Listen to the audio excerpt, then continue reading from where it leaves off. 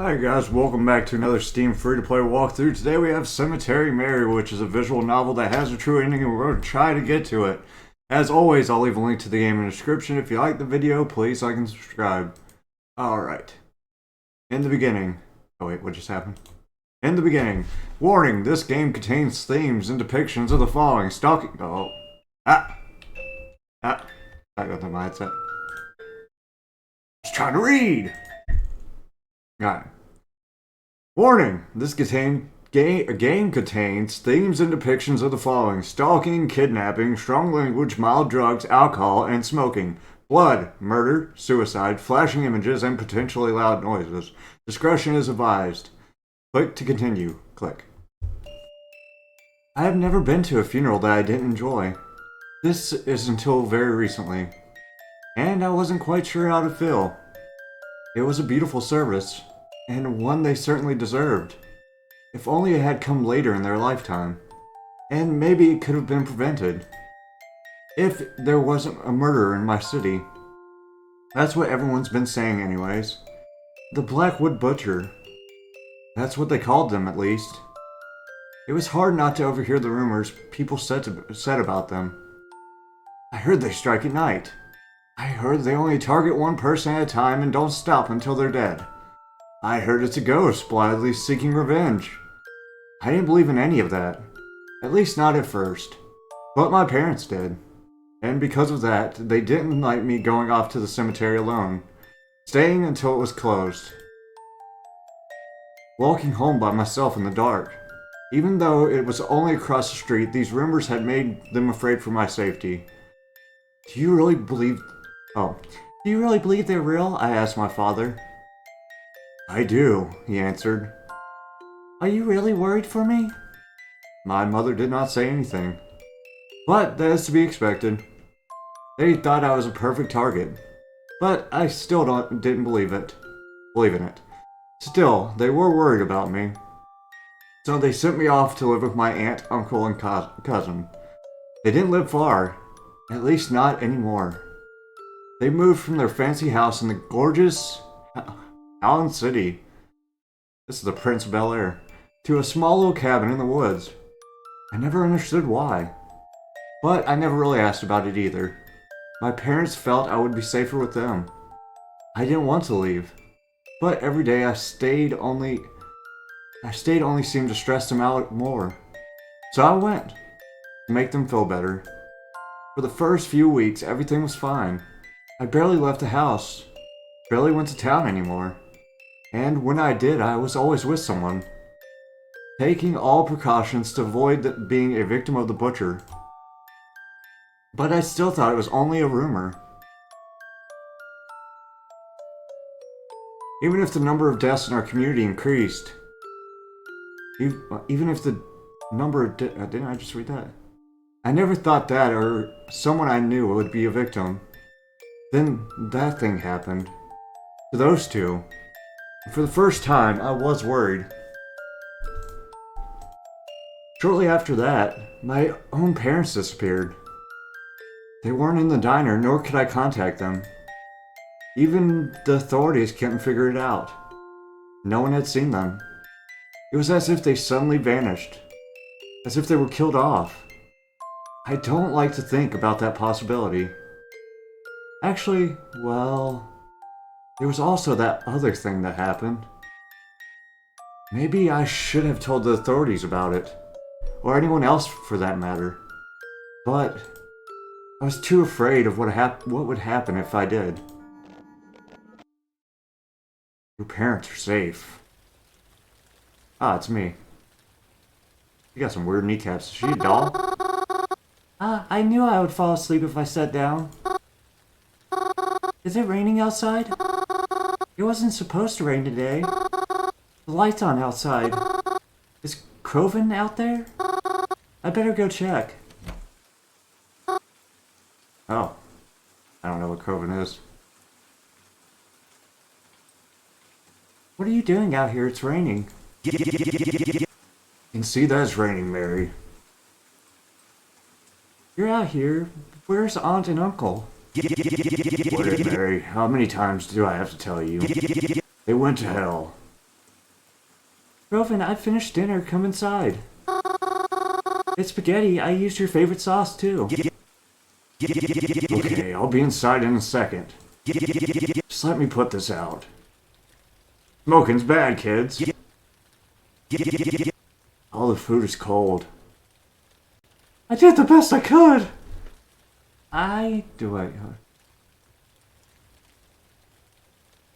There's never been a problem for you before. Still isn't. I'm just stating a fact, that's all. Other than that, we didn't say much and dinner was quiet. I cleaned up most of it, but Croven helped a little bit. After that, he went to go sit in the living room. Once I finished cleaning the kitchen up, I joined him, like usual. Normally after dinner, when Croven and I sit here together, we do something fun. We play a game on our phones together, or we get out a board game, or we play cards. Talk about our days if something exciting happened. But that's when Aunt and Uncle were still... Croven's been in a pretty bad mood since. Not as if I can blame him. I want to talk to him, but I don't really know if he's much in the mood to talk. What should I do? Attempt the conversation. Crow, do you want to talk about it? There's nothing to talk about. I've still got my old therapist's number, you know. Croven? Ain't there a reason she was your old one? I know. But she was good at this kind of stuff. And I've been thinking that maybe... Shut up, Mary. Just shut up already. Can't I be bitter over it? Why are you trying so hard to rush me into therapy, huh? Thought you knew about this stuff better than anyone, but here you are. I'm not gonna stop being upset just because you miss me being all happy and smiley and stuff. Can't you just stop trying to friggin' talk to me about it? I'll get over it when I get over it. Maybe get your own life, and then you'll stop worrying so much over mine. Sorry. I think I ended up making Croven more agitated trying to talk to him. Oh well. After a few more moments of awkward sitting, I went upstairs and headed to my bedroom. I didn't want to make Croven angrier than I had already. I brushed my teeth and changed into my pajamas. Not the pajamas. I stretched out on what you would consider my bed. The room I have in the cabin is nice. It's not like my room back in my actual home. But I've stayed here for so long, I've been able to decorate it a bit more to my liking. It's a pleasant room to stay in, even if it's not quite home. Of course, I don't normally sleep right away. I usually read a book or watch a movie on my laptop or lie awake, thinking of every embarrassing thing that's happened in my life. Oh, me too. Sick. Regret squad. But as of recent, I've picked up a different nighttime ritual. One that's nowhere near as pleasant. Text message I have received the days following my parents' disappearance. It was from a number I didn't recognize. Your parents are safe, it had said. I know I should have done something smart. I should have told somebody. But instead, I texted the number back. And they responded to me. I noticed that, other than the first message, they usually don't reach out to me. It's me who keeps texting them, hoping to find out what's happening behind all this. Are you still awake? I am awake whenever you want to talk. Are my parents still alright? Who are you? Will you tell me who you are? That I cannot do. My identity must remain hidden. Forever? No, not forever. Then why can't you just tell me who this is? Because it's not safe. Why wouldn't it be safe? You'll have to trust me on that. I don't trust you at all. How did you even get my number? Your parents gave it to me. Why would they do that? Because they care about you. You must be lying to me.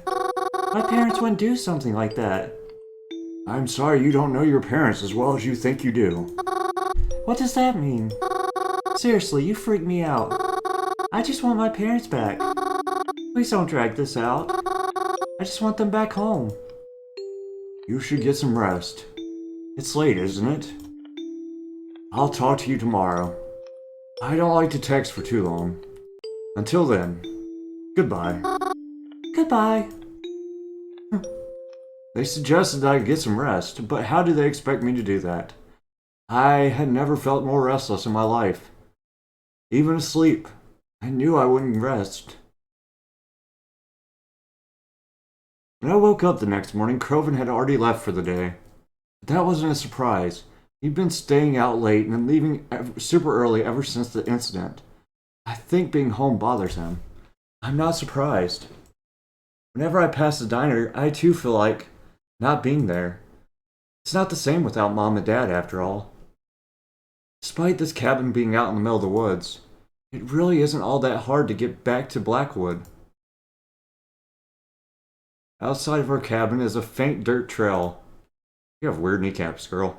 It gets a bit twisty at some parts. But it isn't too confusing. I got no feet either, she got hoofs. It takes about 15 minutes to walk down.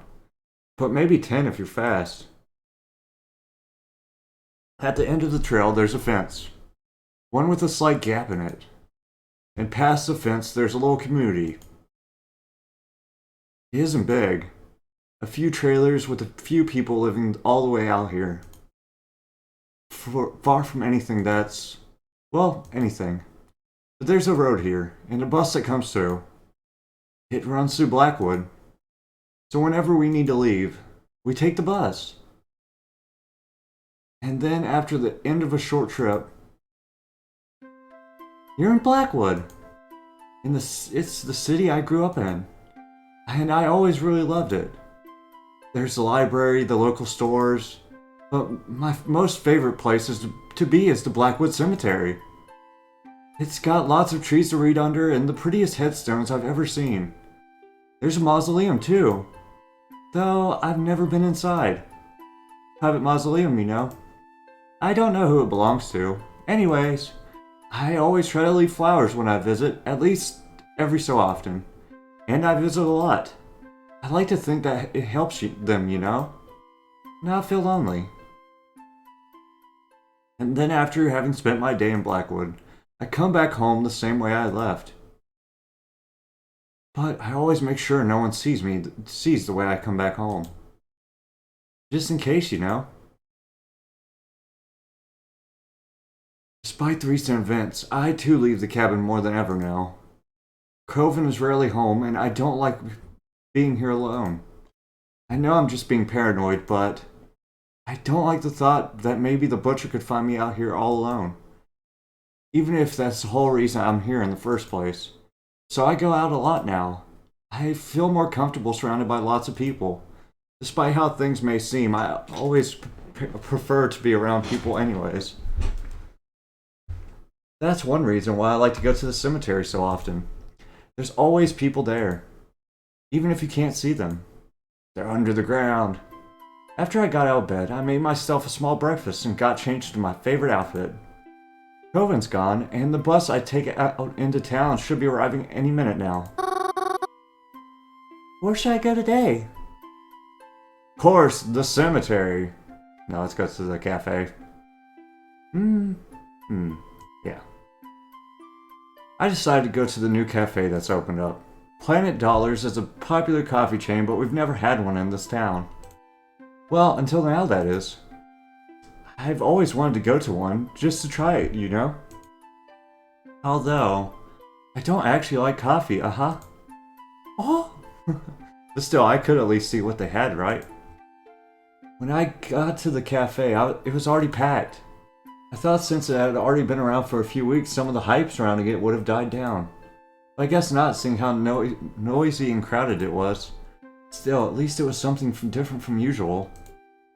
As I said, I'm not particularly fond of coffee. And since I had a light breakfast anyways, I decided to treat myself with a muffin. A chocolate muffin, because sweet foods are the best.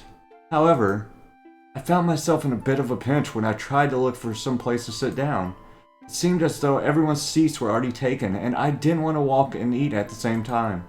Luckily, though, I was able to find an empty seat. A girl around my age with the most spectacular eyebrows, she's an owl, was diligently working on her laptop with an empty seat across from her. She also has hoofs. I figured she must be writing an essay for college or something. Coffee shops are popular with people in college, or so I hear. Seeing as this was the only seat left, I asked her, "Excuse me, may I sit here?"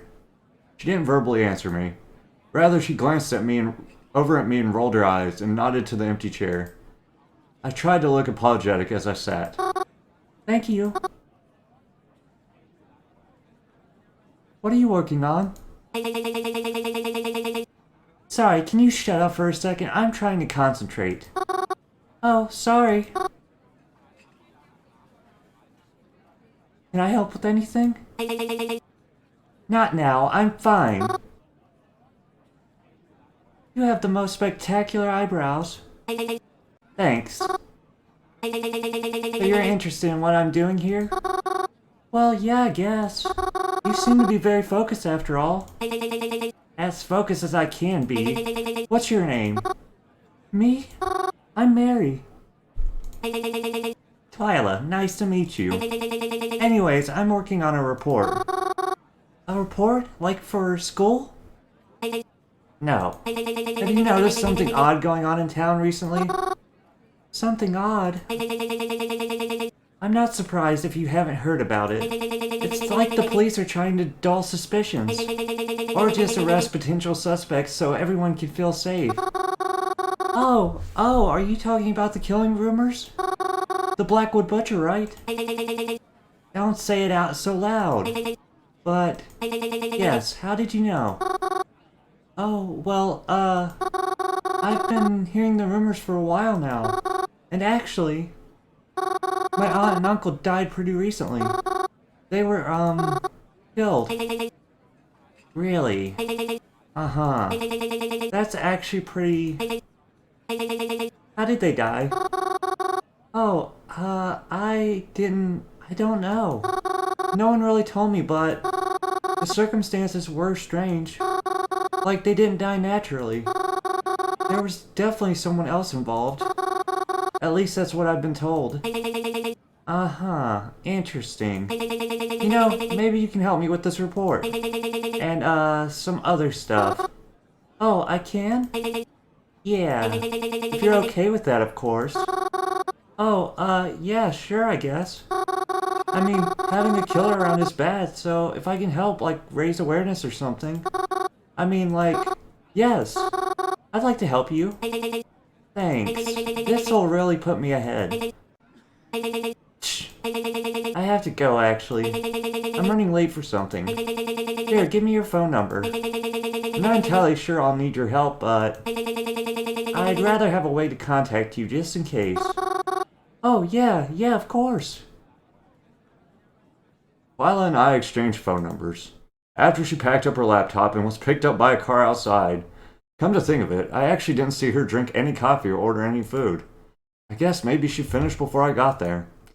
I don't know why she would choose such a noisy place to work, though.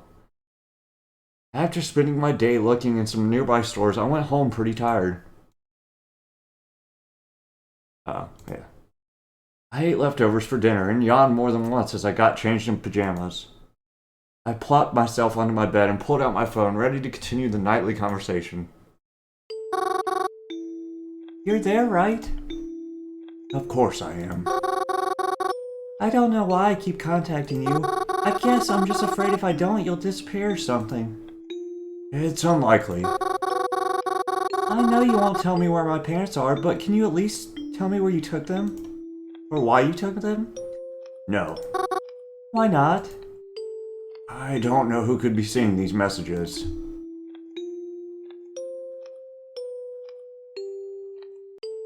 "I'm not showing them to anyone." "You expect me to trust that?" "You expect me to trust you?" "Fair point." "I really don't see how this works. How am I supposed to trust you aren't someone dangerous if you don't give me any info to go off of? Especially since when I haven't even heard from my parents. Goodbye, Mari. Sleep well. I felt sick that night as I tried to go to sleep. I tossed around and turned so many times, and yet I was still too tired to get up and try and do something else. I don't remember when, but eventually I was able to fall asleep. I didn't sleep very well, though. I'm not going back out there. You saw how they were looking at me. I can't do it. I can't. I'm sorry. Maybe it's better if I don't anymore. Aw.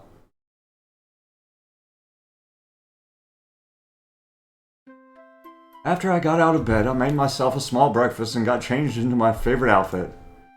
Coven's gone, and the bus I take out into town should be arriving any minute now.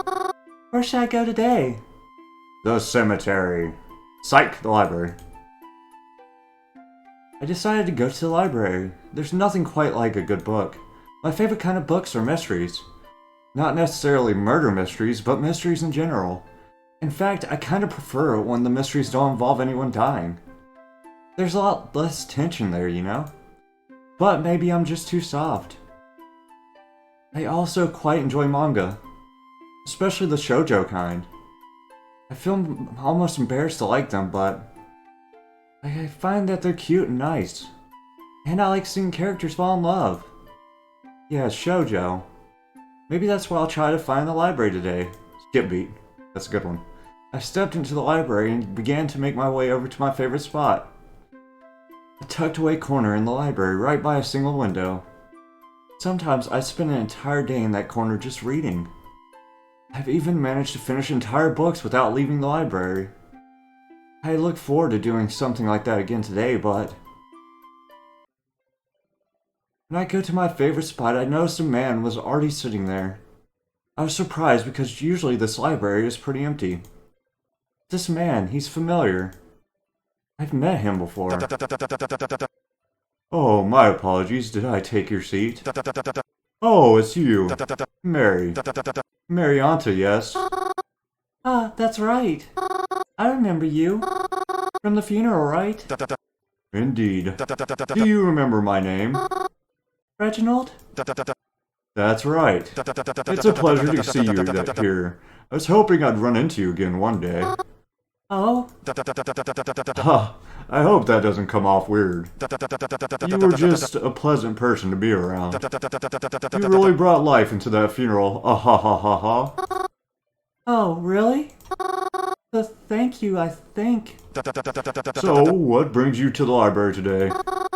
Oh, well, I didn't really have plans, so I thought I'd just check out a book or something. Likewise. What kind of book were you interested in checking out? A shoujo. I'm actually here to look for a shoujo manga. A shoujo manga? Manga? What's that? It's like... You know what a manga is? I have an idea, but I can't say I've ever read one myself. Well, it's like one of those. But usually centers around the romance between the two main characters. And sometimes there's like friends or rivals. But I really like the comedy ones. Because you get cute jokes mixed into the romance. But sometimes the drama ones are really cute too, and they can get really intense. And, sorry, I'm rambling. I'm not good at explaining things. Look at that duck. No worries, I think you did a good job. Shoujo. Sounds interesting. Perhaps I'll check one out myself later. I'm trying to be more open to new things after all. Anyways, what are you here to read? Me? I'm reading Manslaughter on the Disorient Locomotive. Oh, I've been meaning to read that one too. Do you want it then? What? Oh, no, that's okay. Please take your time. Just, you wouldn't mind. Would you tell me when you're done with it? You know, so I can maybe read it after?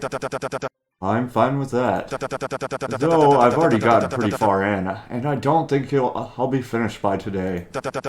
You have a cell phone, yes? Would it be alright if I have your number? That way I can notify you as soon as I'm finished. And well, I'd like to try and be friends too, if that's alright. Oh, really? I mean, yeah, of course.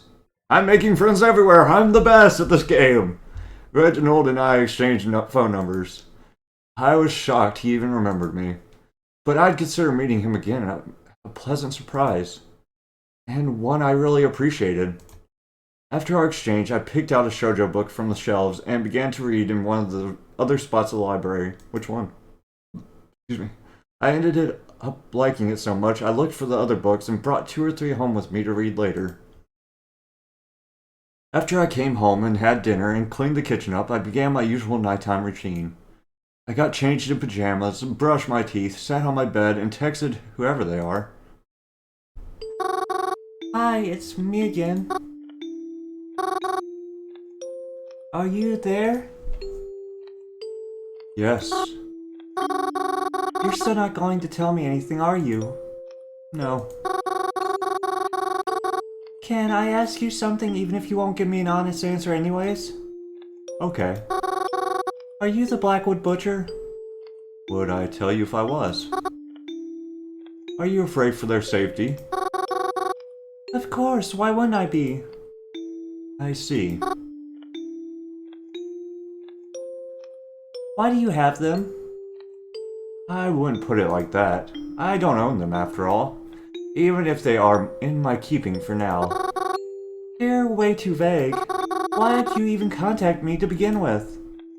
I thought you'd like to know about your parents. I'm only trying my best to keep you happy.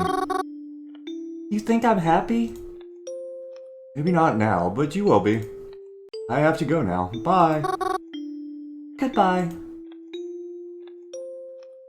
After another frustrating and unsettling night of text messages, I got under the covers and tried my best to sleep. It wasn't easy, and I had a lot of difficulty trying. I don't remember exactly when, but eventually I was able to sleep, even if not peacefully. Dad? Why does she never remember her mom saying anything? Yes, sweetheart? Yes? Something wrong? Mama told me that Uncle Ray died. Did she now? Are we going to see him? No. You don't need to worry about that. I don't, but... Listen, Mary, normally when someone passes, you hold a funeral for them, right? Yeah. The thing about funerals, though, is that they're for people who are worth remembering. Oh, rude. Poor Uncle Ray. After I got out of bed, I made myself a small breakfast and got changed in my favorite outfit. Proven's gone, and the bus I take out into town should be arriving any minute now. Where should I go today? The cemetery! I went to my favorite place, the cemetery. The cemetery is pretty much on the same block as my family's restaurant. Right next to it, in fact. All you have to do is cross the street, it's on the same side of the road. I think my parents chose this location because it's good for business. That's what Mom told me anyways. People are usually hungry after a funeral. Crying really takes a lot out of you after all. I was always glad to live there because I really love visiting the cemetery. I like to walk down the rows and see who got the flowers that day. That's what I do most days. Sometimes I'll pick my own flowers just to leave on graves that look like they've been forgotten about. I'm actually quite known for the cemetery. Some people have even began to use a nickname for me. Though I don't know how many of them even know what I look like. Are you Cemetery Mary? Oh, it's these guys. Is that his girlfriend? When I arrived at the cemetery gates, however, I was surprised to see Croven standing there with what looked like a new friend.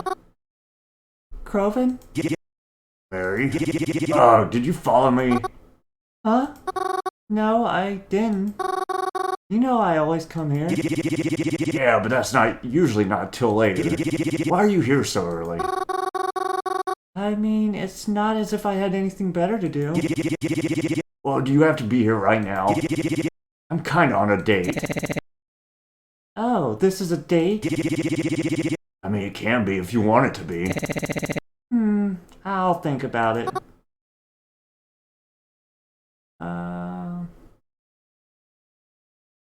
Who's your friend? This is Vasily's. I met him at the arcade. Yo. Sorry, Mary, but can you please go? I really just don't have the energy for this right now. Yeah, okay. Sorry. I didn't mean to intrude. I'll see you later. Later. See you some other life, Mary. Alright. I left Croven alone. I didn't want to interrupt his little date or whatever. I especially didn't want him to make him more mad at me. However, I wasn't going to let him stop me from going into the cemetery. I continued on past the gates and stepped inside. It seemed emptier than usual. It didn't look like any funerals were being held today. Would it be mean of me to wish there was? Yeah, it probably would be. Forget I said anything like that. It was a really awful thing to say. When nighttime rolled around, I headed back home. I slipped into my pajamas and headed to bed almost immediately. Of course, though, I couldn't sleep right away. I had someone I needed to talk to first. Good evening again. Good evening. May I ask you something? You always do. How did you know my name was Mary? I've always known. Huh? I've always known what your name is. Have we met before? If we did, you probably wouldn't remember. If? So we didn't meet? Take the if as a maybe. We may have met before, but would it make any difference if you didn't remember me? It would be as if we were meeting for the first time. That's weird. I'm uncomfortable. Any updates on my parents? They're fine. Will I ever see them again? Yes. Because I'm coming to get you too. I just need more time. Good night, Mary. Uh-oh, that's not what I want to hear. We didn't sound good. I went to sleep feeling pretty shaken that night. I tried not to think about it. I'm surprised I was able to get any sleep at all. I'm surprised I didn't have any nightmares either. Uncle Cross? Yeah, Mary? Uncle Cross, can I ask you a question? Sure thing, kiddo. Shoot! How'd you lose your eye? Mary. That's not... It's fine, I don't mind. I lost my eye in war. You were in war, Uncle Cross? I was. I won't get into the specifics of it, but it was important to me that I protect my family in any way I could.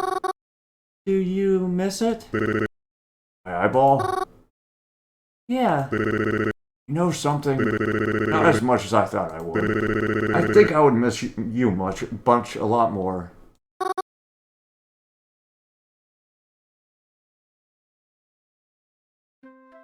I woke up late the next morning. I must have been pretty tired after the last few days. I dragged myself out of bed and followed my normal morning routine. Got changed in my favorite outfit, had a breakfast, etc. And of course, Croven was once again nowhere to be seen. However, when I checked my phone that morning, I realized he had sent me a message. To my surprise, there were other messages there as well from my new friends. Who should I read first? Unknown number. Oh, I guess that's not a choice, huh? This one. Mary, it's Twila. If you're still interested in helping me, I'll be at the library around noon today. It should be quieter there. And there's some books I want to pick up for research purposes. Meet me there if you can, but if not, I'll just call you up another time. Hey Mary, I'm sorry. I know I've been acting pretty nasty to you lately. I hope you know I don't mean it. Have you been to Planet Dollars yet? I'll be heading there for lunch today, maybe at like 12:30. You should come have lunch with me. My treat. And then I can like formally apologize or whatever. Nope. That's a trap. Good morning, Miss Marianta. I hope you're doing well today. You had asked about the book the other day, right? Well, I actually finished it quicker than I expected to.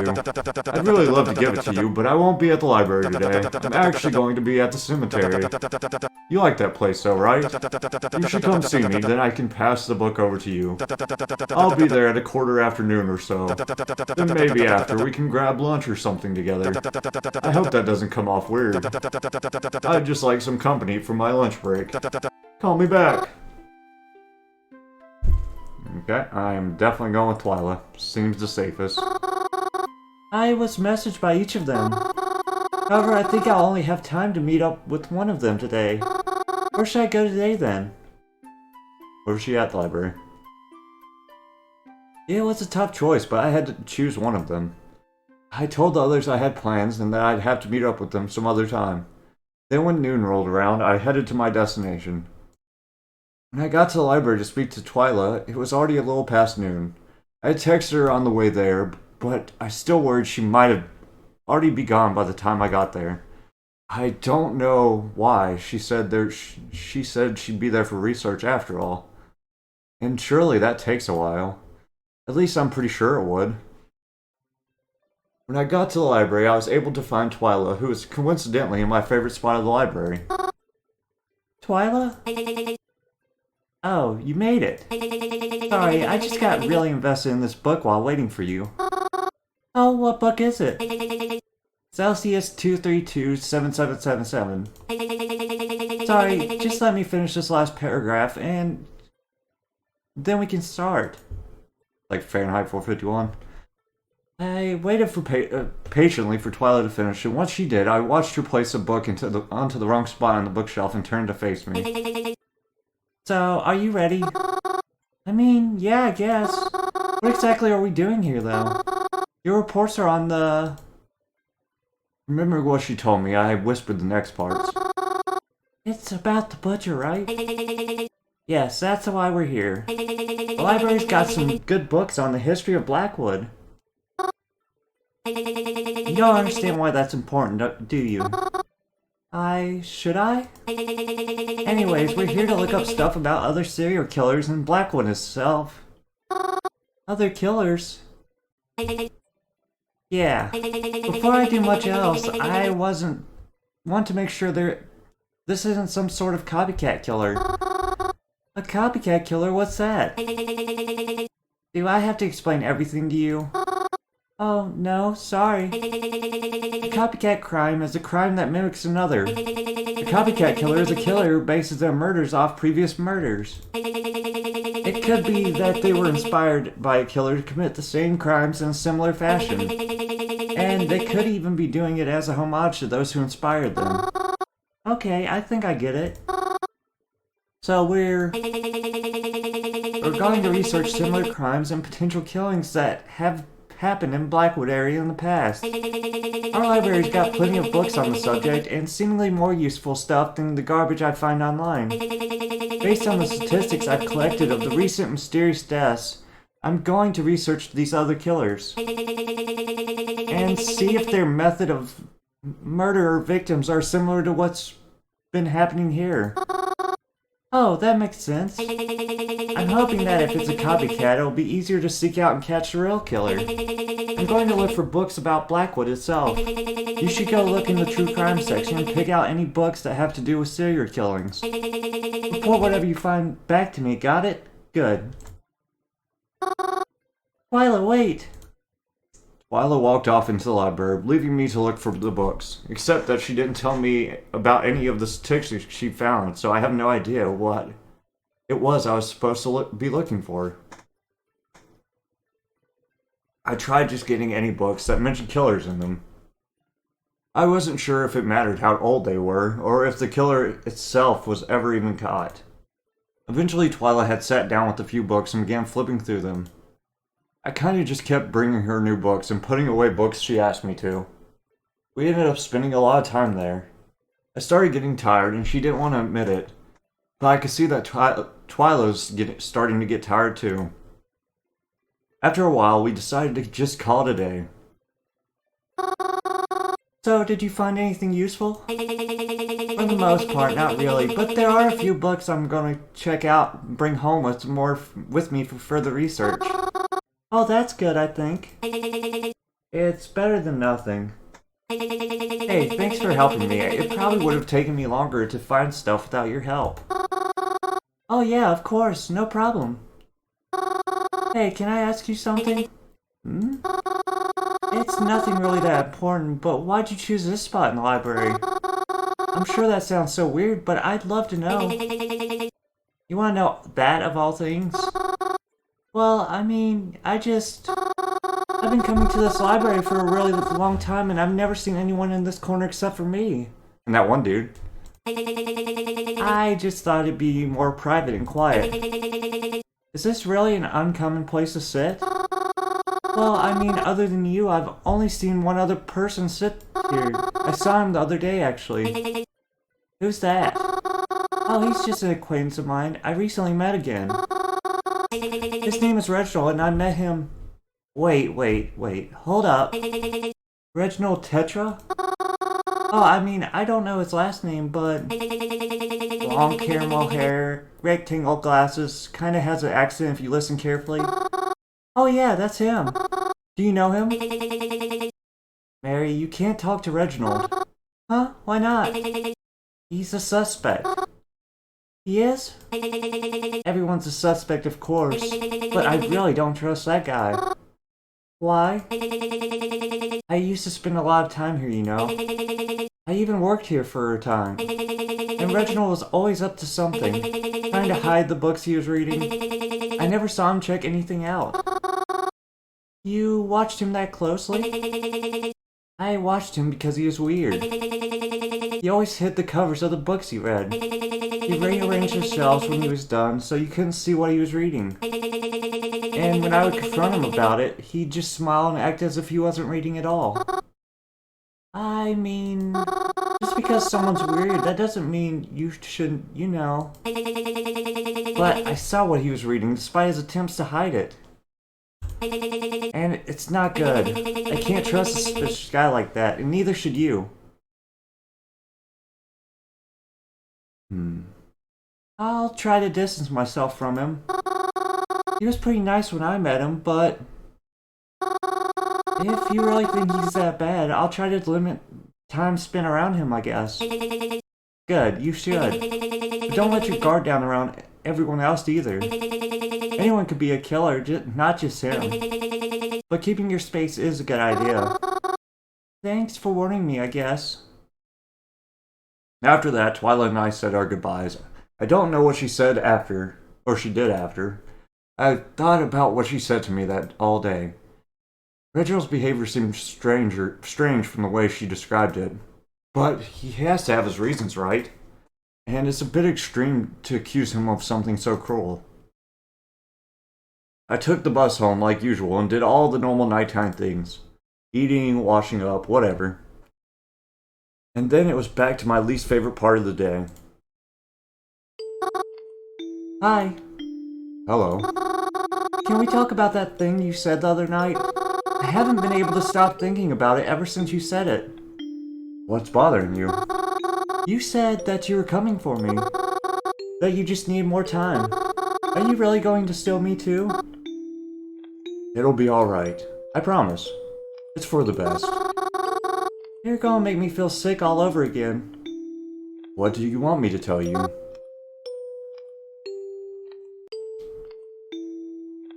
Who you really are. He already told us we'd see parents. Is that really what you want? You'll see me soon, but you shouldn't worry about it. It will happen when it happens. This is for the best. Even if you can't see that right now. Even if you can't ever. When will this be over? Soon, hopefully. I just need more time. You'll hang on for me, won't you? Do I have a choice? Haha. Sweet dreams, Mary. I didn't sleep at all that night. I really didn't. There were a few times I shut my eyes and tried to. But nothing could calm me down anymore at this point. My anxiety was through the roof. I just wanted Mom and Dad back. I wanted to know for certain that they were okay. It should have been me that was taken. Maybe it was supposed to be. The next morning when I got up, Croven was still home. He seemed to be acting pretty normal for once. At the very least, not agitated. Despite this, I didn't sit and have breakfast with him. I wasn't in the mood to really talk to anyone, not right now. Not after last night. It was too much. I just wanted some private time to myself. I just wanted to cool down. As I was about to leave, Crow called out to me. Not eating breakfast, Mars? I responded. I'm meeting a friend for breakfast. He responded with a simple okay, and after that I was out the door.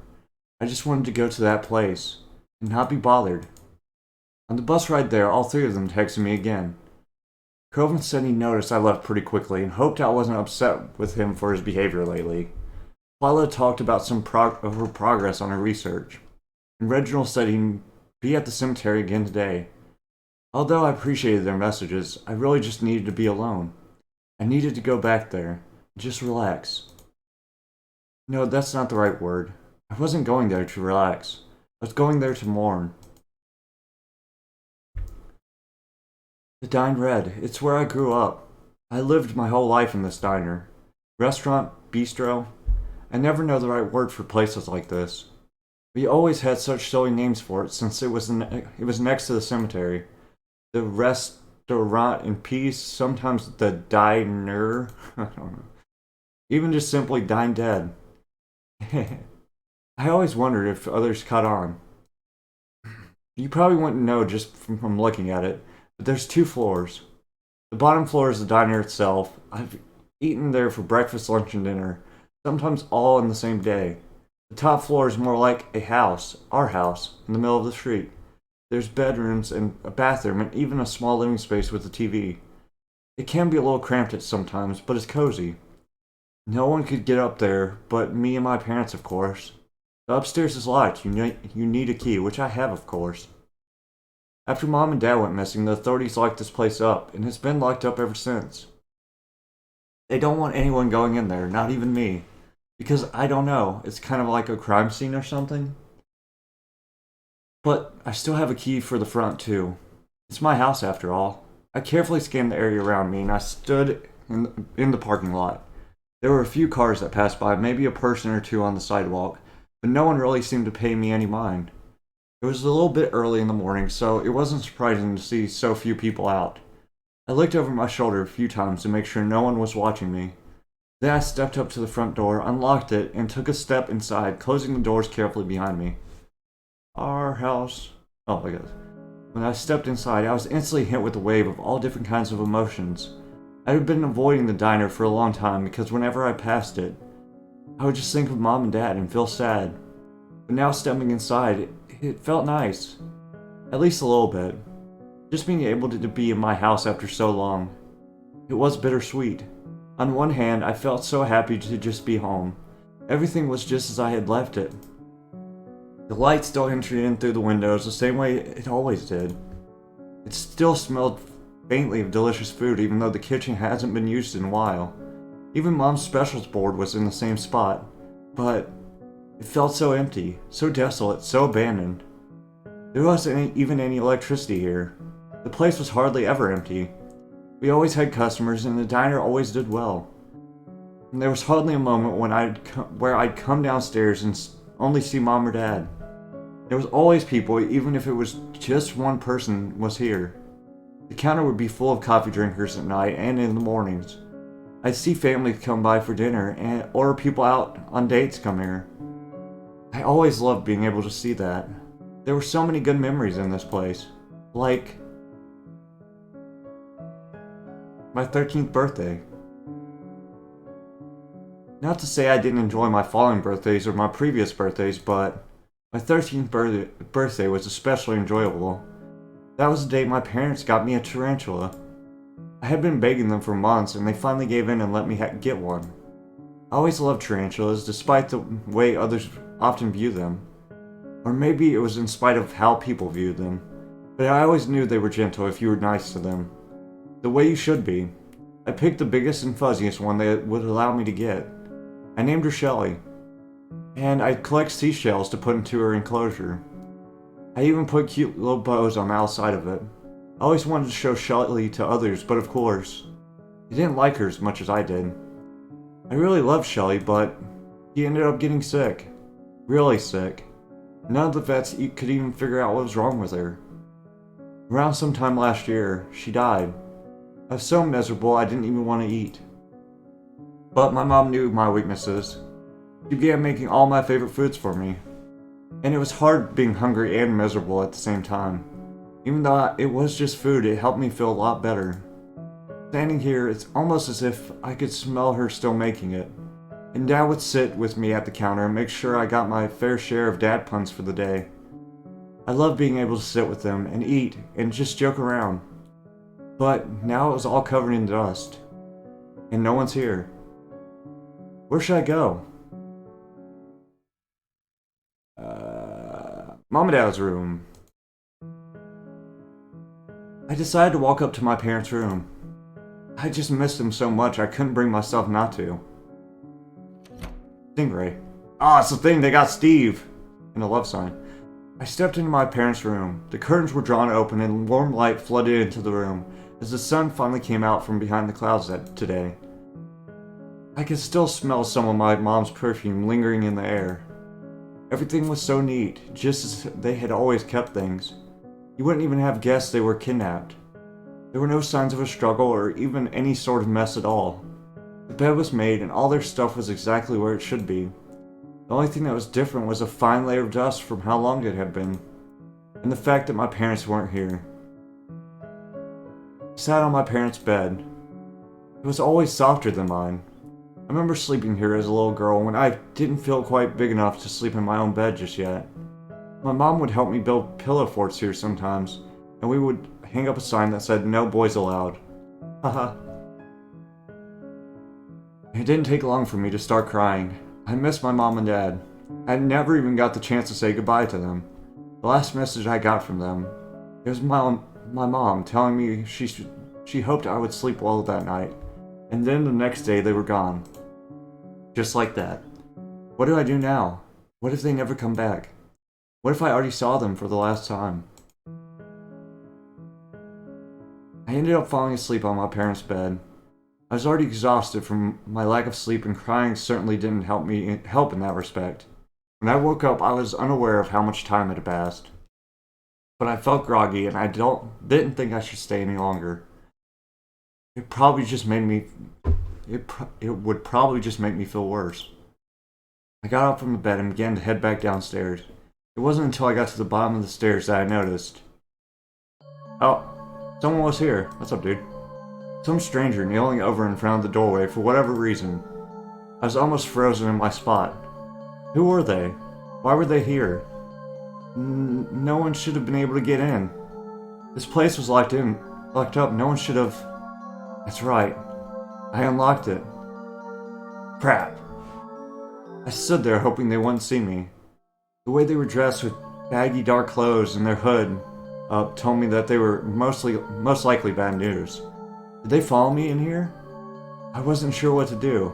I thought about trying to escape out the back way or sneakily heading back upstairs if need be, but as soon as I took a step back, I tripped slightly and let out a small yelp as I caught myself on one of the bar stools. The stranger immediately bolted outside. Wait! I wasn't even able to get a good look at them. For a split second, I considered trying to chase after them. And even if that wasn't a stupid idea, they ran much faster than I could keep up with anyways. Panicked and slightly shaking, I took out my phone. I was so nervous I pressed it to my ear without even having dialed anyone yet. But who would I call? The police? No, I can't do that. I was already in here when I wasn't supposed to be. And I don't want any kind of attention on myself. But I can't just call nobody. I have to tell somebody about this. Who do I go to?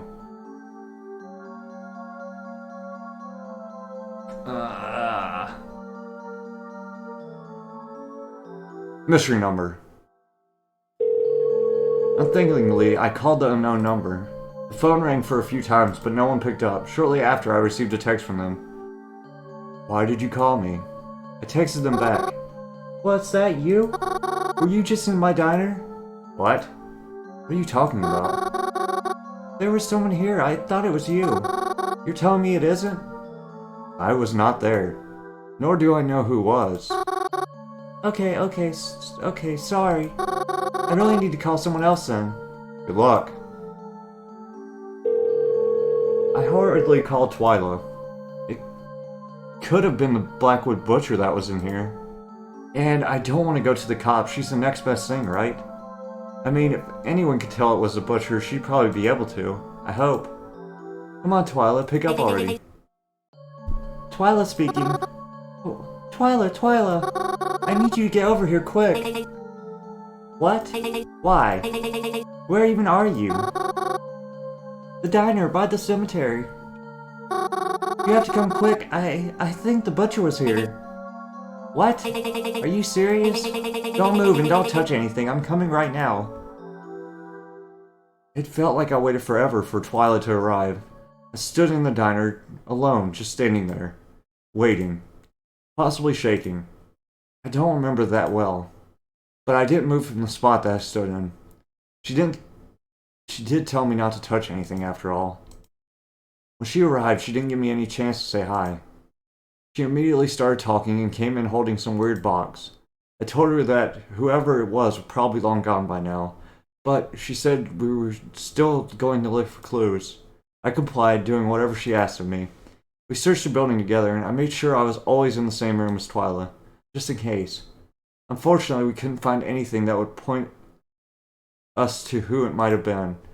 There were no stray hairs or torn fabrics. Twila even dusted for fingerprints, but we could only find hers and my own. It was almost as if no one was here at all. But when we investigated my room, I noticed one of my plushies disappeared. It was one of my favorites, and I always kept it right on the shelf next to my bed, so it couldn't have gotten lost so easily. Did they take it? That thought put my stomach in knots. To think they must have been in here while I was dozing off in the other room. Oh God. After searching for what felt like an eternity, we just gave up. There's nothing more we could do here. I felt bad calling for Twila's help just to wind up with nothing. I don't think there's anywhere else we can look. Yeah, I know. I'm sorry. I dragged you all the way here. I thought at the very least this could help your investigation, but there's nothing really here. It's fine. It's not a total loss. Can you at least remember anything about the suspect? No. I didn't really get a good look at them. It could have been anyone. Well, whatever. Whether it's a butcher or not, someone has a special interest in this place. And it's definitely worth looking into. Yeah. I'm definitely keeping an eye on this place. Maybe we can catch them next time they come back. How do you plan on to do that? Don't worry about it. I have my ways. But you probably shouldn't come back. It might mess up the investigation. Oh, alright. That's probably smart anyways. Thanks for helping me, Twila. Yeah, whatever. Just don't come back here and mess anything up, okay? After a little while longer, Twila left, leaving me standing alone there once again.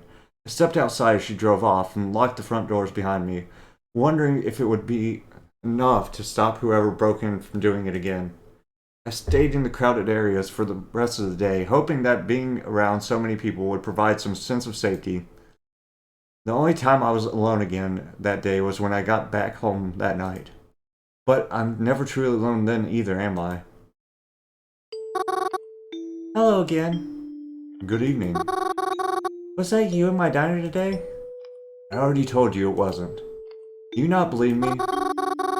Do you really blame me for not trusting you? What do you want from me? Nothing. I just need you to be you. And to stay out of trouble. I'm not really sure what else to say. That's okay. I prefer when you don't ask questions. Why's that? You know what they say. Curiosity kills the cats. Cat. Good night, Mary. So much for getting a good night's sleep. Mary, are you still sleeping? Mary. No, I don't want to get up yet. Let me sleep. I had a long night last night. A long night? You went to bed at 8:30. I didn't sleep well. Your mother's making pancakes if you want any. Do they have chocolate chips? Of course, it's Sunday. Okay, I'll be down soon. I quickly got out of bed and got dressed, yawning as I descended down the stairs. Even from the top of the stairs, I could already smell the chocolate. If you don't hurry, I'm going to eat all of them. Dad! Oh, you know I'm just teasing you. Besides, your mom would kill me if I did. I got downstairs and sat at the same counter beside my dad. There was a plate waiting for me, and my mother was behind the counter drinking her morning coffee like usual. Thank you for the breakfast, Mom. Of course, dear. So, do you have any plans today? No, not really. Aw, is Croven busy today? I don't know, probably. Oh, we can always do something if you want. We can? Of course we can. Didn't you want to see that new movie? The horror one with the janitor? Why don't we go tonight? Are you sure? Aren't you busy? You know I'm never too busy for my little girl. That sounds really fun, but what about Mom? Are you really worrying about me? I'll be fine, sweethearts. Go out with your father. We can even call up Crow and see if he wants to come too. I've been really looking forward to this movie. I'm so excited now. The morning's been quite the pleasant surprise, but something feels off. Like I'm forgetting something. No, something is weird here. But what?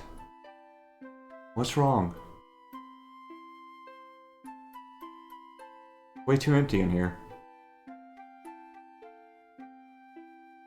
No, that's not it. It's Sunday. We don't open till past noon on Sundays because Mom likes us all to have a nice breakfast together. Still morning, so... Coffee?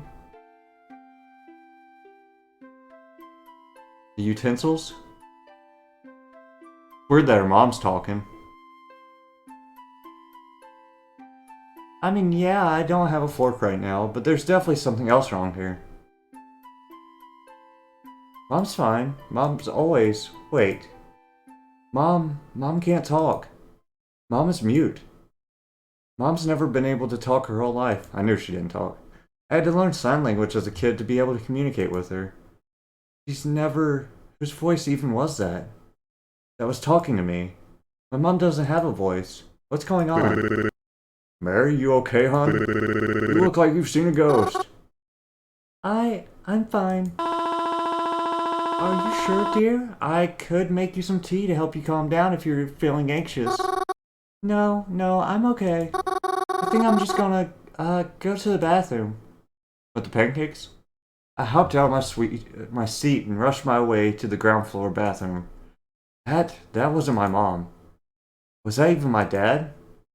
I was hoping that once in the bathroom I could rinse my face off and make sense of things, but... Oh heck. Mom? Mom, what are you doing here? Weren't you just outside? Mom? Oh no! Oh, you hate to see that. Huh, yeah.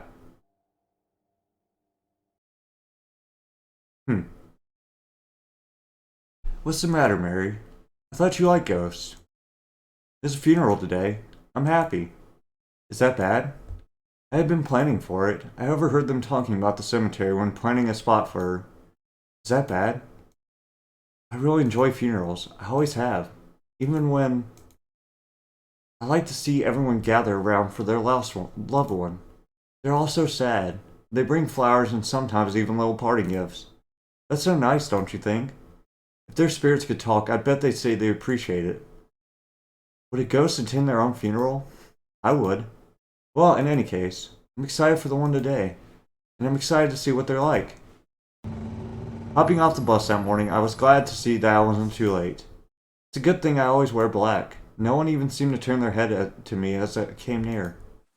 It started to rain. He never said anything about the rain today, but I thought it might when I saw all the clouds out this morning. So I came prepared and brought my umbrella. It was then that I noticed a little old lady with no umbrella, and no one was even bothering to help keep her dry. So I covered her with my umbrella. Oh, it's an umbrella. You scared me for a second. Thank you, dear. Of course. Pardon me if this sounds rude, but were you one of her friends? Yes, I apologize for being late. Oh, no, don't apologize. She was never the kind who got upset over silly things like that. I'm sure she understands your reason for being late. I still feel bad about it, though. Truthfully, she was only an acquaintance of mine, and I didn't know her all that well. But still, I'd like to pay my respects. So, I'm sorry I'm late. It's alright. She wouldn't want you to feel bad. Forgive me if this sounds rude, but what is your relationship to her? Me? Ah, yes. I'm Spella's mom. I never met you before, have I? That's okay, lots of people haven't. I'm very sorry for your loss. How are you feeling? Feeling? It's impossible for me to feel anything but heartbroken. I did that on accident. Whoops. I truly don't believe I'll ever recover from this. Now, don't say that. She wouldn't want you to think like that, right? Yes, I suppose you're right.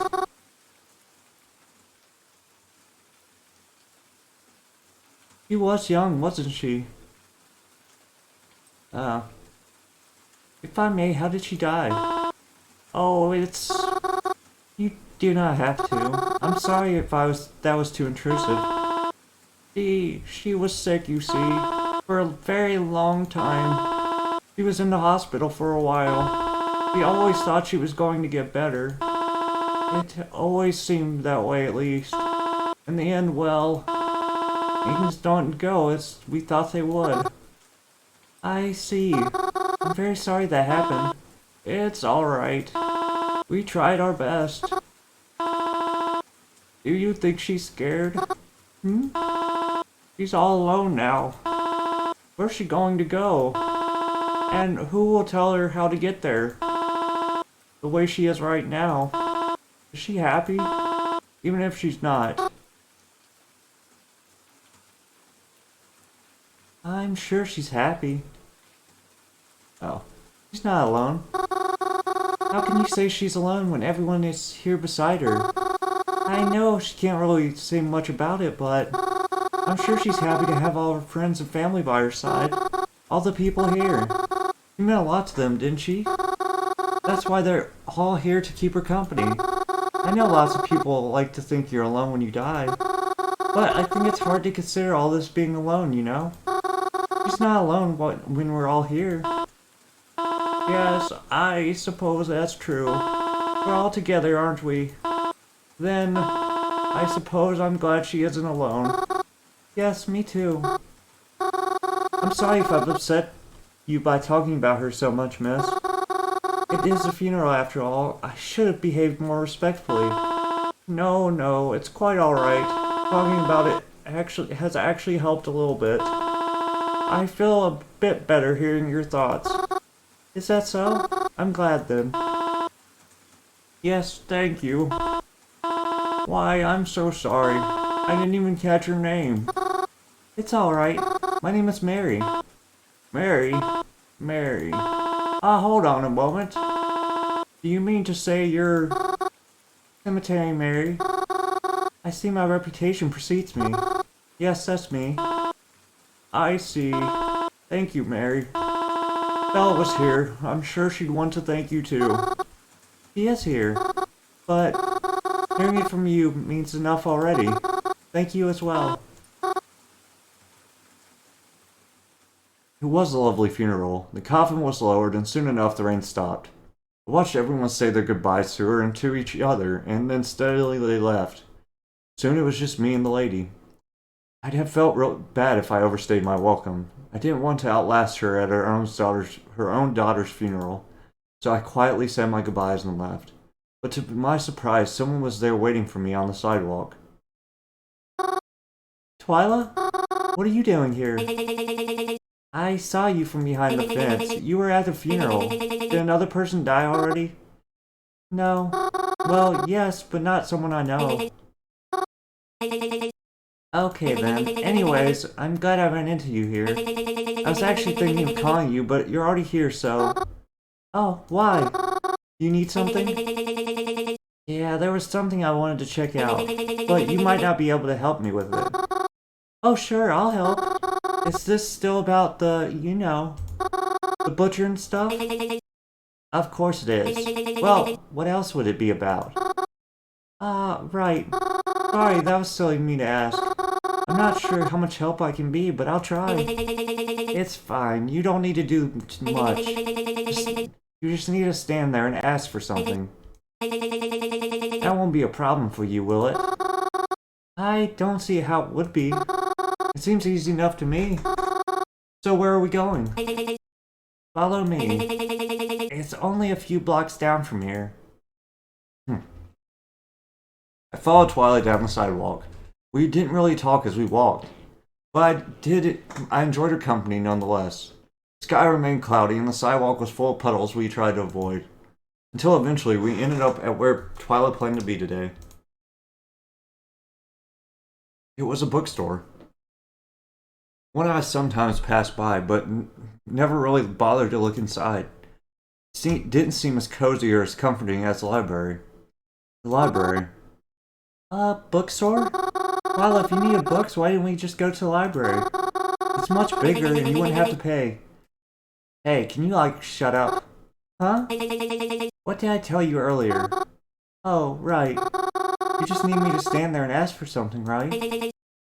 That's it. Besides, we're not here for books. We're not? No. But you don't need to worry about why we're here. I just need you to do this for me. What are we doing again? Let's just say I'm not allowed in this bookstore anymore. I mean, I'm planning on fixing that problem eventually. But I need to do this now.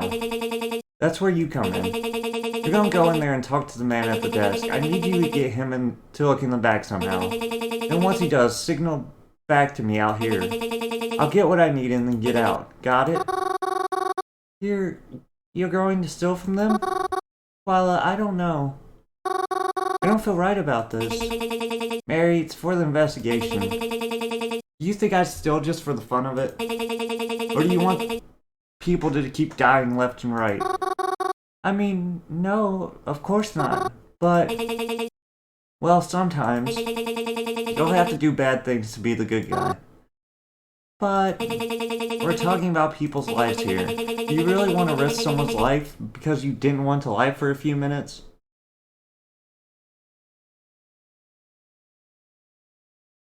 That's a bit extreme, isn't it? I just don't see how... Please don't look at me like that. Okay, fine. I'll do it. There you go. Now get in there and distract him. Alright. Stepped into the store at Twila's command. I already felt guilty before it even happened. But if this was somehow helping someone, then it was worth doing, right? Excuse me. As I entered, I noticed a man behind the desk. Oh, he's a pirate. He was old and pretty scruffy. I was surprised he was even able to see out of all the hair that covered his eyes. He seemed pretty big, and on top of that all, he had a hook for a hand. He certainly gave quite the first impression without even having said anything. He didn't turn to me when I entered. Could he even see me, actually? Is this who Twila was worried about getting past? He stepped up to the counter. Sir? What do you want? Oh, how are you today, sir?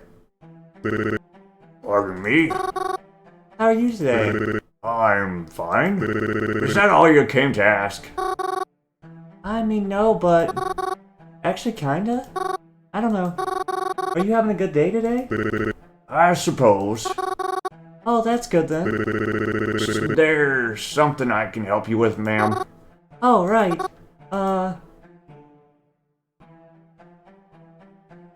I'm... Oh. I just wanted to say hi. Hi? Yeah. Why's that? I don't even know you, little girl. Yeah, but we could know each other. I'm Mary, and you are? Well, I'm Mary, and it's nice to meet you. You want something out of me? Huh? Like, are you trying to get me to donate to charity or buy Girl Scout cookies or something? If so, I ain't interested. I'm already holding out for a different Girl Scout. Oh, really? I didn't know we had a Girl Scout thing in our area. I wish I knew earlier. I would have bought so many cookies by now. Heh, nah. I was just referring to my granddaughter. But she don't live around here, so... Oh? How far away is she? An ocean's worth away, I'm afraid. Oh, I'm sorry. You miss her? Curse I do. Haven't seen the little darling in years. Last I saw her, she was attempting to knock her own teeth out just so the tooth fairy would come and visit. Look at you getting me to talk about my grandkid like that. Sneaky girl. Oh, it wasn't intentional, sir. But it's nice to hear about her. Do you have any other stories you want to tell about her? Who's asking? Me, Mary, remember? You're a pretty funny kid. Oh? You think so? Yeah, you seem to be a real piece of work. But that's okay, I like art. Oh, that's good, I think. Are you an artist? No. Just an old sailor who's tucked away his sea legs for the time being. My granddaughter, though, she is great at art. She's got a real thing for it here. Ain't even double digits yet, and she's already sent me more drawings than I can count. Really?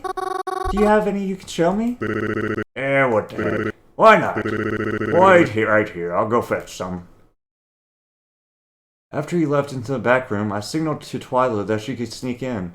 Except Twila didn't tell me what to signal with, so I kind of just felt my arms and hands a bit until she noticed me. I felt really bad about it going behind that man's back like that. But if I'm doing this meant catching someone dangerous, then... Twila was in and out quicker than I expected, as if she knew exactly where she was looking. I would have followed her, but I was waiting for that man to come back. I wondered if she still needed me or if she went on her way after leaving. But before I could think about it too much, he came back. The man came back with a scrapbook. It had an adorable cover with stickers all across the front side. It was hard to see through all his facial hair, but he seemed excited. Aw. Aw. Inside were tons of pictures. Pictures of his daughter and his granddaughter, and plenty of drawings his granddaughter had made for him. They looked so happy when they were together. It warmed my heart to look through them, and he seemed very happy to show them. After he finished showing me his scrapbook, he handed me something. It was a book. How to Talk to Ghosts. Said he found it in the back while getting out his scrapbook. Said he thought it looked like something I would like. Said it was free of charge. It probably wouldn't sell anyways. Thanked him for the book and for showing his scrapbook to me. I told him that I hoped he would see his family again soon. He told me he was planning to. That made me happy. To my surprise, Twila was still waiting for me once I got out of the bookstore. Oh, Twila, you're still here? Yeah, I'm still here. What freaking took you so long? Oh well, he gave me a book and I... Hey wait, can I ask what you took for him now? Does it matter? I mean, well, kinda. He was really nice to me. And it's not as if you told me much about why we did it. Huh. Fair enough. Fine, I'll show you. But only if you get in the car with me. My car with me. Huh? Well, since you're supposed to be helping me and all, I wanted to bring you to my house for an interrogation, if you will. Interrogation? The main reason why I asked for your help is because your family members were involved in a mysterious death. So I wanted to ask you some questions about them and take down some notes. But not here. I don't even like talking about this out loud. So I'll call up a car to come pick us up. You're fine coming with me, right? Oh, I mean, sure. I don't really have any other plans. Yeah, I figured. Rude. Twila called up a car to pick me up, come pick us up. Is this one of those taxi service things? Hmm? No. I'm just really rich. Oh. Alright. Surely enough, a car rolled by to come pick us up. I'm just really rich. The driver came out and held the door open for Twila and I. She crawled into the back seat and I followed suit. Buckling into the car seat, it felt incredibly strange. Coven's family always had a bit of money themselves, but never like this. Anyways, you want to see what I took, right? Yes, please. Twila reached around and presented me with a wooden box. It wasn't until she opened it that I felt alarmed. A knife? You saw a knife from him? How did you even know he had this? That's not important, she said, closing the box and putting it back down. Is this connected to why he doesn't let you in the store anymore? No, but again, that's not important. Do you think he was using that to, you know? Hmm? Well, I can't say for sure, but it's anyone's guess. Don't you feel safer that he doesn't have it on him? I don't know. I still don't like that we stole from him. Listen, we did the right thing. Trust me. Ugh. I'll give it back to him after this is all through, and he's proven innocent, okay? What if he notices it's gone and thinks I took it? Well then, it's probably a good idea that you don't go back there. We sat in silence for the rest of the car ride. When I looked at Twila, it was like she was staring off very intently at nothing at all. She looked like she was going over different ideas in her head, deep in thought. I didn't want to disrupt her process or anything. Twila had just told me she was rich, so rich that she had a chauffeur to drive her wherever she needed to be. But despite that... What the heck? This house is huge. I didn't expect her to be this rich. We had to pass through a gate to even get in. She even had a fountain in the front. I'm getting stuffed up. Oh my goodness, Twila. You really live like this? Yeah. I told you I was rich, didn't I? We got out of the car together and the chauffeur drove off slowly. As soon as I exited, my nose was bombarded with the smell of freshly cut grass and fragrant flowers that adorned the rest of the house. Even though it hadn't been raining today, nothing smelled like the dampness of rain, or even seemed overly affected by it. It felt like I had just stepped onto an entirely new planet. By the way, I live with my uncle. I'm pretty sure he's home right now. You might have to say hi to him. Oh, that's fine. I'm just warning you because he can be kinda sleazy. Oh? Hardly has a good attitude and often flirts with girls he doesn't know. I see. Yeah, but like, now that I think about it, it's usually only for pretty girls, so you should be fine. I see. We walked up to the tall staircase in front, and Twila unlocked the double doors. Huh. Another guy with the monocle. As soon as we got inside, it appeared as if her uncle was leaving. Oh, Twila, home already? Yeah, I need to bring someone over for some business. Oh, I see. Well, I was just about to head out myself. But it'd be rude for me not to introduce myself, of course. I'm Denson. And what would your name be, little lady? I'm Mary. Oh, my name is Mary. It's nice to meet you, sir. A pleasure to meet you as well. Anyways, I ought to take my leave now. I'll be running late if I stay any longer. I'll leave you little ladies to your business. Perhaps I'll see you again soon. And after that, he was gone. Your uncle. Looks like a cartoon supervillain. Yeah, I know. He looks idiotic. It's embarrassing being related to him. Well, I don't know if I'd go that far. Come on, I didn't bring you here to talk about my uncle. Let's go. Twila led me through her house. It was pretty big on the inside and very nicely decorated. To think that she just lived here felt wild. I didn't get to have too good of a look at her home, though. Twila led me into a room and looked like a den almost. Or maybe some kind of storage room. Compared to the rest of the house, it seemed a bit messy, as if the room belonged to a completely different house. There were instruments near the walls and small tables with playing cards sprawled across them. There were lots of cabinets and drawers, but I had no idea what they might be holding. It was strange, but somewhat cozy as well, like some sort of tucked away activity room. Twila led me to one of the tables and told me to take a seat while she readied herself. I sat and waited for her to be ready as she pulled out a laptop as well as a notepad and some other things. She sat across from me and opened her laptop, but once she had everything prepared, the entire aura of the room felt different. That's the dude from Neon Genesis Evangelion. It's Shinji's dad. It felt compressed, full of pressure. Like this was some sort of interrogation. Like I was somehow in trouble. I'm going to ask you a few questions, Mary. I want to know about your aunt and uncle that died. Be honest and tell me all the details. Okay? What should I do? I said I wanted to help Twila, but do I really want to tell her the truth about everything that's happened? I know she's doing it for a good cause, but she still is a stranger to me. I hardly know anything about her. But if I lie, will she be able to tell? Would it ruin the investigation? If I lie about what really happened, am I offering the butcher another chance at getting away? Would I share the blame if someone dies because I didn't tell the truth? Ask away whenever you're ready. Alright then. To start, how old were your aunt and uncle? Be honest.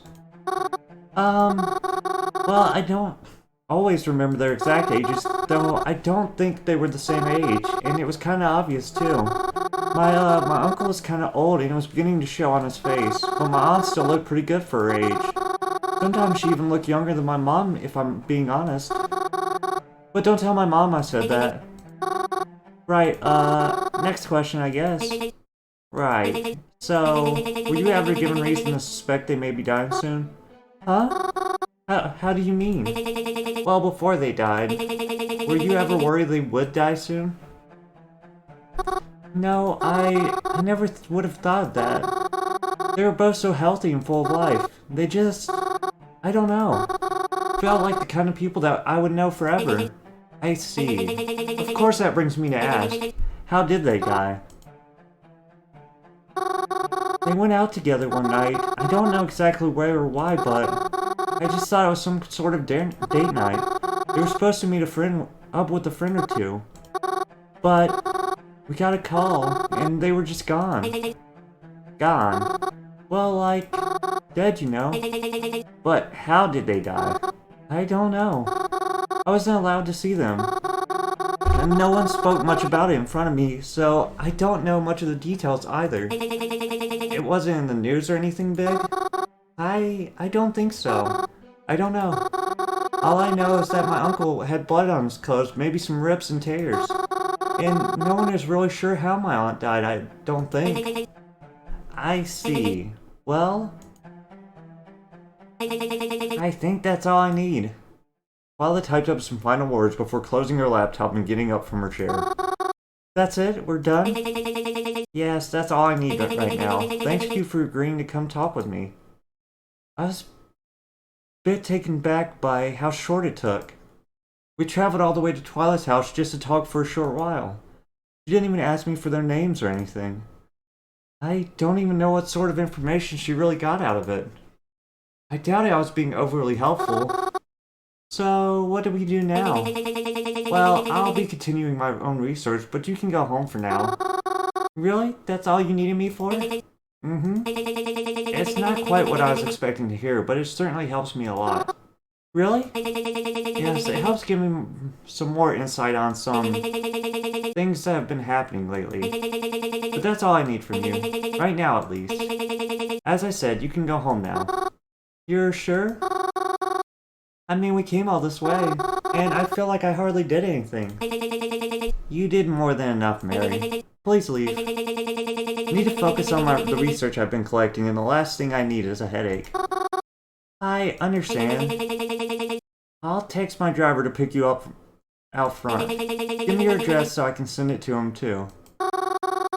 Oh, that won't be necessary. Hmm? You can just, drop me off by the cemetery. Why? Just 'cause. I just, don't feel like going home right now. Alright then. After saying goodbye, I went out front to the car that would drive me back to the cemetery. It was a bit of an awkward ride, but I arrived there safely, so I can't complain. It had gotten later than I thought, however. I didn't realize how fast the time flew by. There wasn't much else for me to do with the day at this point. It wasn't long before I decided to just take the bus back home again. And nothing of note really happened after that, except, well, you know. You here? Hello? Yes, I'm here. Is there a problem? You mean, other than the ones you've caused me? I apologize. You say that, but nothing's really changed. I'm doing all I can to keep you happy. You already know what would make me happy, though. And that is?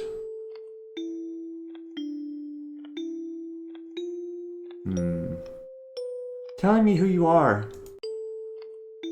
Mary, you know I can't answer that for you. I'm sorry, Mary, but you already know how I feel and what I'll share with you. I'm keeping communication up with you because it's what you wish. But I won't divulge any information about your parents or who I am. So, please, if you must ask questions, no, I won't answer anything like this for you. You'll find out in time, so please be patient with me. You understand? I understand. Alright then. Things were quiet for a bit after that. I wondered if they were done texting me. But to my surprise, I got a text a few moments later. I expected it to be them, but instead it was... Hi, are you awake right now? Twila? What could she want so late? Yes, I'm awake. Why do you ask? You don't have any plans tomorrow, do you? Other than standing around the cemetery all day? Well, when you put it like that... No, I'm not busy. Oh, good. Then we can do this sooner rather than later. I want you to head somewhere with me tomorrow. Where? You'll find out when we get there. Can't I know? No. Why not? Because I don't want you refusing to come with. You think I'd refuse to help you? I don't know. You seem kind of sensitive, that's all. Trust me, it's not that bad. You don't even have to do a lot. Remember when you were a distraction for me earlier today? Yeah? Well, you're just going to be doing that again, but someplace different. Oh. See? See what? You're already chickening out. I am not. So, you'll help me then? In case you forgot, this is for the sake of capturing a murderer, you know. I didn't forget. I'll come with just as long as you don't steal anything this time. I shouldn't need to. At least not anything important. I'll see you tomorrow then. What's your address? I'll come pick you up. Oh, well... I'll be at the cemetery by then, surely. Really? I'm planning to go pretty early. Yes, I'll be there. I'm not really at home that often, so... Besides, it's easier for you to drive to, I'm sure.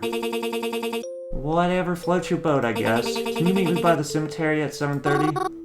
Oh, that early? The early bird gets the worm, after all. That's not a problem for you, is it? Oh no, it's fine. I'll be there.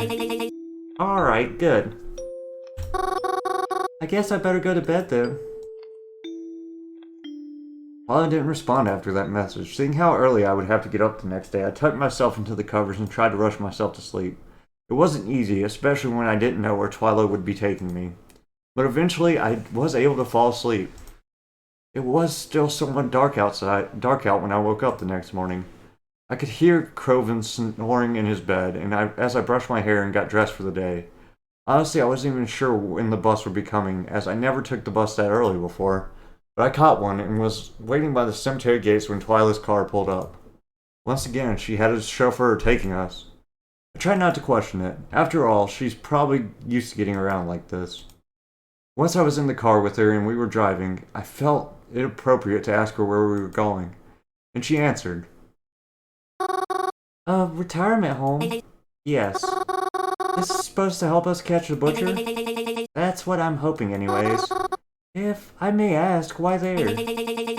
Well, one reason a murderer is being suspected is because of the spike in deaths lately. I know there's rumors people have been spreading about them being violent, but after doing some research on all the recent deaths we've had, I've noticed the majority of them were above 65 years old. People in that age group have been dying the most in this area. What? Well, I mean, isn't that a bit expected? For older elderly people to be dying? Exactly. Huh? I don't think I catch your drift. Mary, if you were a serial killer who, to avoid risk of getting caught, didn't want to be known at all, who would you kill? I don't know. You'd kill someone who's already expected to die, of course. Even if an autopsy proves otherwise, most people would still assume they died of old age, or a heart attack, or some sickness, or some other age-related issue. Maybe a few people would be suspicious, and even spread rumors about you. The majority would think there's nothing unusual about an old person dying. I never thought of it like that. So we're going to, look for clues? Evidence? Something like that. How can you be so certain about this? What if we don't find anything, or what if we get in trouble? It'll be fine. It's not like this is the most high-security place in the world. I'm sure the nurses will be too worried about the geezers to pay attention to whatever we'll be doing anyways. Especially with you distracting them. Oh, right. I suppose I did say I would do that, didn't I? You did. Don't let me down, okay? I'll try not to.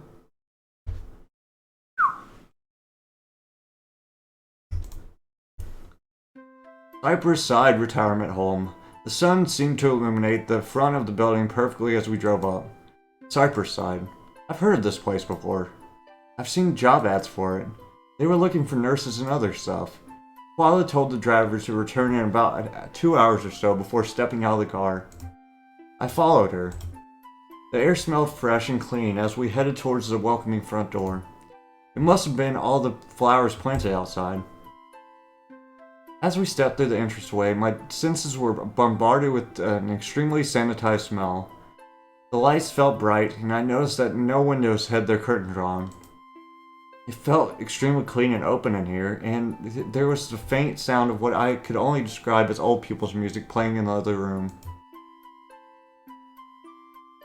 Some things are closer than they appear. Get your eyes examined. Surprisingly, there was no one at the front counter. Wallace seemed to notice this as well. Oh good, no one to interrogate us about why we're here. This has already become 10 times easier. In fact, this is a good place to start. How do you mean? What else would I mean, Mary? I'm going to look through the computer. Oh, Twila, please don't. Mary, please. Don't make this a bigger deal than it is. I'm not stealing anything, and it's for the greater good, right? Stop making me go over this. Alright, but only because it's for the greater good. Good. Now, while I get started, go out there and distract them. But how? I don't know, it's your job. Ask nurses where things are, pretend you're entertainment. Even fake a medical emergency, I don't care. Just make sure no one comes around here. And if you spot anyone coming over here, stop them. Or alert me so I can get out. How shall I alert you? I don't know, shout something, or look, a deer, and point at the nearest window. I'll know what it means when I hear it. Alright, that makes sense. Good, now get out of here. Get out there, is what she said, my bad. We don't want to waste any time. Right. As instructed, I walked further in, into what appeared to be a common room. There were some elderly people there, as well as around 3 or 4 nurses to watch them. I collected a few odd glances as I entered, but it was important that I not look suspicious. Though when it comes to me, I just tried to smile and look inviting. But being a distraction proved more difficult than I thought it would be. Gosh. Talking to people didn't seem like the right way to go about it. I don't even know what I would have said. I didn't want to say the wrong thing and come off as even more suspicious. Though I am sure I looked nervous enough as it is. I kept looking over to Twila. She was always steady at work, it seemed. I wondered what she was even looking for. Clearly knew what she was doing, but maybe she thought I wouldn't understand it or something. Or maybe she was scared I wouldn't agree to doing this if I knew. While I tried to appear distracting and kept looking out, I also tried to look through some drawers or bookshelves where people's eyes weren't on me. It felt dirty and wrong, even if this was a common area. I just didn't like snooping and all. But it's not like that it mattered, I guess, because I didn't find anything important. But at one point I noticed a nurse heading to the front desk. I was about to shout our whole deer plan, but it's a good thing I turned to check before I yelled. Because when I looked back over there, Twila was gone. That's strange. Where'd she go? Did she just get up and head somewhere else without telling me? She wouldn't leave the building, right? Or did she already get caught because I wasn't checking enough? Well, either way, there's no use to me being in the common room anymore. I made my way out and went to go look for her. Of course, if she was snooping around, I couldn't just call out and call her name. So I tried to be quiet as I looked, and made sure to keep a lookout for anything strange as I did. And I did actually happen across something strange. There was a trail of something on the floor. Is that blood? I noticed it as I looked down. It's like a stain spread across the floor. It wasn't red, so I don't think it was blood or anything. But I bent down really close to it. It even vaguely smelled of fruit. That made sense. It was something familiar, and yet seemed unfamiliar too. Couldn't exactly pin what it was. Something about it just felt off. Like this isn't the type of stain you're supposed to find here. All I knew was what it looked like and that it formed a trail. Naturally, I started to follow it. But I didn't get very far. Excuse me, miss. Before I heard a woman's voice speaking to me harshly. I looked up to see a nurse in front of me. She did not look happy. Oh, hello there. What are you doing? Huh? What do you mean? Are you looking for something? Well, not particularly. I mean, I noticed you in the common room earlier, and now you're looking around the halls. What is it you're here for? Because it doesn't seem like you came here to visit someone. Oh, no, I did. I was surprised they weren't in the common room, so I went to look for their room. But, I couldn't remember the number. Really now? Who is it you came to visit then? Oh, my grandpa. I'm here to visit my grandfather. You can't mistake him, he looks a lot like me. We both got red hair and, glasses. I mean, I don't have glasses, but he does. And, he's pretty old, and, what's his name? His name? Oh, shoot. Oh, shoot. What am I supposed to say? If I say the wrong thing, I'm doomed. I felt absolutely cornered now, but it was then that I noticed. Twila! She was all the way at the end of the hall, right past the nurse in front of me. She seemed to have spotted me as I was looking for her. It looked as if she was crossing into some other room, but I guess she noticed it looked like I was in trouble. Should I call her over? Maybe she can help me. She looked through the computer after all, so she could give the nurse the name she's looking for. But what should I do? Handle the situation without her. I decided I couldn't call Twila over. She might be onto something or trying to remain hidden. I'd mess everything up if I made her presence known. I tried to signal with my eyes to Twila. I even nodded my head a bit too, so to show she should leave and that I was okay on my own. She seemed to have gotten the message and hurried out of there. And now, of course, I was stuck here. What are you doing? Oh, sorry. I've got this twitching issue. It runs in the family, haha. Oh, wait. You're Wraithwood's kid? Ed Wraithwood? Yes, that's my granddad. Yeah, he mentioned something about his grandchild coming to visit soon. No, I'll warn you, his opinion of you isn't very high. Oh? I'll take you to his room. Follow me. I was able to get off easier than I thought. I followed her to the stranger's room. She dropped me off and then left on her way. Well, I guess I'm stuck here. She sees me looking through the halls again. No doubt she'd be suspicious. I should stay here for a while. I'm sure Twila will message me if she needs me, or if it's time to go anyways. I pulled out a stool and sat across from the old man in front of me. I guess I ought to introduce myself. Oh. Hello, sir. Hello, Mr. Ed? Huh? Who's there? Hello, Mr. Ed. It's very nice to meet you. I hope this isn't too awkward. Sorry, let me turn my hearing aid up. Blind as a bat and already losing my hearing too. Alright now, come again. Who is this? I ain't had a visitor in forever. We don't know each other. Oh! I mean, I'm sorry I don't really recognize you from anywhere. And I'm sure you don't recognize me, unless you also like cemeteries.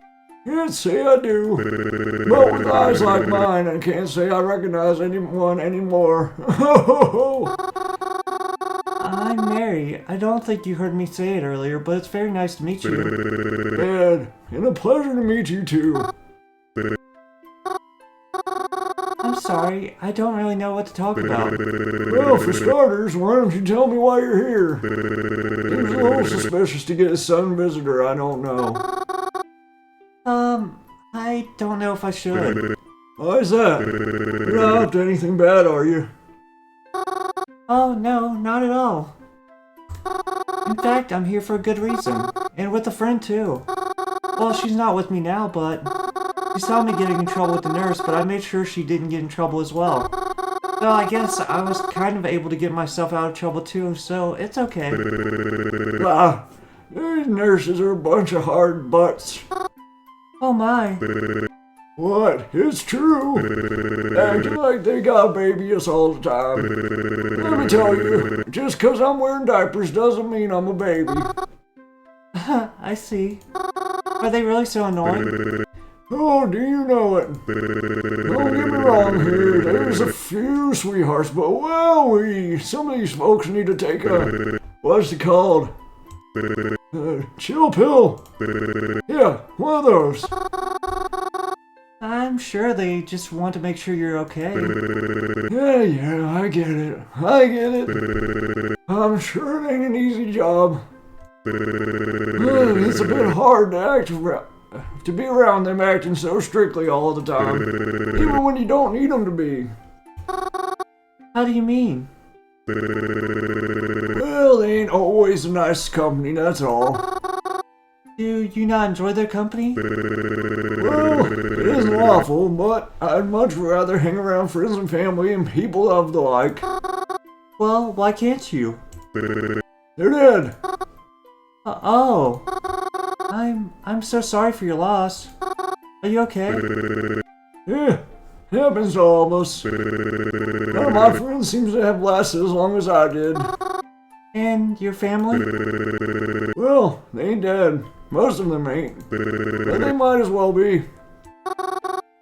Why do you say that? Hell, they never came to visit me. Only showed up to visit at my old house when my wife died. None of them wanted to take care of me, because who would, right? Stuck me in here the fastest chance they got. Sorry. That's a tad rude of me. I shouldn't be talking like that. Some of them actually called to say they visit soon. So... I'm sorry. That's really sad. Phooey. Don't you worry about that. I guess it's just expected when you're old. People see you less and less the older you get. I know this is sudden, but you mentioned your wife died. May I ask you some things about your wife? That's alright? Please? Sure. How did she die? How did she die? You know, it was so long ago. I don't even remember. Long ago? I see. Did she pass peacefully at least? I'm sorry, was that too brash? I hope it was peaceful. She deserved only the best, the sweetheart she was. I hope. They're not visiting me, they better be visiting her. Huh? Who?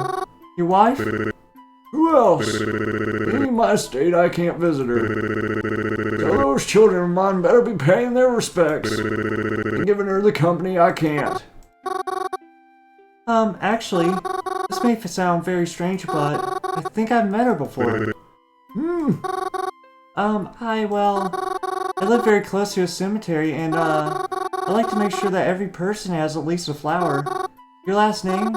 It seems familiar to me. I think I've met her before. So I hope I can reassure you that she hasn't been forgotten. Is that so? You really do that? For someone you don't even know? Well, yes. I believe that people always deserve respect, even after passing. And if you feel she's not getting enough, well, I'm more than happy when I'm able to provide. And I can visit you too. Like here. You said your family doesn't visit you enough, right? Well, I'm sure I can make some time to visit you here. And maybe I'll be able to take you to visit your wife too. I'm sorry, I just got a bit weird there, didn't I? I'd like that. You would? Really? I'm so glad then. Before I could say much else, a nurse popped in to check on us. Yoo-hoo! Hello, hello, hello! How's everything going in here? Everyone doing okay? Oh yes, thank you. Glad to hear it. Well, I've come to bring you your special lunch, Ed. Lunchtime already? I see. Thank you. The nurse pulled out one of the small folding tables and placed down a tray of food for Ed. Ed sipped a spoonful of soup and coughed. I immediately began to worry that he was choking, but then... Oh, what the heck? What's happening? Ed? Oh dear, oh my. Don't worry, this will be fine. I just need to call for some help, that's all. I saw the nurse reach over and pull over what looked like a walkie-talkie. She scrambled to get it working, so as she voiced that there was an emergency. Before I knew it, the nurses started to flood the room as I was pushed out by them. I tried to look over to see what was happening, but it was no use. There were too many of them, and I was also too short to see past. I felt a tight feeling in my throat as I nervously fiddled my hands together. I don't know what happened. I tried to listen in, but with all the nurses talking and panicking at once, it was hard.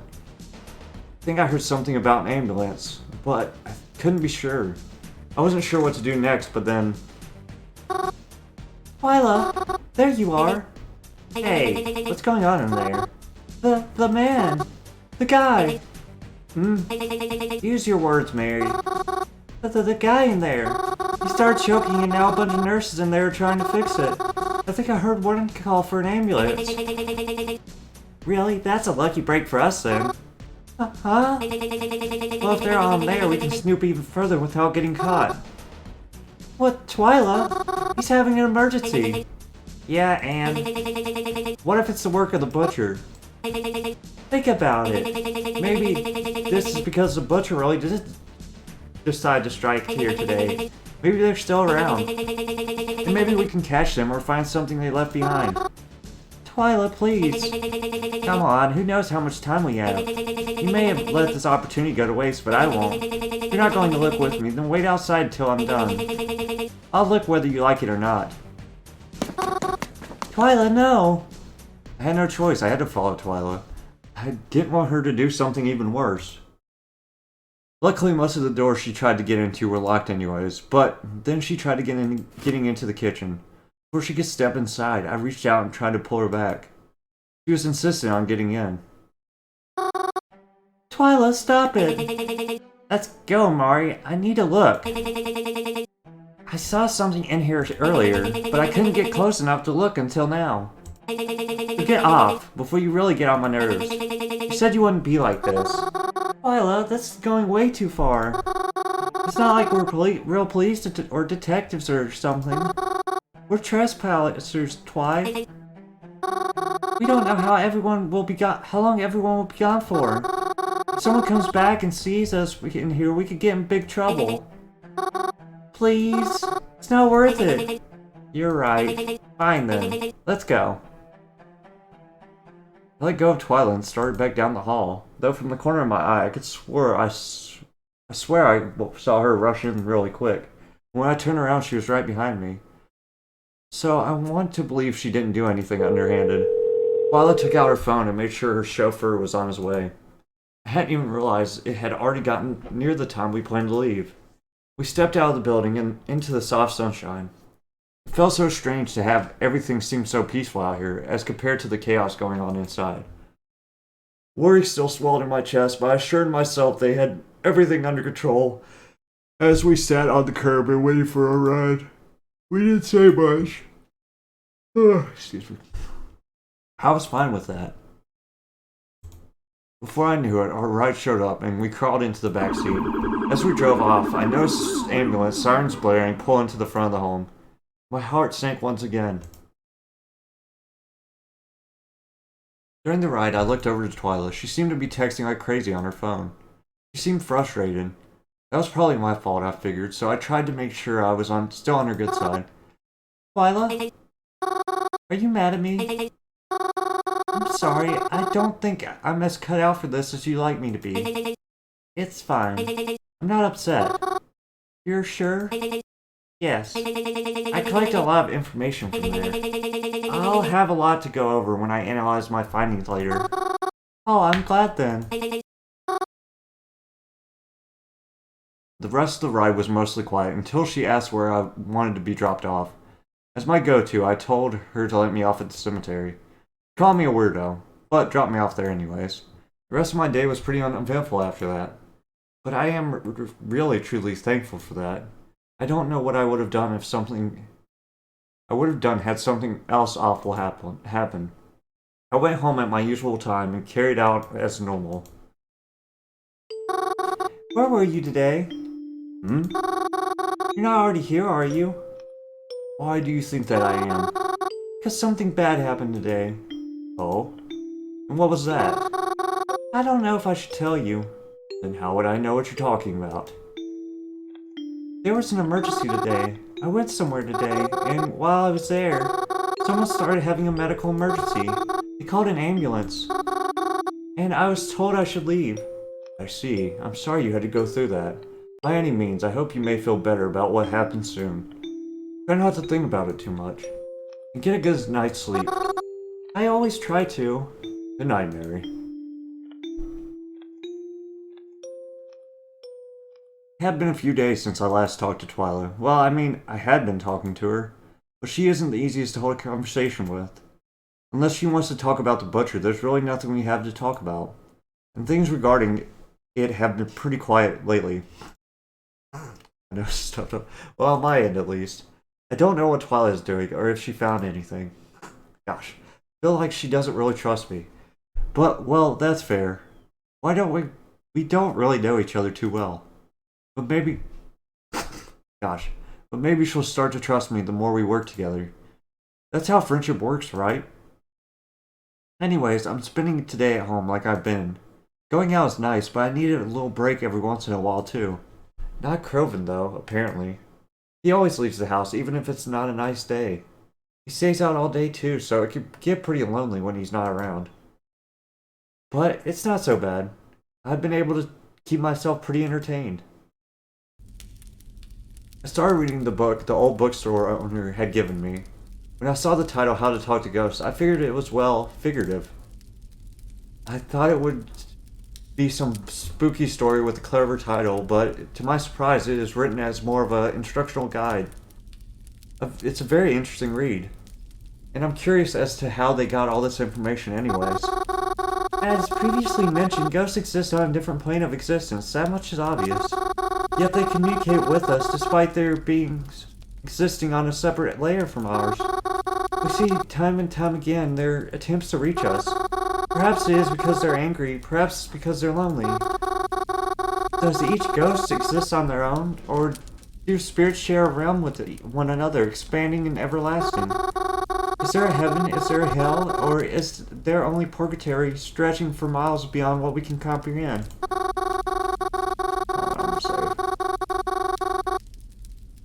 There are many questions I cannot yet answer, for if I could, I wouldn't be here writing this right now, would I? But there is a question I have been able to answer. As ghosts make contact with us, I often wonder, could we contact them? Sure, you've heard psychics and mediums and whatnot, but that is only half of what I'm talking about. Being born with innate ability is a factor, of course, but I wanted to delve deeper than that. Despite where they may exist, they can clearly affect things in our realm. They can reach us, and like one-way glass, I know they can see us. But what if we could see them? It's not enough to hear them. I wanted to see them, to travel to where they are. I believe that when you die, perhaps your soul can become unrestricted. But what if we could accomplish the opposite? What if a living being had the ability to unrestrict itself before death? Perhaps this sounds like crazy talk. Oh, but you will find what was I supposed? Can I scroll back? I successfully. Something got cut off there. Oh, my phone is ringing. Hello? Hi. Oh, hi, Twila. Did you need something? No. Well, kind of. Remember how we went to the Cypress side the other day? Yeah, of course, why? Do you happen to remember that old guy, the name of that guy you talked to? You mean Ed? Yes, but his last name also. Wraithword? Thank you. I was sure I had it right, but I just wanted some confirmation. Oh, okay. Is there, anything else you need from me or him? I mean, you did call instead of text, so... Oh, that was just to ensure I got an immediate response. Oh, well, okay. If you need anything more, info on him, I'm going to visit him this weekend, so... He's dead. In the cemetery?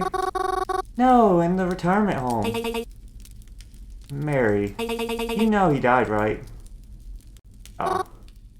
Huh? I mean, I figured you kept on top of all that stuff. You didn't know? He died the day that we went. Guess that emergency he had was serious after all. It also means the butcher could have been there when we were. That's why I was looking more into it just now.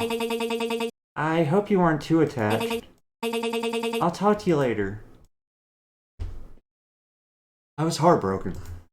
The butcher could have been there. Was it because of us? Because we were there investigating them? Were they on our trail? Did Ed die because I had trouble sleeping that night.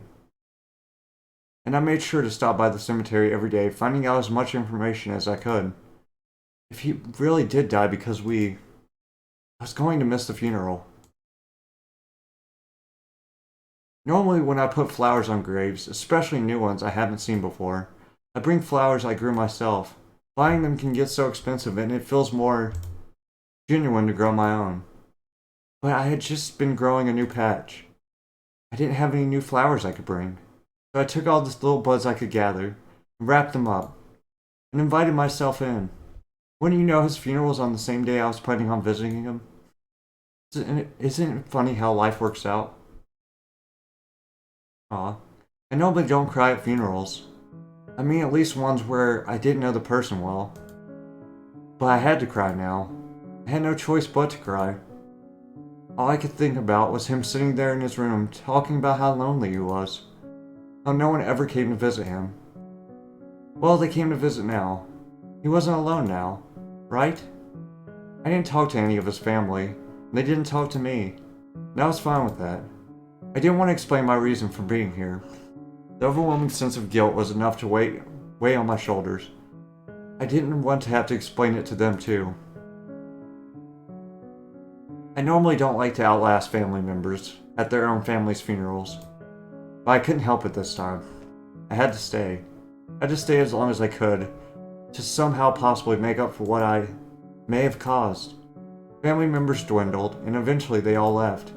I'm sure they were confused that I didn't. but I didn't want to move from the spot even if you tried to drag me. Oh, Ed. I'm so sorry. You didn't deserve this.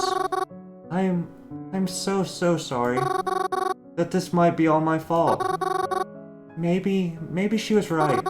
Maybe if I had helped her more, or we had worked quicker, maybe your family came to visit, you know? Just like you wanted them to. They all seem to miss you a lot. But I hope you know they were thinking of you. And your wife. You're right next to her, you know? I hadn't been leaving her flowers for so long. And I hope you know that I was taking care of her this whole time. So I'm sure she wasn't lonely. And maybe you won't be either. Now that you're beside her.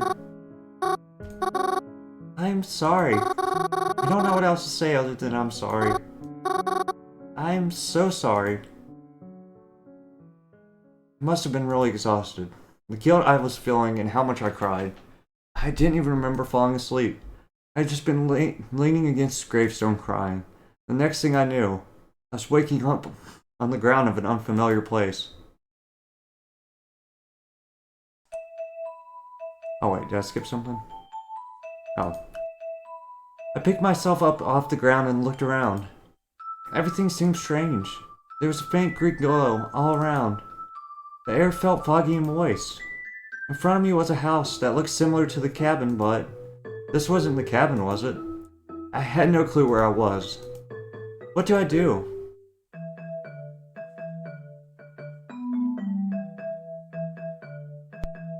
I took a big whiff to smell my surroundings. There was a faint smell of lilies coming from all directions, though I didn't see any. The grass felt like a soft carpet. The rocks and woods of the house felt artificial, almost plastic-like. Silence. I looked all around me. Except for the house, I could see nothing in the distance. There were no other buildings. There were no other trees either, or people. It was almost uncomfortable how empty it felt. Well, I suppose there's not much else I can do. I climbed up the porch and walked up to the door. Standing in front of it, I politely knocked, waiting to see if there was someone inside. I didn't hear anything, so I knocked again, a little louder this time. I heard something coming. Then the door creaked, and the handle slowly turned. And what answered was... Ed! Ed! Oh, hey there! Ed, is that really you? I don't know who else it would be. I'm so glad. Aw. I gave Ed a big hug as he invited me inside. I was so pleasantly surprised. He led me into the kitchen area and offered me refreshments. I politely declined as I pulled up a stool to talk to him. Because the Ed that I know is... I'm very happy to see you, you know. But how is this possible? Huh? How do you mean? Well, you died. Died? Oh yes, I suppose that did happen. I nearly forgot. Actually, that's curious then. Because how did you get here if I'm dead? I don't know. I just woke up here. Alright then. I hope you enjoy your stay. You're here long enough. My wife could be back at any minute. You could say hi. Your wife? She's here too? I'm so glad you could see her again. Me too. Funny thing is, I'm pretty sure she knows you too. She does? Had I ever met her before then? Oh, not sure. But she says the redhead girl brings her flowers a lot. And you're the only red girl I know that's not in the family. Really? That's... Hey, while I'm here, can I ask you something? That's okay. I don't see why not. How exactly did you die? Well, beats me. One second I was eating lunch with you there. Then I started coughing. Things were pretty dark for a while. And before I knew it, I was here. Sitting in a cozy chair, feeling right as a peach. Really? Just like that? Was it painful? Maybe a little, but not for too long. I just remember my lunch tasting a little different. Maybe it was spoiled. Then I just couldn't breathe. Probably started choking from eating too fast. But would choking cause him to cough up blood like that? I see. And that's all you remember? Can't say there was much else. Thank you. Even a little information helps a lot. Helps in what? Oh, don't worry about it. Besides, I don't think you really have much to worry about if you're here. Well, I suppose that's true. Well, you don't want anything while you're here then? Please stock the fridge, go help yourself. Well, you insist, I suppose. Thank you very much then. Got up from the stool and walked towards the fridge. That's kind of weird, isn't it? I didn't think dead people would need to eat. I opened the fridge, looked inside. God, my nose. It was stocked like a regular fridge would be, though I can't say I recognize many of the brands here. But I don't think that belongs in a fridge, because that's Mary. I jumped to my feet as soon as I heard my name called. The sound of Reginald's voice had jolted me awake. So was that just... Oh, thank goodness you're okay. I saw you lying on the ground and was worried something had happened to you. I don't think the cemetery is a very good place to take a nap, you know. A nap, then? Was that all a dream? But Ed, in the way he spoke, he couldn't have made all of that up, could I? Reginald? What are you doing here? Oh, that's right. I never told you, did I? I'm a coffin maker, you see. And, well, I'm actually very busy with someone who works here. Oh, you make coffins? That's actually pretty... Before I knew it, someone from behind me partially gripped my shoulder. Oh, why if it isn't Twila? Hello, Reginald. Huh? Oh, hi, Twi. You're kind of hurting me. What's going on here? Oh, you're friends with Mary too. How lovely. You know, Twi dear, I haven't seen you at the library in quite some time. Did you stop working there? You should have told me. I looked for you when I go in, you know. I was worried something terrible might have happened to you. Uh-huh. Well, it was nice seeing you, Reginald, but Mary and I have to get going. We do? Oh, is that so? Yes, we're already off schedule, and so it's best if we leave immediately. We are? Oh, alright. Perhaps I'll see you later then. Maybe. Goodbye. Twila practically dragged me out of the cemetery. Felt really bad since I wasn't able to say goodbye to Reginald first. Once we were out past the gate, Twila gave me a smack on the back of my head. Ow, why'd you do that? What were you doing with him back there? Huh? What do you mean? Didn't I tell you he was suspicious before? You don't understand, I wasn't really talking with him. He's higher on my suspect list than ever now. Really? Yes, I'm almost confident he's up to something, even if not the murders. It'd be smart to avoid him. Right. Well, let's go then. Huh? We're doing something after all? Well, I was just going to do it myself, but since you're here, then I might as well take you along too. Let's go, I'll tell you about it, what I know along the way. Hey, where are we going? Hardware store. Hardware store? Yeah. You see, back when we looked in the kitchen of the retirement home, I saw something. I'm pretty sure it was... Hey, was it antifreeze? Huh? How'd you know that? Well, back when we were in the retirement home, I saw this trail of something I wasn't sure of. But it was like a trail of floor stains in purple and... Twila hit me over the head again. Ow! Please stop doing that. Idiot, why didn't you tell me? I didn't have the chance. And well, something else confirmed it for me too. Yeah, what was that? Well, back in the cemetery, I think I spoke to Ed's ghost, the man who died. Oh, please, don't try to bring bunch of supernatural crap into this. I'm serious. I was in his house. In the house, his house. You broke in? No, it wasn't like a ghost house. I don't know how to describe it. And he offered me food, but when I looked in his fridge, there was a gallon of antifreeze in there. At least that's what it looked like from the way it was labeled. Right. I promise I'm not making it up. Sure, whatever. By any means, you know what we're looking for. Back when we were in the retirement home, I saw a nearly empty gallon of something magenta-like with the majority of its label scratched off. I took a sample of it. Analysis showed that it was some type of antifreeze. Analysis? How'd you do that? It's not important. But Huh? Don't worry about it. It would take too long to explain, and it really isn't important how I did it. I just know it is some type of antifreeze. Some type? It's close enough. Must be some new brand or some bullcrap. I don't know, that's not the important part. When I looked further into it, I discovered that whatever brand that was, it was completely different from the kind used by the retirement home in their vehicles. That means someone else had to bring in that antifreeze, which most likely means it was brought in for the express purpose of hurting someone.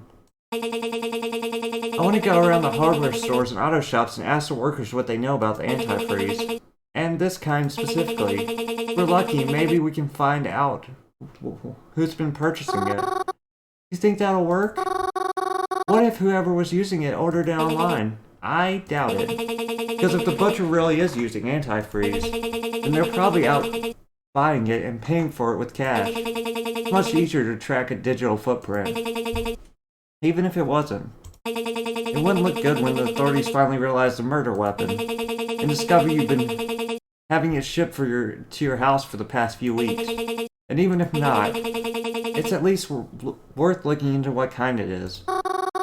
I never thought of it like that. We're almost there. I'll start talking to the employees and see if they can provide me with information. You go and look at all the antifreeze and see if you can find what any that looks like this. Oh, I'm losing my voice. Twila showed me a ripped up part of the label as well as a liquid sample in a small jar. The liquid looked similar to the kind that stained the floor, except it looked much more magenta here. The label was black with a magenta-ish purple stripe on it. It looked like there was part of a letter on it, but it was too cut off to know which letter it could have been. It felt weird. What was this label made of? It just felt like old paper. When we got inside the local hardware store, Twila practically pushed me to the outdoor sections. She went off to find someone to talk to. I guess it was my job to look for potential candidates. Where should I look? Top shelf. They're too high for me to see, unfortunately, but one of the roller stair things was in the aisle, though. I thought about climbing it, but I was worried I might get in trouble. I guess I'll wait for an employee to come by and help me. Middle shelf. There's some snow stuff here. Shovels, gloves, antifreeze. Though none of those look like the bottle I'm looking for. There's a lot of blue and green and even some pink, but nothing with this purpley magenta color. It has to be here. There's definitely something going on with that antifreeze. Someone somewhere has to have it. Or at least some worker who knows what we're talking about. But even if we find it, does that really mean we can find who's buying it? Bottom shelves.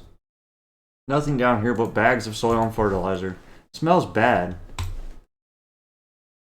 I looked very hard, but I didn't find anything. Twila and I tried out a few different stores, but no one seemed to have what we were looking for. Anything that was purple wasn't antifreeze, and anything that was antifreeze wasn't purple. Even when we asked the employees, they didn't seem to know what we were talking about. Even showing them the label, they wouldn't say they've never seen antifreeze or coolant packing like that in their lives. Our efforts seemed fruitless. So eventually we just gave up. At least for the day, that is. Twila didn't even offer me a ride home or anything. She seemed really fed up. I guess I could see why. I just ended up heading back home after that. We spent a while out together, and it wasn't as if I could do much more today. The day was pretty exhausting anyways. So I went home to do all the usual evening things, and night proceeded as normal. Can I ask you a strange question? Are you there? Where are you? I'm here. What was your question?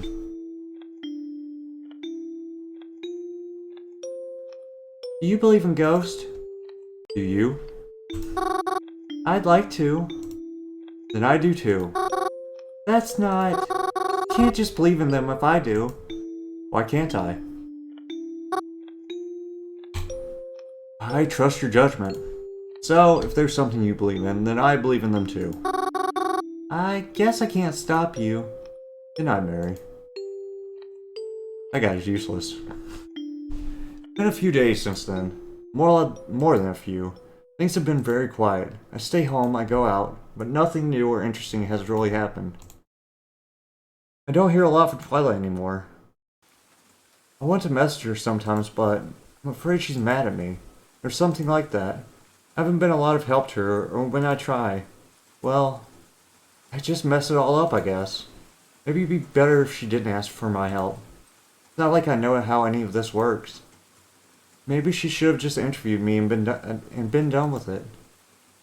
Then she wouldn't have to get frustrated with me all the time. Kelvin's gone out today. Even with all this rain. I guess he just really hates staying at home. I mean, maybe I'd be out too if I had somewhere to go. As much as I love the cemetery, walking around in muddy shoes is less than ideal. I can handle it for a little while, but not as long as I'd like to stay. There's this library and all too, but I still have books here, and it's really not worth getting soaking wet of for. Cemetery. I keep thinking of that dream I had there. I had to have just been imagining it, right? There's no way that was really Ed's ghost. Unless it was. It's almost like the book I read. Talked about how ghosts were on a different plane. Is that the kind of plane we're talking about? It was talking about? But if so, how come more people don't see ghosts in their dreams? Maybe they do, but they just don't realize it. If I'm seeing ghosts in my dreams, does that mean my dreams with mom and dad mean... I wasn't able to consider that possibility much longer before my phone buzzed with the text message. It was Twila. Hey. Hi. It's been a while. Is everything okay? No. Oh? Why not? Because we haven't found freaking crap. That's why not. Well, she seemed as usual. Have you been able to find that antifreeze? No. Even looking online, I can't find anything similar. I'm beginning to wonder if it's even antifreeze at all. How do you mean? I know that we think it is, and even if my analysis showed it was the same, I don't know. Something isn't adding up. Do you have any idea of who it might be, at least? I do, actually. But I still don't have enough evidence to go off of and prove that it is him. Him? Reginald Tetra. Wait, really? I know that you said he was a suspect earlier, but I don't know. He always seemed pretty nice whenever I talked to him. Of course he does. If you were a killer, would you act outwardly suspicious? He's probably so nice that you don't suspect him of doing anything wrong. Still, what gives you the idea that it's him? Do you remember how I said I worked in the library for a little while? I do. Well, I remember how he would always try to hide it or cover the books he was reading. As if he never wanted anyone to know. But once I was able to catch sight of one of those books before he put it back on the shelves. It was about poisons. I didn't think too much of it at the time. It was a while ago before this all started. But it stuck out to me, especially considering he was always so secretive about what he read. It seems very relevant now, doesn't it? You think he's been referencing that book? That he's poisoning people? It's a high possibility. At the very least, it's the only lead I have right now. Which brings me to believe it's him. I never trusted that man. The only thing is I have no other proof. And I don't think I can get closer to him without appearing suspicious myself. You bring up a good point. What if it isn't him? Though. What if we spend so much time on Reginald that the real butcher gets away? I doubt it. I know a lot of people in this town. But no one has ever struck me with more suspicion than Reginald Tetra. I think we're gonna set our sights on any suspect. It should be him. Seems so certain of it, but she's given me no real reason to suspect him. Besides, he seems so friendly and sociable. He's been so nice to me every time I've met him. I don't want to think he would do something like that. Well then, Twy, if you're certain it's him, why don't you contact the police? I'm sure if they look into it, they'll find something. The police are a bunch of freaking idiots and full of scummy freaking people. We've been over this. Even if it wasn't the case, I don't want to be involved in any investigation of theirs. Can't you send in an anonymous report or something? Do you really think that any of these reports actually stay anonymous? Do you realize how easy it is to get information, Mary? Even if it's just texting this over the phone with you makes me concerned. If anyone sees these texts and knows what we're doing, it could be a lot of trouble. That's why I want to get this over with as quickly as possible. The quickest way to do that is to decide on who's responsible and then out them. Just like that. She's so certain it's him. Is she willing to accuse him just on a whim? If we can prove that Reginald has been purchasing large amounts of antifreeze, then at least maybe we'll have a bit of evidence to go by. And you'll turn that into the authorities? Because, I mean, they'll have to get involved at one point, right? Eventually. But that's for me to worry about. I just need a clear indicator pointing towards him, and I'll be all set. It's just frustrating knowing the proof I'm looking for is so close and yet so out of reach. Hey, this is going to sound really weird, but I have an idea that might help, actually. Really? Yeah, it's like maybe... Okay, so, if you can, I want you to collect a list of everyone you think might have been killed by the butcher, and bring it to the cemetery tomorrow. I don't know if it'll work, but if it helps even a little, I think it's worth a shot. Even a little. It's worth a shot, I think. Mary, what the ever-loving freak are you talking about? It's hard to explain, but trust me, I think I can make it work. Whatever you're planning, it sounds stupid, but fine. I'll be there tomorrow morning, but I have a meeting in the afternoon, so it better be quick, and it better be helpful. If everything goes how I'm hoping it will, then it should be. You can't see it, but I'm signed. Very well. See you tomorrow. Yes, you too. This ghost thing is real then. I should be able to talk to one of them too, right? Ed stream proves stuff in the real world for me, so maybe that'll be the same here. And since they were there, they could tell me exactly what happened. That'd prove it, right?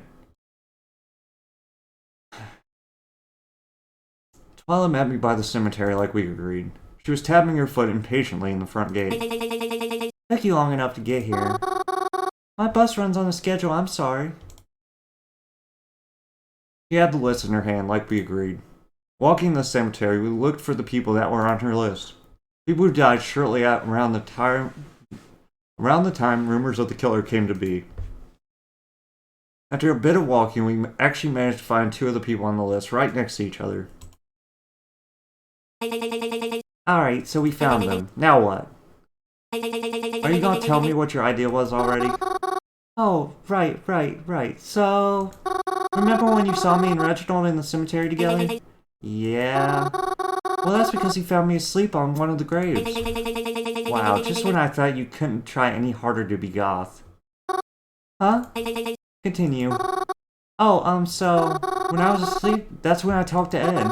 That's how I knew about the antifreeze, remember? So maybe if I sleep on one of their graves, like I did Ed's, maybe I'll talk to them too, and they can tell me what happened. Oh, for the love of... Come on, at least let me try it. Even if it's just a weird premonition or something. Maybe it'll offer us some insight. You dragged me out here for this. I'm trying to take this seriously, Mary. I don't have time for stupid freaking crap like this. I am being serious. Please, at least give me a chance. Fine. You have 30 minutes. So choose one of them. I'm waking you up when it's over. Okay, I can do that. Well, it wants me to choose one person to talk to. I guess I could always talk to the other when she's gone, but I need the person I choose to be enough to convince her that I'm not playing around. Save. There's a boy and a girl here. I don't actually know the circumstances of their death, so I guess I'll just go with my gut instinct. Who should I go with? The girl! I laid atop the grave and gently shut my eyes. It felt weird to be doing this purposely this time, but I was prepared and made sure I woke up extra early today, so that I'd be able to fall asleep with no problem. It happened. Just like the last time, I woke up in an unfamiliar place. But getting a closer look, this place seemed more familiar than I thought. I recognized this place. I looked up at the building before me. Its flowy awning didn't wave in the wind like it usually does, but the glass door was propped open, as if inviting me in. I guess this was my destination. I cautiously took a step inside. The restaurant was completely empty, and things seemed to be covered in a fine layer of dust. I heard about this place being closed temporarily. The way it looked now, it had been abandoned for years. Ah, there's a girl here.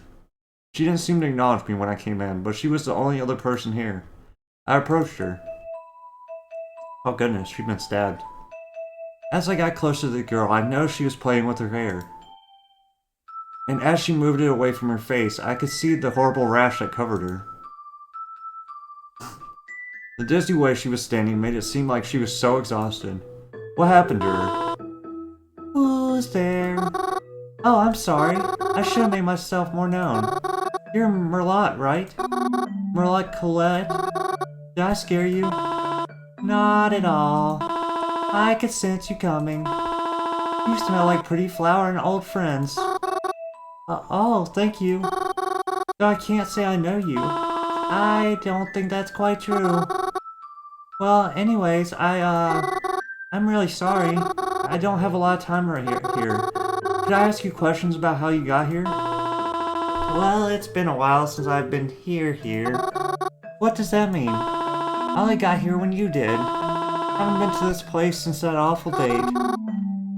You had a bad date here? Well, my date was nice. My meal, not so much. I have an allergy, so...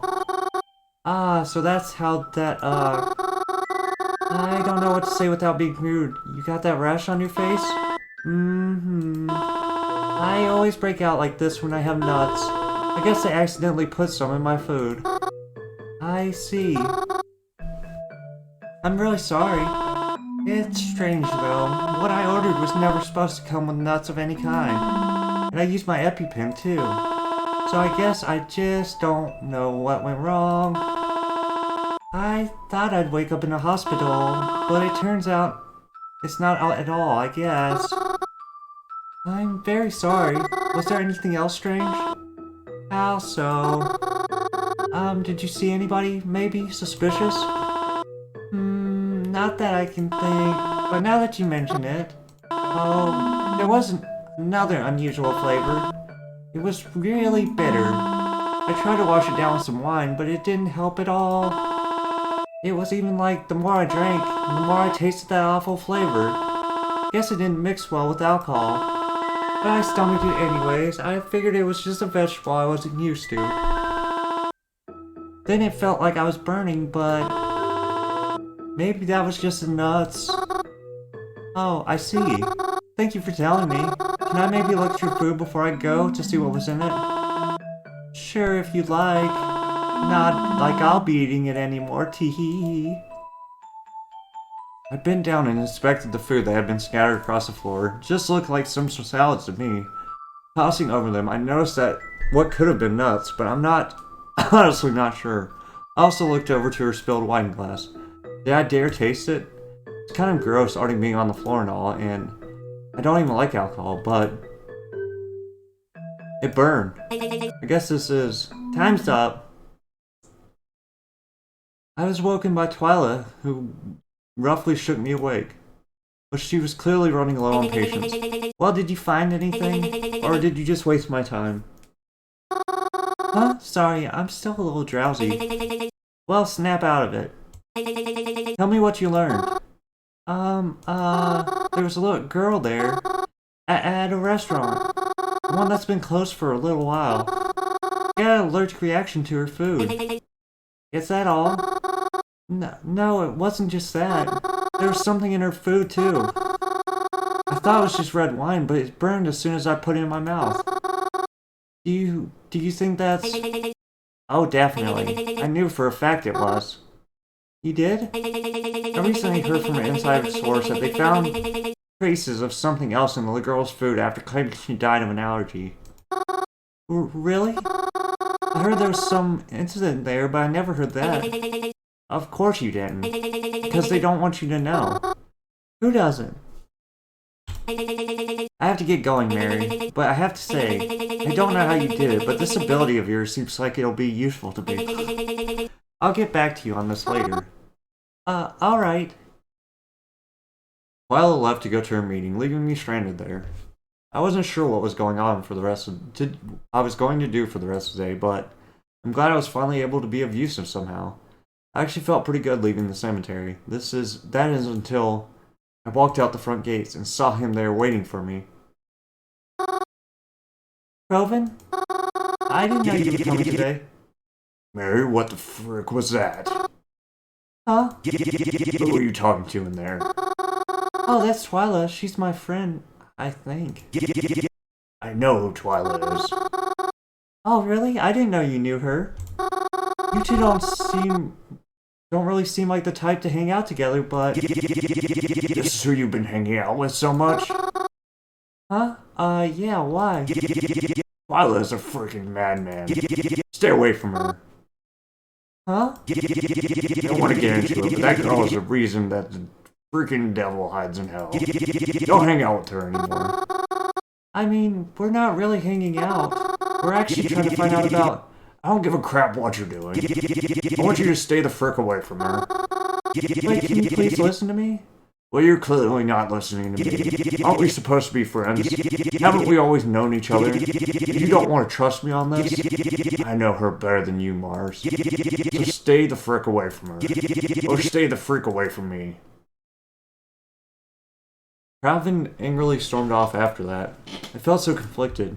Calvin never used to get mad at me like that. I know Calvin doesn't like her for whatever reason, but I know Twila isn't a bad person. She may do some devious things, but I know she's doing them for good reasons. She has to care about people, putting her life on the line to try and stop a potential killer.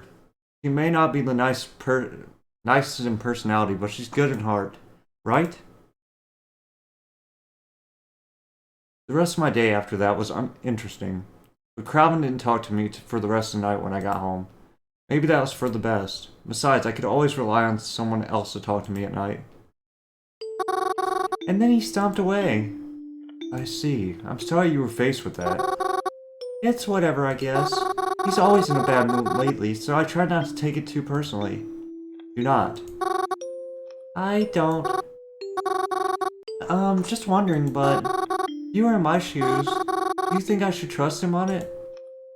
I can't answer that for you. They're your friends, not mine. How do you feel towards them? I want to believe Twila is a good person. Well, the girl I'm friends with, I admit that I don't think she's that nice. She doesn't even seem to try to be. The stuff she does is for a good cause, and she tries very hard to make everything okay for everyone. Even if my male friend doesn't like her. That doesn't mean I have to see the worst in her. And I'm sure in the end, she thinks of me as a friend too. Even if she doesn't express it the best.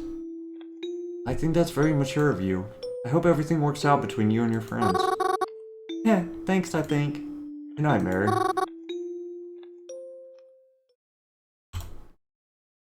I had a pretty decent sleep despite everything that was bugging me.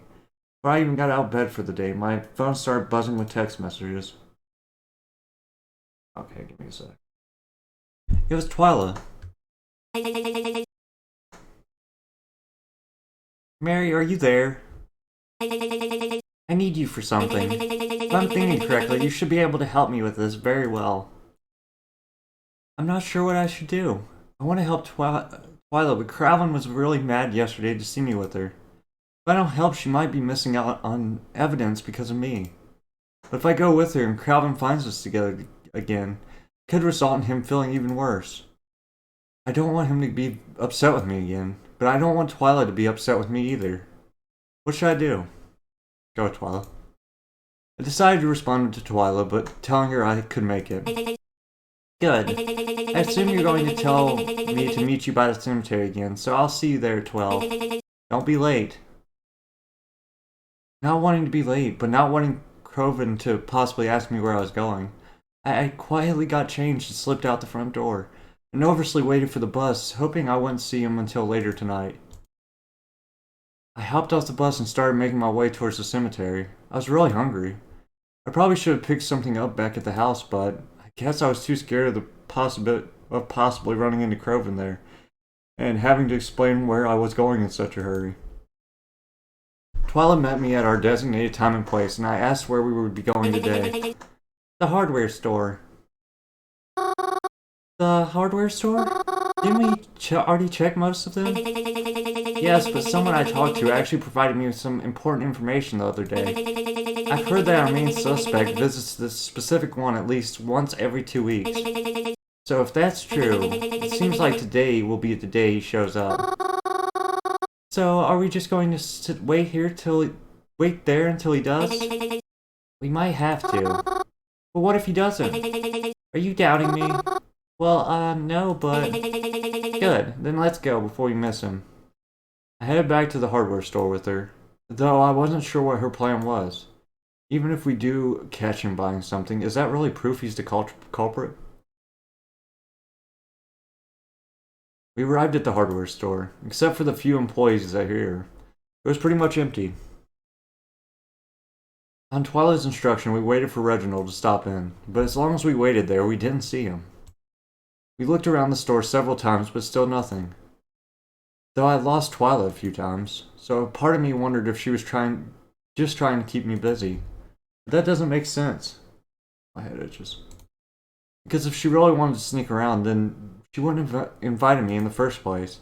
So why did she invite me? I was considering asking Twila if we should leave. I had Reginald's phone number. I had considered asking Twila if I should text him, but that would be suspicious if I did, wouldn't it? Hey, are you going to the hardware store today? Why? Oh, no reason. How did I know? Haha, I didn't. Yeah, that would probably be way too suspicious. And I don't want to ruin Twila's plan or anything. Whatever it may be. We sat near the front of the store, waiting for anybody to stop in. We were quiet, as Twila was busy texting somebody. I don't know who, but I guess it was important, as she responded to them for a long time. And she kinda ignored me, as she continued to text them. The sound of her fingers against the screen was so rapid, so it had to be important somehow. So I just let her text, trying to think of something we could do until he got there. If he even got here. I considered getting up and making another round around the hardware store when... Huh? Out from one of the aisles, Reginald walked by, pushing a cart in front of him. He makes coffins, bro. But how, when? We never saw him enter the store, or saw him the entire time we were walking around. Could he have been here and we just missed him? But his cart had more than a few items in it, so he had to have been here at least a while looking for it all, right? However it happened, we finally managed to spot him. And he spotted us as well. He gave us a smile and waved as he walked past us to the checkout counter. He raised a finger to us and gestured as if to say, just a minute, as all his stuff was placed in a plastic bag. I turned to Twila to gauge her reaction, but I couldn't read anything past her usual poker face. She was just staring intently at him, as if analyzing him. I wish I knew what she was thinking. Then she began to walk away from me. I didn't understand why, and almost followed her until I noticed Reginald walking towards me, wearing a smile on his face and bags in his hands. Hello, Mary. I didn't expect to see someone like you here. Out again with Twila today. Oh, yeah. We were just here,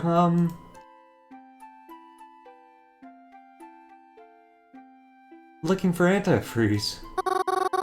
And shovels, gloves, those brushes to wipe snow off your car, and, other winter stuff. Really? Well, that won't be necessary. Oh? You have my number, don't you? If there's any snow that's getting in your way to winter, just call me up. I'll take care of it for you. Oh, Reginald, that's a very generous offer, but I couldn't possibly accept it. Please, I insist. It would be my pleasure. Well, I'll consider it, thank you. So what brings you here today? Me? Oh, nothing important. Just picking up some stuff I need for the apartment, that's all. Even with how much rent I pay, I still have to take care of everything myself, haha. Sorry, that sounds troublesome. Why are you apologizing? It isn't your fault.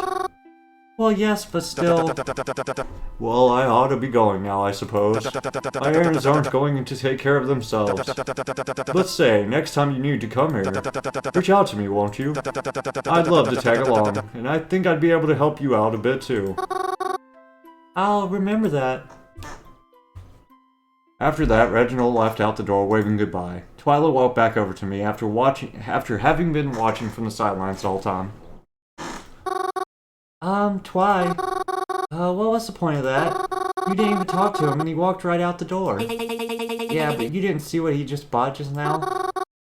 No, should I have? Within his purchases, I saw him buy antifreeze, not with the kind of gown we're looking for, but he did buy it. On top of that, he's bought rat poison, insecticide, and rope. Well, that stuff doesn't inherently mean he's using it for anything bad. Are you going to report that, though? No. You're going to pursue him. Before he gets far enough, I want you to go out there and ask to help him. What? Isn't he our main suspect? Don't you think he's dangerous? And you want me to go with him? Whatever was our reason, he seems to have a liking to you, right? So, you can probably get a lot out of him. Twila, I don't know about this. Why not? You're the one who said he's not inherently doing bad things anyways, right? So you should have no reason to be scared. Besides, I have to take care of something else anyways. But I'll have my phone on me the whole time, so hurry, go out there and catch up to him. And text me any updates. If things start going really bad, you can just call for help. I should have known. Known what? That you'd rather chicken out and let more people die. Should I even be surprised, though? Of course you'd want that to happen. They fill up those precious cemeteries you love so much. Maybe that's why you keep hindering my progress. Add to your sick collection. I ran out the door as fast as I could. Even though I didn't say anything, I could think Twila could tell I was going after Reginald like she wanted me to. To my surprise, he actually wasn't that far down the street. I was surprised to see him on the street at all, actually. I guess he was taking the buses like I do, or maybe his car was just parked far.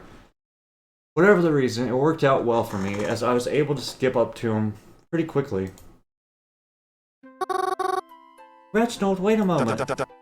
Oh, I'm sorry. Is everything alright? Well, you see, back there Twila mentioned to me you were, buying rat poison? Oh, yes. It's a bit embarrassing to admit, but my apartment has been having a bit of a rat problem lately. My landlady won't do anything about it, so it's up to me, I suppose. She doesn't even answer her door anymore, can you believe that? So I guess I ought to take care of it before my neighbors start having rodent problems too. Well, I don't think you should kill them. They probably just didn't have anywhere to go. It's not fair to them. I'm sorry, but I really don't think there's much I can do at this point. Well, I'm actually pretty good with animals, especially small ones. Is that so? Yeah, so maybe I can come over, and I'll try to help you with them so you won't have to kill them. I don't know. I appreciate your concern, but are you sure that's something you'd want to do? Yes, absolutely. Well, alright, if it means that much to you. When would you like to come over? Oh, I was thinking, like, right now? Oh, that's so last minute. You're not even giving me time to straighten things out. I can't possibly have you over right now. I just die of embarrassment, but you might die of fright. Please? The problem will be over sooner if you let me come now. Well, alright. You drive a hard bargain. My car is just around the corner and the drive shouldn't be too long. Oh, good. Hopefully I can help, at least a little bit. Like Reginald said, we got to his car around the corner. Once I was buckled inside, I messaged Twila.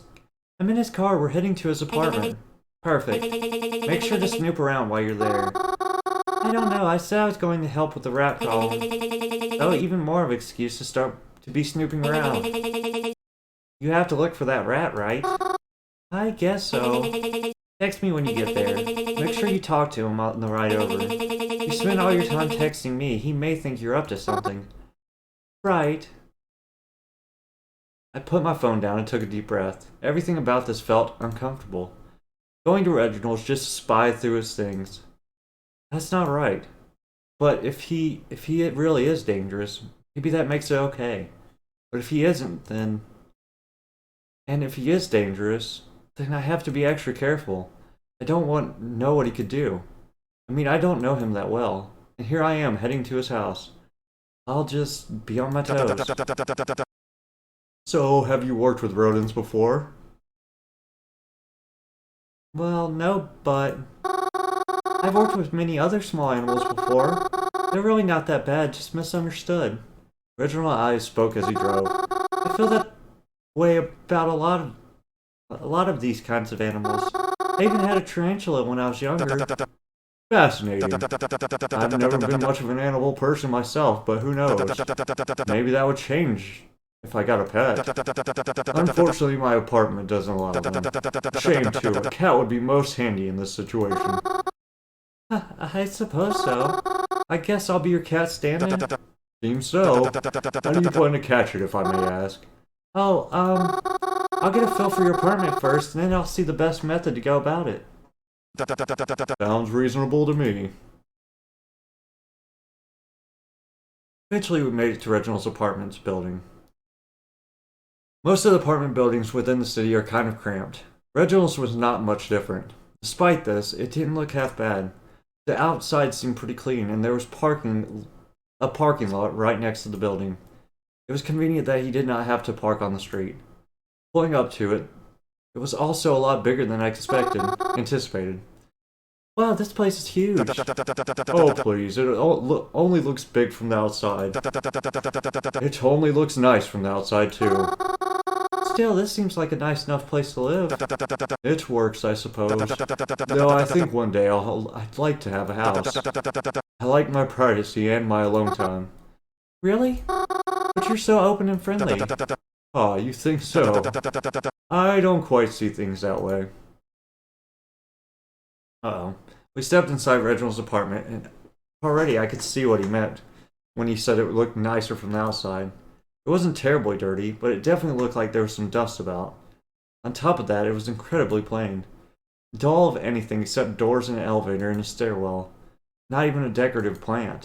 To top it all off, there was a faint smell in the air, and that was just not good. I don't quite know how to describe it, but it was definitely unpleasant. I'm on the top floor. Our elevator is broken, however, so I hope you don't mind taking the stairs. That's fine. I don't mind it one bit. As we walked up the stairway, I texted Twila to let her know I arrived, as well as his address, just in case she needed that information later. Reginald's apartment was on the 5th floor.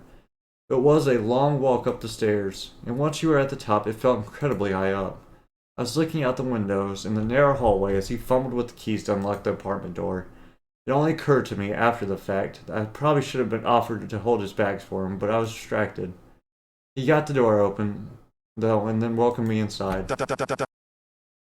Well, here we are. I hope you can forgive how messy things are right now.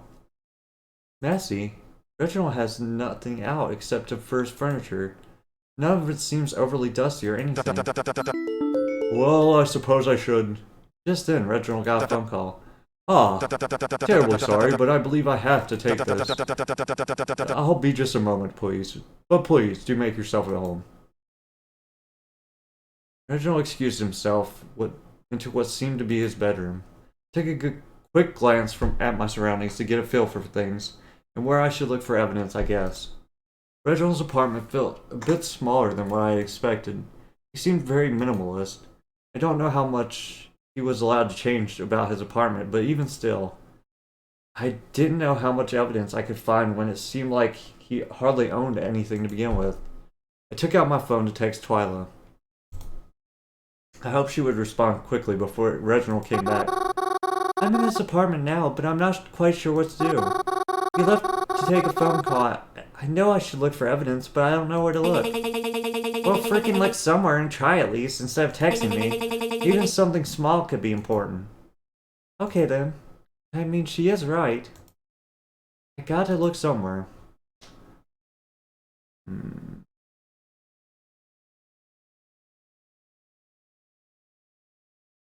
Investigate the drawers.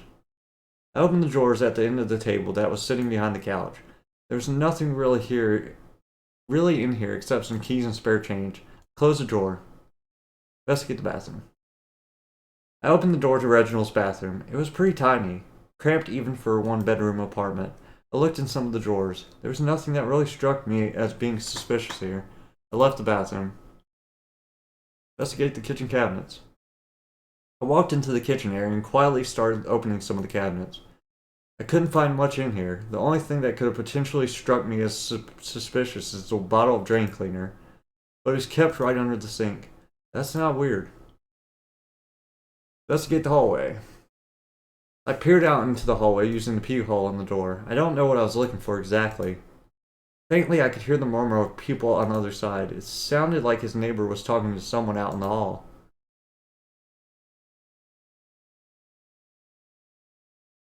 Quietly snuck over to Reginald's bedroom door where he was talking on the phone. Felt bad listening to his conversation, but couldn't really hear what he was saying. He sounded frustrated. Not angry, just frustrated. I stepped away from the door. I was having difficulty seeing anything suspicious. I was about to text Twila and ask if she had any ideas of what I could do. But before I was able to text her, I was hit again with an unusual and unpleasant smell. It was stronger this time. There's definitely something in this apartment. I followed the scent to the door, and at the end of the hallway in the apartment, it led me to a room with an oddly placed wardrobe in it. The smell was coming from this. While there's a weird smell in the apartments, I think it's from a wardrobe in here. Is it locked? I don't know. I haven't tried to open it yet. Do I dare open it? What if there really is something in there?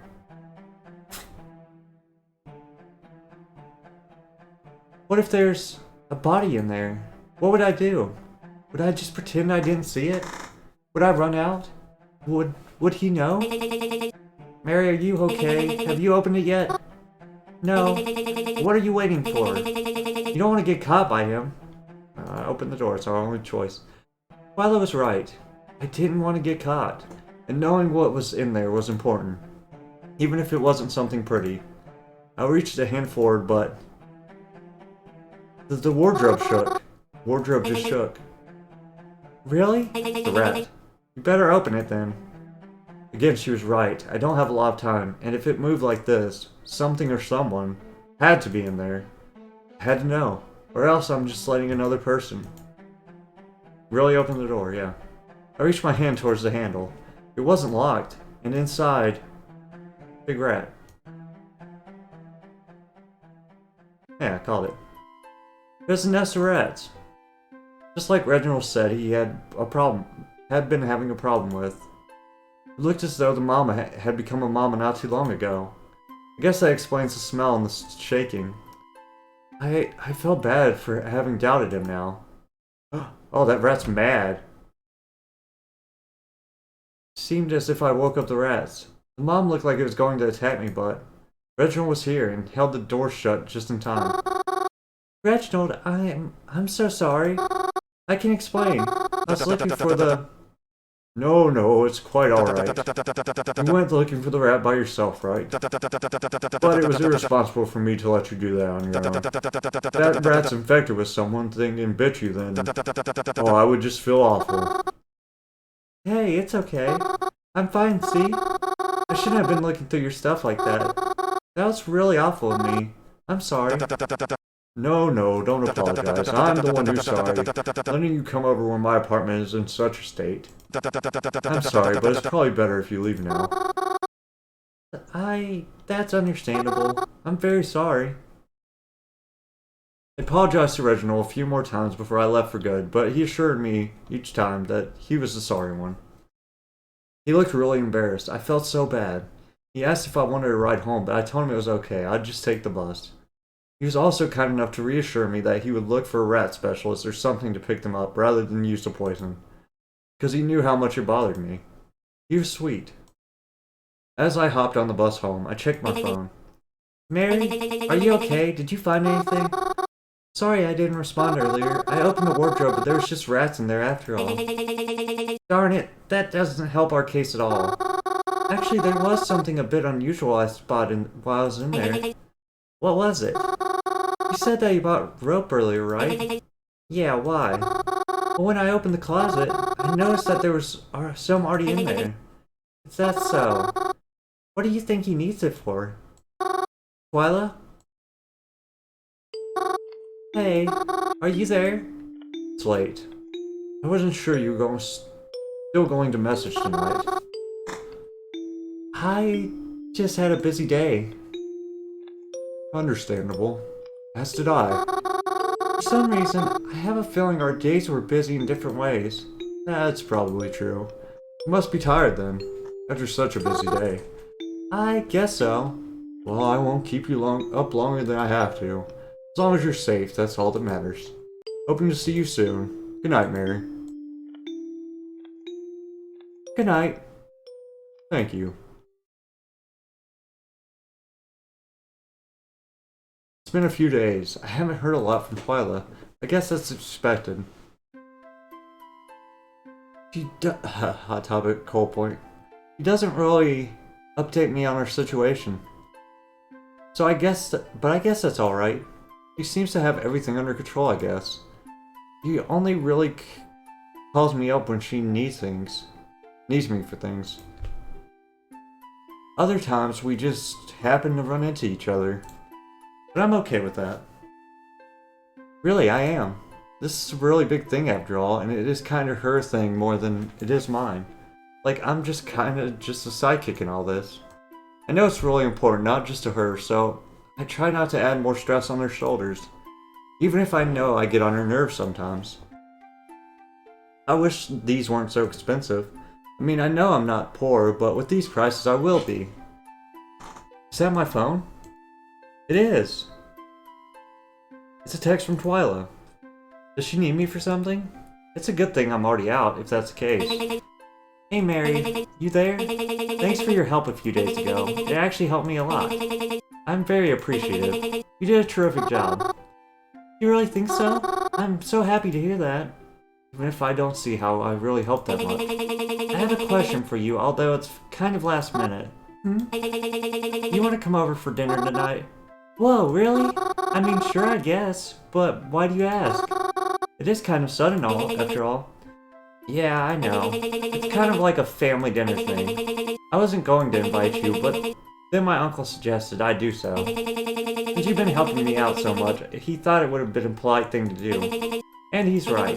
That's why I'm inviting you now. You don't have to say yes, but again, it was just a polite thing to do. Well, yeah, I can come. It sounds really nice. Thanks for inviting me. So you're coming then? Alright. I can have my driver pick you up. Send me your address and I'll forward it to him. You can expect him at around 6-ish. Oh, that won't be necessary. I'm just going to be at the cemetery again. Really? Yeah. It's just easiest. Whatever. Just make sure you're ready.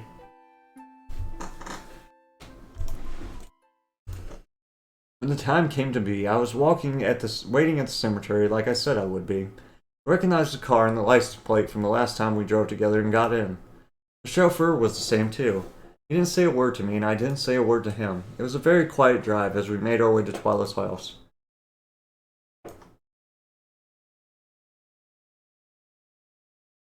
Upon arriving there, it had already turned dark. I noticed that the fountain in front of her house had been lit up. It was cast a very elegant glow all around. I also noticed there was quite a few cars in her driveway, parking area. I don't know how to describe it. It was large and made of bricks, and there were lots of cars there. That made me kind of nervous. I know she said it was a family dinner, but this seemed like a lot of people. Would I really be okay being here? It already seemed like I didn't belong. I got out of the car, and it drove off as soon as I closed the door behind me. I guess I had no option to turn back now. I climbed up the stairs, and upon making it to the top, rang the doorbell. Without even being inside, I could hear all the commotion going on within. Without even hearing her come to the door, she opened it suddenly. And quite honestly, I didn't expect to see her dressed like that.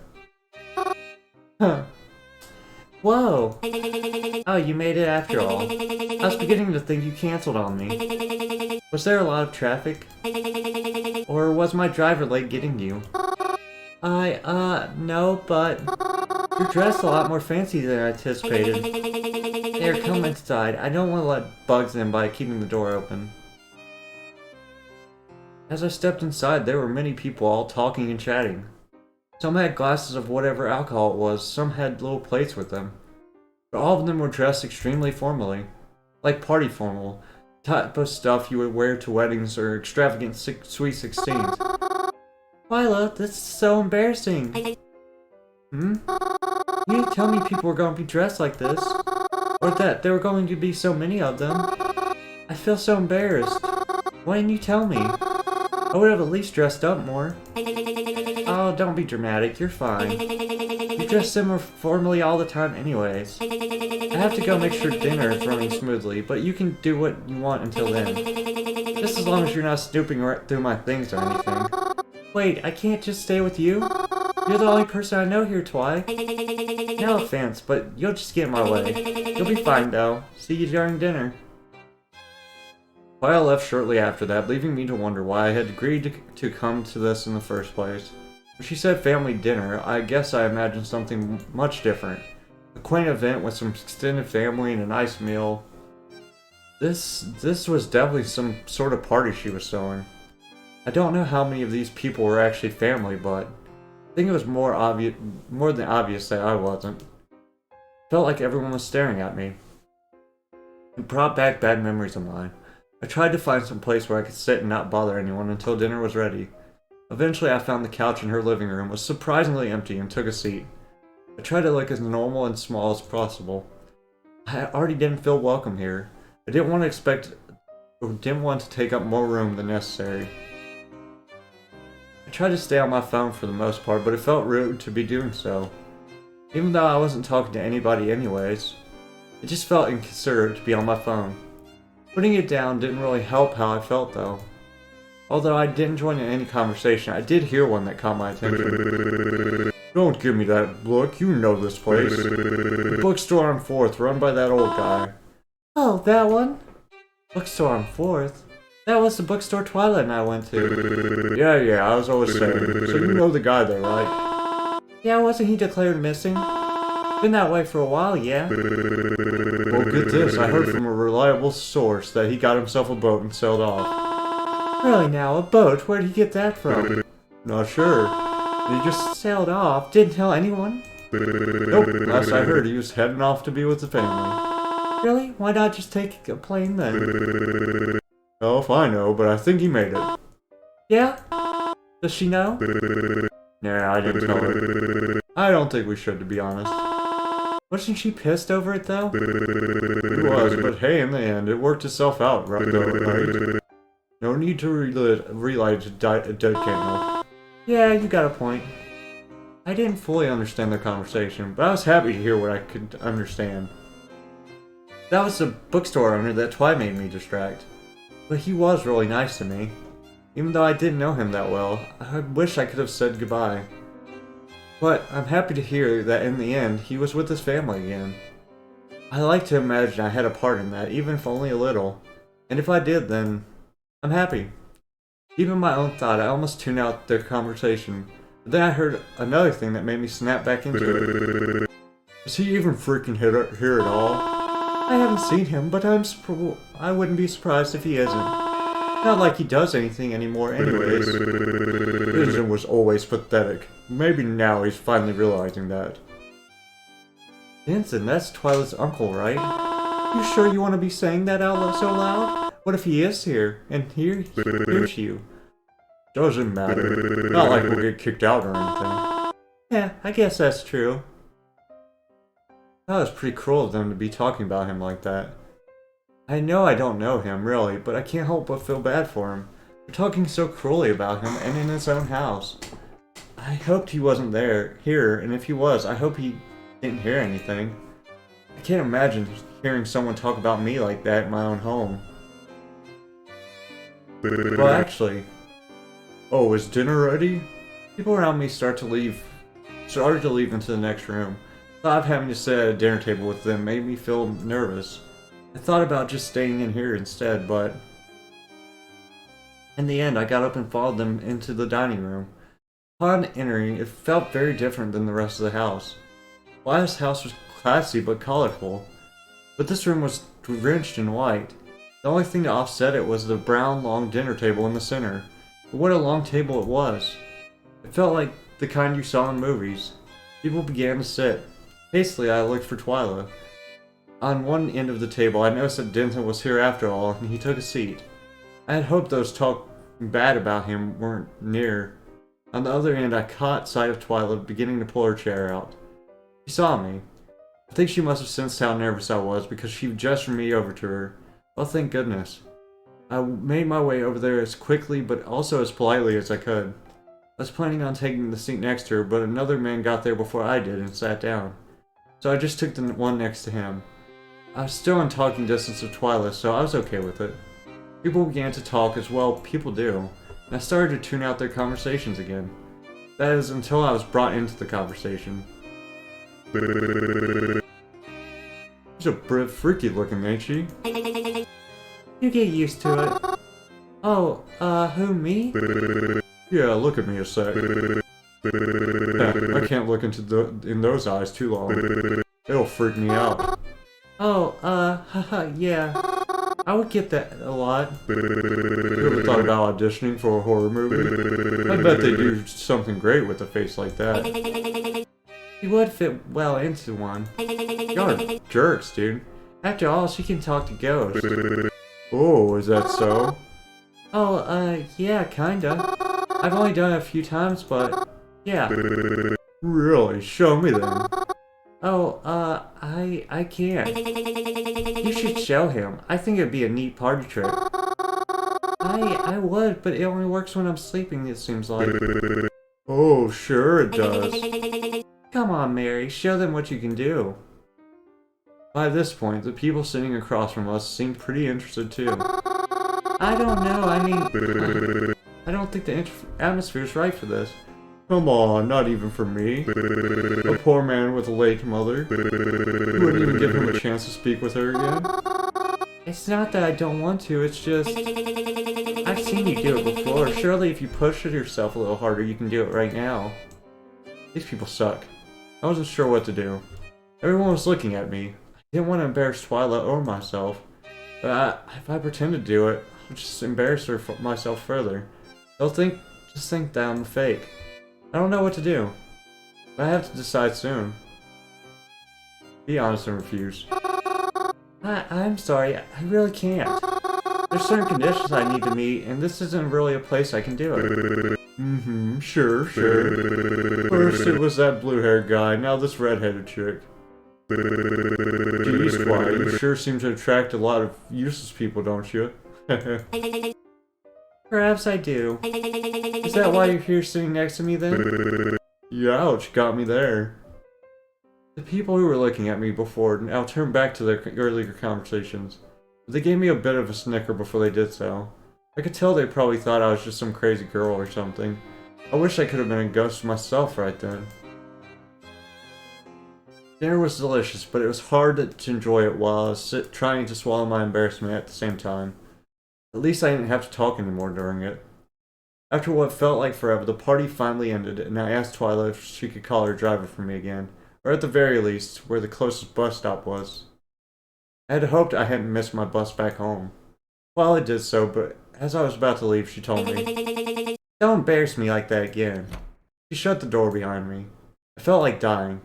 At the very least, I was able to get home safe. Hi again. You were late again. Another busy day? Yeah. I went to a friend's for dinner. How did that go?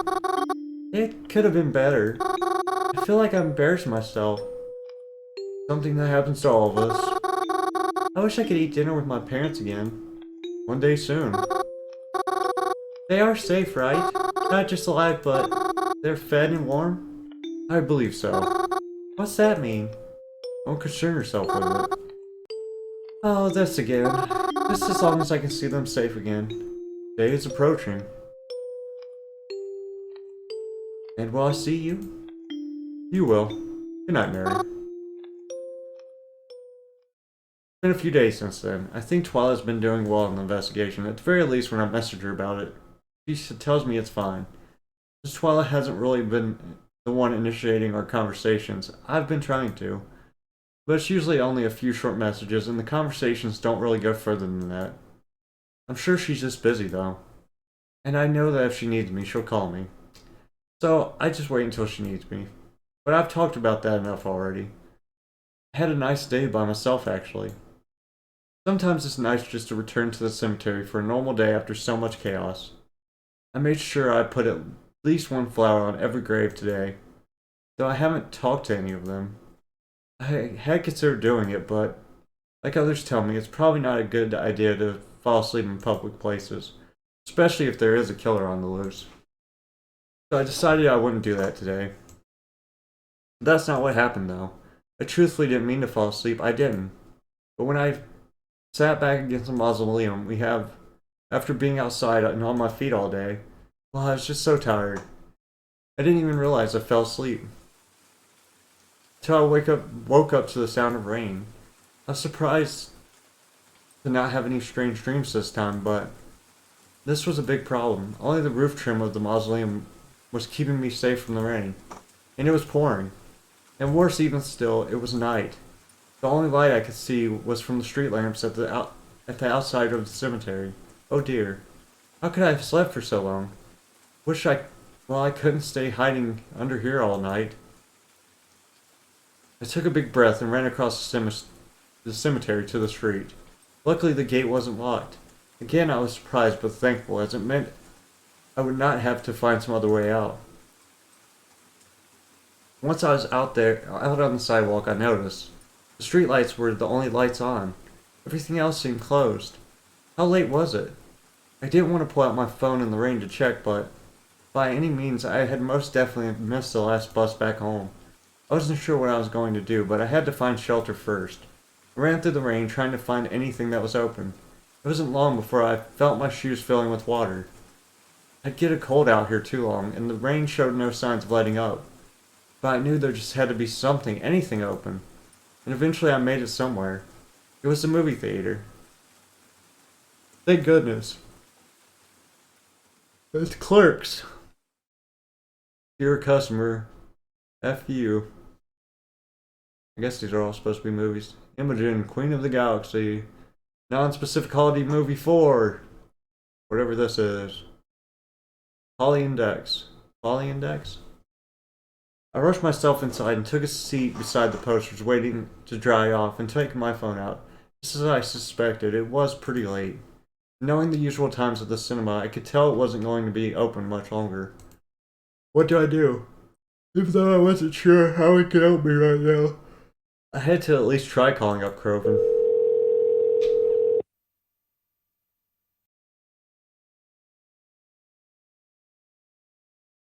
Why isn't he picking up? Mary? Oh, you picked up, thanks goodness. I was starting to get worried. I'm having a bit of a problem right now. What is it?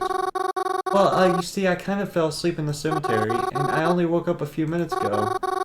And it's raining really bad right now, so I missed the bus, so I don't know, I was maybe hoping you could help me out somehow? No can do, Mary Moo. Didn't I tell you? Tell me what? Mary, I'm like not even home right now. I'm not even close. Huh? Where are you then? I'm like out of the freaking city right now, Mary. I had these plans with these friends. It doesn't matter. I swear I told you. Well, I don't remember. But bottom line, there's no way I can help you from here. What am I supposed to do then?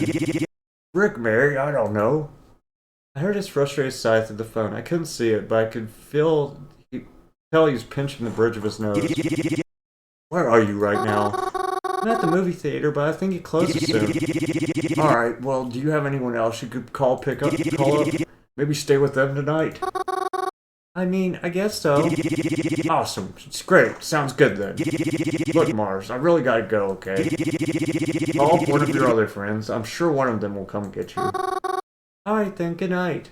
Heard the click of Calvin's hanging up the phone. Call up one of my other friends. Well, there's only 2 of those. Who should I go with? Call the mystery number. I attempted calling the mystery number. No one picked up. But I did receive a text immediately after. Why did you call me? I don't know. I'm stuck. Stuck where? I missed my bus home and it's pouring outside. I'm supposed to call one of my friends, but I'm not sure who to go with. I feel bad waking either of them. I see. Can you choose for me? Fortunately, I don't know your friends, so I can't. But I think you can make that decision on your own. I guess I'll have to. Good luck. I really don't like Twila right now. Nah, screw it. I've been talking to her the whole time, might as well stick with it. Called up Twila. I heard the phone ring a few times and then she picked up. She sounded angry, although she didn't sound like she was asleep before I called her. Mary, what are you calling me for? Don't you know what time it is? Yeah, I know. That's kind of my problem. It's a long story, kind of, but I missed my bus home and I need a place to stay tonight. I was hoping maybe... Are you serious? Yeah? Fine. But you owe me. Yeah, of course. Thank you so much. I'm at a movie theater. I'm a guest by the cemetery. Yeah, how'd you know? I'll be there soon. Okay, thank you again.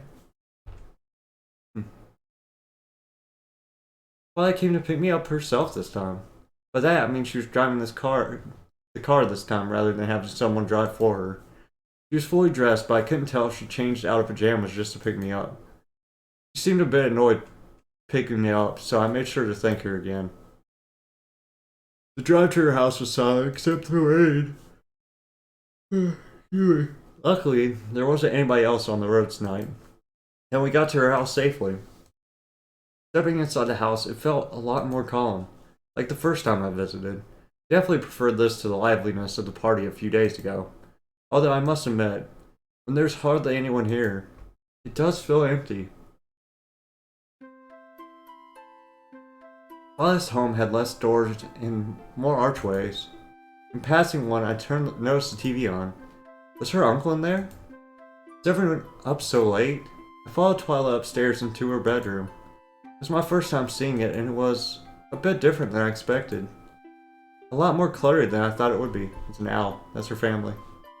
It would be, I guess. But not overly cluttered, but while it never really struck me as the type to collect clutter, but you learn something new every day. Well, here's my room. You'll be sleeping here with me, but I actually have to head back out. Really? In this weather? Why? It's a personal matter. I don't want to talk about it. Oh, I see. Okay then. You can borrow some of my pajamas in the dressing room, use the shower if you like, and eat from the kitchen, but again, I'm trusting you not to look through my things. Oh yeah, of course, I never. Good. I'll be back soon. And then she left backstairs. Right downstairs again. Leave me here alone. I wasn't sure how long it'd be until she'd be back. I feel weird sleeping in her room without her here. What should I do? Take a shower, because it's been raining. Maybe I shouldn't just yet. I don't want to take a shower until I'm ready to get changed. I feel kind of weird walking around Twice's house in her pajamas. Look at books. Twice said not to snip through her stuff, but surely the stuff out in the open doesn't count. She had a few books laid out, so I decided to give them a look. Love at First Death, A Tragic True Story by Rio Singer. St. Grove, Investigating the Town That Disappeared Overnight, a memoir by Detective Reginald Valera.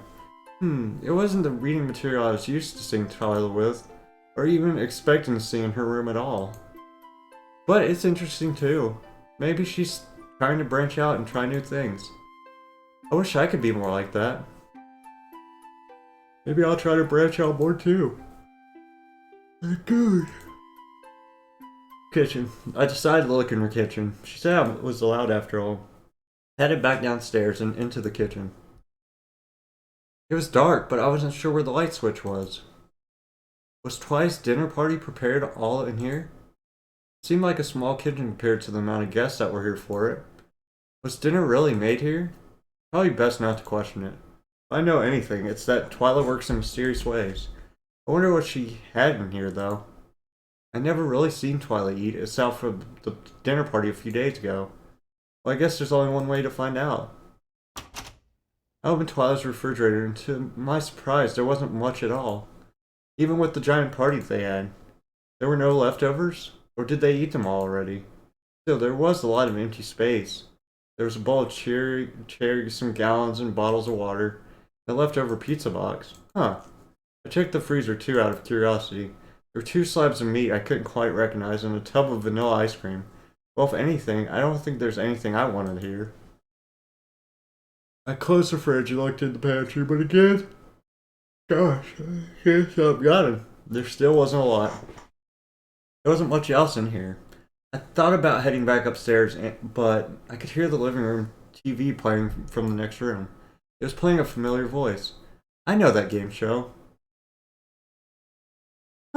He's just hanging out. I entered the living room and made my way to the other side of the couch from where Denson had been sitting. I didn't really say hello as I entered, kind of just plopped myself on the other side of the couch from where he was. He already knew I was there. It felt kind of awkward to be saying hello so late into my stay. This is Peril, right? Yes. I used to watch this game show all the time with my dad. I was never really good at it, but Dad was. I think he could have won if he got on it. That's so. Yeah. Do you think you'd be good at it? Could be. I'm confident I'd come out on top, though. Don't say that. I think you could win. Probably. I mean, you have such a nice house. Surely you have to be smart and a hard worker for it to afford it. Sorry, was that rude? You have a point, I suppose. But I don't exactly feel like working hard equates to knowing the most popular doll line 9 years ago, or knowing how fast a horse is. Yeah, I guess that's true. Our small talk pretty much ended there, and we continued to watch the show in silence, only piping up to guess an answer or two. It was a bit strange, but nice too in its own weird way. Like a childhood sleepover. Eventually I heard Twila come back home again. She walked right past us and straight upstairs. I heard her open the door to her room, stop, and then walk back downstairs. And then she joined us in the living room. What are you watching? Peril. You like that show? No offense, but I didn't really take that as something someone like you would enjoy. Alright, and the next subject is graveyards for 300. Hey, you should be good at this one. Oh, maybe. A broken column-shaped headstone is used to represent what? Well, which is it, Mary? Oh, I think that's...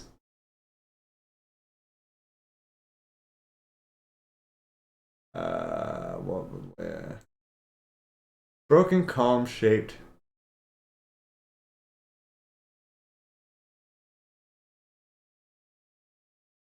I don't know. This one! I think that has to do with death from foul play. Violent crime resulting in death. I felt insecure saying that answer. I didn't really feel it was exactly correct. Then the contestant on the TV said something entirely different from what I said. That is correct! Huh. I must have gotten it confused. How embarrassing. Alright, let's head to bed now then. I don't want you sleeping in too long tomorrow morning. Oh, okay. Good night, Denzel. Good night, girls. I followed Twila upstairs and into her room again. She handed me some of her spare pajamas. I took her up on her offer to use her shower and headed to the bathroom before I got changed. Her bathroom was really clean, cleaner than mine anyways. She didn't even have any toothbrush or clutter on the sink. Maybe there was another bathroom they used more often. Taking showers in someone else's house is always weird. But the shampoo had a really nice smell to it. Strangely enough, I don't recall smelling this on Twila ever. Not that she smelled dirty or anything. Twila always had a cleanliness to her, but shampoo didn't seem to match hers. I got changed into Twila's pajamas. It did fit pretty comfortably. No, I expected that since we are two small girls. When I returned to Twila's room, the lights were already off. She was clicking away on her laptop. I noticed the floor she left a blanket and a pillow for me. I didn't really want to sleep on her rug, but I wasn't going to argue with her hospitality. I cuddled it into it and tried to get comfortable. What are you typing? Nothing. Are you messaging someone? No. Does that have to do with the investigation? That's none of your business. Oh. But I'm helping you, aren't I? Yes, and I appreciate it. But there's parts of it I need to do on my own. Why does that have to be secret? Wouldn't I be able to help you more if I knew? No. Like I said, I appreciate your help, but I don't want you getting in the way. But what if I knew something? Something I could help? Something that could point us in the right direction? I already have my direction. I just need proof. You're certain that Reginald did it? Really did it? Who? Reginald? The guy you told me to stay away from? Yeah, I know who he is. I'm absolutely positive it was him. How can you be so sure of that? I don't understand how you can be so decisive over it, especially when you don't have any proof.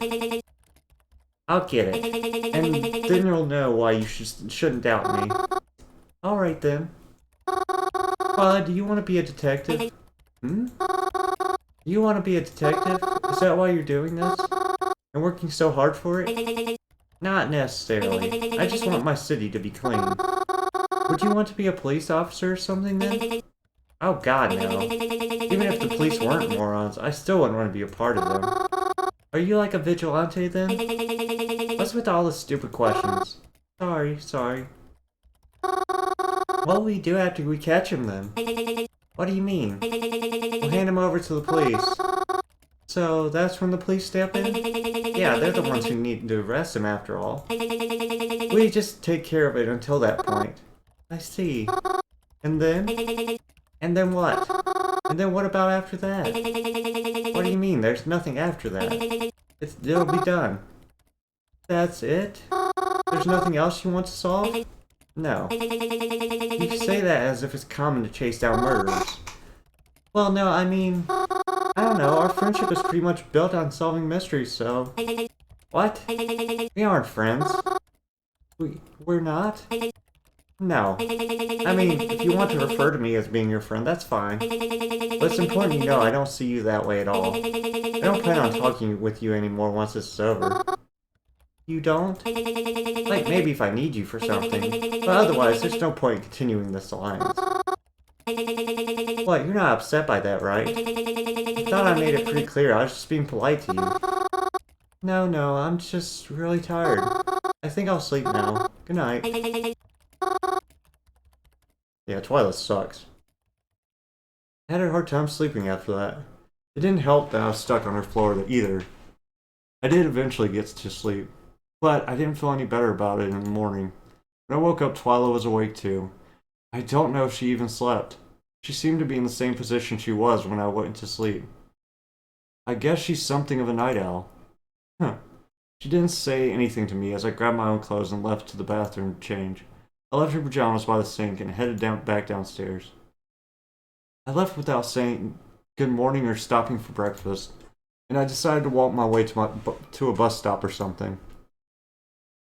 Even though Twila doesn't think of me as a friend, I'd still like to think of her as one. I'd like to, but... It's been a few days since I slept over at Twila's house. Again, I don't get many texts from her. After our last conversation, though, I'm not too sure if I want to. I'm probably just being too sensitive, though. Despite this, I actually haven't been too lonely. Especially this morning. Cren and I planned to stop and get breakfast together today. I was glad, especially after my last encounter with Twila. It was a nice little pick-me-up. It helped remind me that not everyone sees me like she does. We went to Planet Dollars. Cren really likes their coffee, but I can't stand coffee. I did get something, though. Excuse me. We stood outside, eating our food by the front window. I think we were going to walk around a bit, look in some stores maybe, but we got distracted in conversation. And so then I'm like, what the frick? You can't just say you're getting food and then not ask us if we want any. And then he starts acting like a dumb butt because, well, you didn't tell me you wanted anything. Like, dude, you say you're getting pizza, we all freaking assume you mean for the group. But no, this dude just bought 2 slices for himself. Like, I'm not freaking crazy, right? That's freaking stupid, right? Yeah, I can see that being frustrating. If you want, the 2 of us can get pizza tonight instead. Maybe. I don't know, though. No offense, Mars, but don't you think you ought to lay off some of the junk food? I mean, you're eating a donut for breakfast. Oh? Oh ho ho ho, where did this come from? If anything, you eat way more junk food than me. And I'm not the one who bought 2 cases of soda and birthday cake flavored ice cream during our last grocery run. Well, you got me there. Ah, crap, hold on. I'll use the bathroom before we go. I'll be right back. I'll be here. I watched Cren crinkle his now empty plastic cup in his hand and toss it into the garbage. I could hear the chatter of people inside from the brief second the door was open as he entered. I stood there patiently waiting for his return. I was about to take my phone out when I felt someone grab my arm. Huh? Oh my goodness. It's just you. What are you doing here? Mary, what the frick? Haven't you been getting my text? I know, I'm sorry, I haven't been checking my phone. I need you for something. Right now? Yeah, I have someone I want you to try talking to. Just like you did at the cemetery. Can it wait? I'm kind of in the middle of something. Oh, frick you! Oh no. Calvin marched right up to us, and I stood in front of the Twila to prevent him from getting too close. Leave my freaking friends alone, gosh darn it. Nice to see you again, Calvin. Keep my name out of your freaking mouth, you freaking chick. Crow, please. I tried to shush him. People on the streets were beginning to turn their heads this way. I felt my hands begin to shake the more I tried to quiet him down. Sorry, I let you hurl insults at me more, but Mary and I have a job to do. Come on, let's go. Well, wait. Don't you dare freaking go with her. I can't believe I have to be freaking arguing this right now. Are you freaking serious? Even after I freaking told you about the scum that she is. Let's not waste time, Mary. Unless, of course, you want more people to die. You agreed to help me when I needed it, and now I need it. So you're gonna keep standing there and... Hey, you shut your freaking mouth. Crow, I'm sorry I have to. You have to? It's really important, and I need to help her. But please try to understand. Something that affects you too, and... Darn right it affects me. You know what? Frick it. I'm done. Just frick off, Mary. Freak off. Don't even bother coming home tonight. I warned you about her and you just what, ignored? My joke to you. You'd rather spend time with her than listen to the one person that actually cares about you. I don't give a crap what happens to you. Don't freaking talk to me again. I tried to reach out to Croven, tears in my eyes, but he slapped my hand away. Without another word, he stormed off, leaving just Twila and I there. Twila was unaffected, but I couldn't hold back my tears. I tried to hold it in with sniffles, but I eventually began wailing, like a child who had just realized they lost their mom in the supermarket. Couldn't stop. I buried my face into my hands, hunched over and crying in the middle of the sidewalk. My throat burned with misery, and the more I tried to calm myself, the sadder I became. I think I had felt my heart break. Twila waited beside me, and from the corner of my phone, I could see she was scrolling through her phone, waiting for my breakdown to be done. I felt like I would never stop. I was only able to begin to calm down when I felt a headache beginning to form, as if that physical pain was just enough to distract me from the emotional pain I felt. And as all cries do, it began to settle down, even when it felt like it would last an eternity. I rubbed my eyes and took deep breaths, and I silently prayed that once we caught the butcher, Croven would be able to forgive me. Can we go now? She asked, annoyance prominent in her tone. Yes, let's go. I answered and followed her lead. I wiped my eyes of stray tears and I followed her down the sidewalk. She stopped in front of a car and began to take her keys out. No driver today. Are we driving somewhere? The cemetery isn't that far from here. I thought you needed me to talk to a ghost, right? We are. Just get in the car. I was confused, but I got in anyways. The worst Twila had ever done was to make me sneak into places, so we started up the car and we started driving. We passed both my old house and the cemetery on the way to wherever we were going. Before I knew it, the buildings turned into trees and we were driving through a dirt path in a wooded area. The way the sunlight filtered through the trees made it all look very scenic. And it reminded me of the ride to and from the cabin. Hey Twy? Can I ask you something? Alright. What's the relationship between you and Croven? When he found out I knew you, he became really mad, and just, like, back there. I never brought him up to you, because I didn't know how you feel, but why does he hate you so much? It's nothing really. He and I just have different beliefs, that's all. If you ask me, he's just too childish. I think he should really learn to be more mature. Finally grow up and face the real world. What do you mean by that? And how do you two know each other? Because I mean, I had never even heard him mention you before. And I've known Croven almost my whole life. Were you like friends with a falling out? How long have you known him?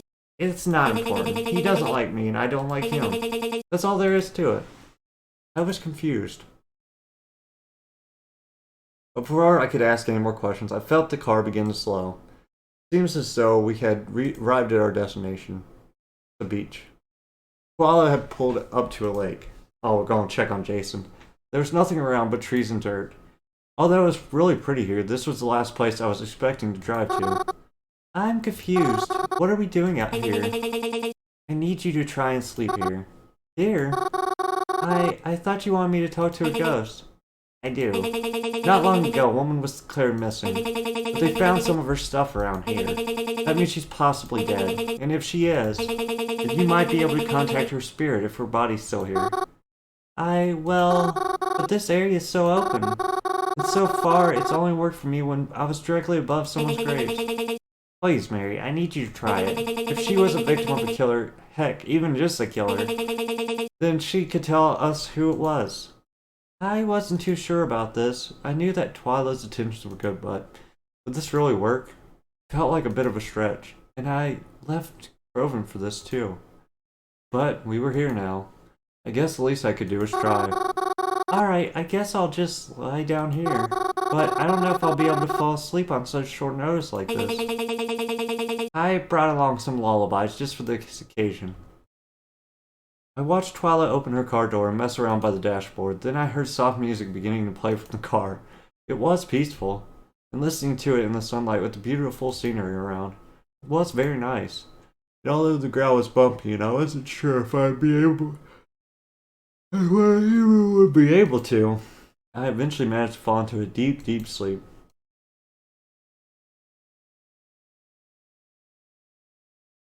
When I opened my eyes again, everything still felt dark. I was unsure if it even worked, but I was aware I was in the dream, so surely that meant it did. Why was it so dark? I felt as though I could hardly see. I tried to feel for my surroundings, but there was nothing around me, and when I moved my arms, they felt heavy. I tried to walk around, maybe find some light, and my legs felt heavy too, as if there was great pressure all around me. Eventually, my eyes began to adjust, you could say, to the little light that was down here, and I noticed why it all felt so weird, because you're under the sea. I was under the water. It seemed like it by any means. I didn't feel the water, but I definitely felt the pressure. Maybe she's here then. Only one way to find out. Hello? I called out into the darkness. There was no answer. The more I walked, the more uneasy I felt. I kept calling out for whoever might be around to talk to me. Hello? Please don't be scared. I just want to talk, that's all. Hello? Anybody? Twila? Is there even anybody here? I want to wake up now. Please can I wake up? Please? There's nothing here. I don't want to stay. Please let me wake up. Please? Oh. Huh? Hey, let go. That hurts. Uh-oh. Ow! Stop it, let me go. Stop. Something had grabbed me. Quite harshly. I tried to shake it off, but I felt almost powerless doing so. It was so dark I couldn't see it. But its grip remained. Ow! It was hard to explain, but it hurt. The sensation. It felt like it was burning itself into my skin. Before I knew it, I felt more hands on me. Stop it, let me go. Let me go. It was then that I was able to get a good look at its face. All their faces. Now, I'm usually not someone to be squeamish.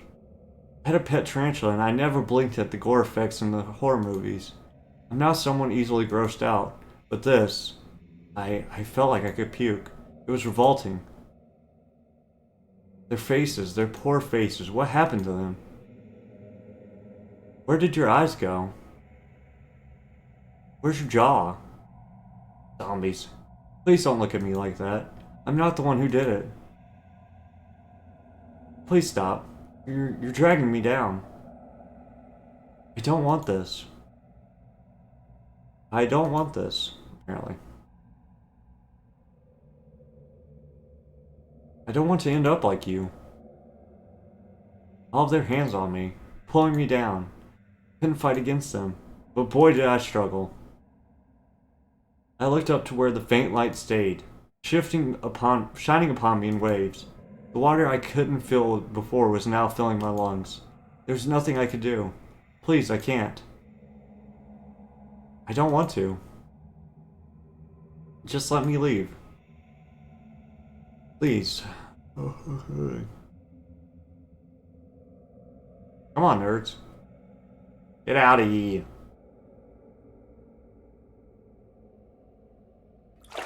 Ah, I made it. Sick. Why am I wet?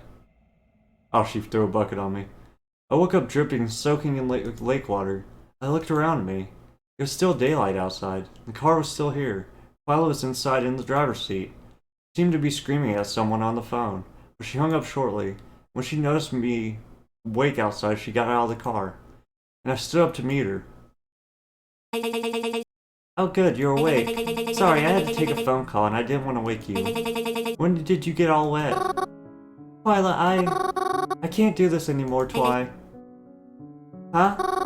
I'm sorry, but I can't do this. The frick do you mean? I can't help you with the investigation anymore. It's too much for me. I sneak into places, I lie to people, stressing me out.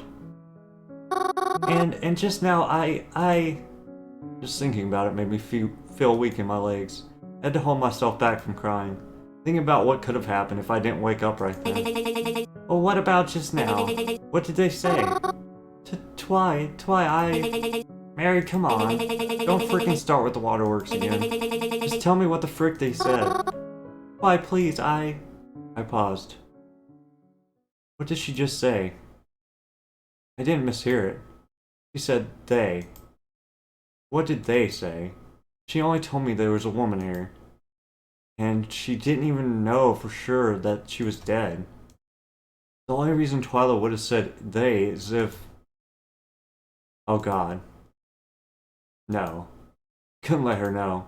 I had to keep pretending, despite the pit in my stomach. Twila, I had such a bad nightmare. I felt like I was going to die.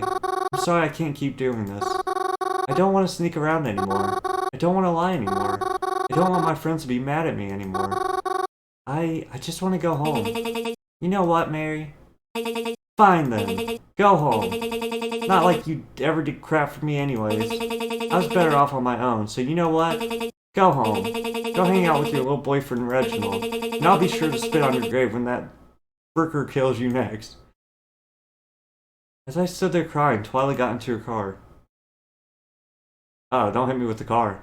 My heart stopped for a second, as if thinking she would run right into me. But no, she didn't. She backed up, turned, and drove away, leaving me stranded in the woods. All alone. I pulled out my phone hoping to call someone for help, but I was soaking and my phone was too. But I was able to turn it on. I didn't have much battery left. I used it to call Cren. He didn't pick up. And then my phone died. I tried to start it again, but there was no use. No matter how hard I tried, it wouldn't start. I was stuck. Well, there was only one way home, so I began walking. If I remember correctly, we drove straight here along the path. There were no forks or turns in the road, so as long as I kept walking down this path, I would eventually make it back, right? I was starving. I was so hungry it was making me sick. It felt as if I would topple over and faint. I am too, bro. But my aching legs continued to carry me. As long as I didn't tell them to stop, then they wouldn't. They brought me all the way back into the city. It was night now. It didn't feel that long driving there, but walking felt like an eternity. But as if I was being given one blessing today, I caught the last bus home. I say home, even though Cren told me not to come back. But I had nowhere else to go. Being able to rest on my feet on the bus felt like heaven. And having to get it back off to make the rest of the trek to the cabin felt like heck. I was so tired, I just wanted to pass out. But I was so close, I couldn't give up now. Just a bit more, and before I knew it, I was back at the door. And before I could knock, he answered. Well, maybe answered isn't the right word. He was on his way out. I don't know where, the last bus just left, but he was heading out somewhere, and he ran into me. Mary, what are you? Cren, I'm so sorry. I should have listened to you. You were right. You were completely right. Twila is a monster. I wish I never ever met her. I'm so sorry, Cren. I'm so sorry. Please forgive me. I'll never doubt you again. He was still for what felt like forever. I didn't know how he was going to react, but I was thankful for the way he did. Alright, come on. You know I don't like having you cry on me. He patted my back reassuringly. It's not your fault at all. It was me who fricked out. I'm real sorry for yelling at you and all. I just got really worked up. I mean, you know how it is, right? With our families being not around right now. We're all the other halves right now, yeah? So seeing you as someone I can't stand, it just... I'm sorry, Marge. I should have been more chill. Maybe if we spent more time together, you wouldn't have spent so much time with her. Are you still crying? Look, alright, tell you what. I won't go out. You need to stay home and chill, you and me. Does that make you feel better? It did. Once I calmed down enough, Cren let me go. I wiped my eyes and made my way over to the kitchen, where Cren helped me try to figure out what was for dinner. We didn't have much in the house currently, but we managed to scrounge something up. And as I ate, Cren sat and talked with me. Just went on and on about what was happening in his life or what his friends had been up to lately. I didn't mind at all. It felt just like before everything. Before Twila, before my parents, before aunt and uncle. It felt like things were just nice. Different but nice. Cren? Yeah, Mars? You know I love you, right? Don't get all cheesy on me like that. What? I was just reminding you. Yeah, whatever. Love you too. After we ate, we hung out for a little while more downstairs, but I think it was apparent we were both pretty tired. So eventually we retreated to our rooms. I plugged my phone into the charger and waited for it to turn back on. When it did, I considered messaging the mysterious number, but I was way too tired. Even if I had been messaging them at late times before. Speaking of time, it had gotten much later than I thought. Even Cren, who usually stayed up all night, was snoring away in his room. Seemed to me like he was passed out the minute he hit his head on his pillow. His head hit the pillow. Honestly, I felt like I might do the same. But despite how late it was and how tired I felt, I didn't want to sleep just yet, not without taking a shower first. The lake water that had dried onto my clothes and skin from earlier felt disgusting. Even though I probably became used to it, I could only imagine I didn't smell pleasant. I opened my drawers and got out a fresh pair of pajamas. I was about to make my way to the bathroom shower when I heard a scream. Croven's scream. It sounded like he was yelling in pain. Croven? What happened? I yelled. There was no answer. I rushed into his bedroom, swung the door open, and then the answer presented itself. Oh, heck. There stood Twila, sledgehammer in hand. I had no idea how she got in or how she found us, but she was here now, standing over Croven, who was clutching his ankle in pain. Oh, she miseried him. Oh, you got miseried, son. Did she smash it? Before Croven even tried to fight against her, she dealt a swift blow to his abdomen, and Croven was pushed to the floor in pain. And then she turned around to face me. Good evening, Mary. Twila, what is all this? You look shocked. Perhaps I was beginning to give you too much credit. You're just as stupid as I thought you were. Well, why are you here? Why are you here? Please leave us alone. You said you were done with me. Oh, I am. But I'm not done with him, she said, gesturing to Croven on the floor. Ugh. He sputtered in pain. He clearly wanted to fight back, but Twila seemed to put him in a position incapable of doing so. He reached a hand out to grab him. Twila stomped on it. What are you talking about? I don't understand any of this. I'm saved. You found out he's the killer? You know, Mary, you didn't really help me find the butcher, but you did help me find out where Croven lives, so I guess I can't be too upset with you after all. And how lucky it is that we're in a secluded forest where no one can hear him scream. But thanks, I guess. Stop talking like that. Just tell me what's going on. Sure, alright, but only because you helped me so much. It's only fair I tell you in return. And I'm a fair person, aren't I? I won't go too deep into it, but I don't want to overstay my welcome, but let's just say Croven and I have been enemies for a while. But you already knew that, right? Well, as for things you don't know, you probably don't know Croven as well as you thought you did. Shut up! Croven said from his spot on the floor. You don't need to tell her any of this crap.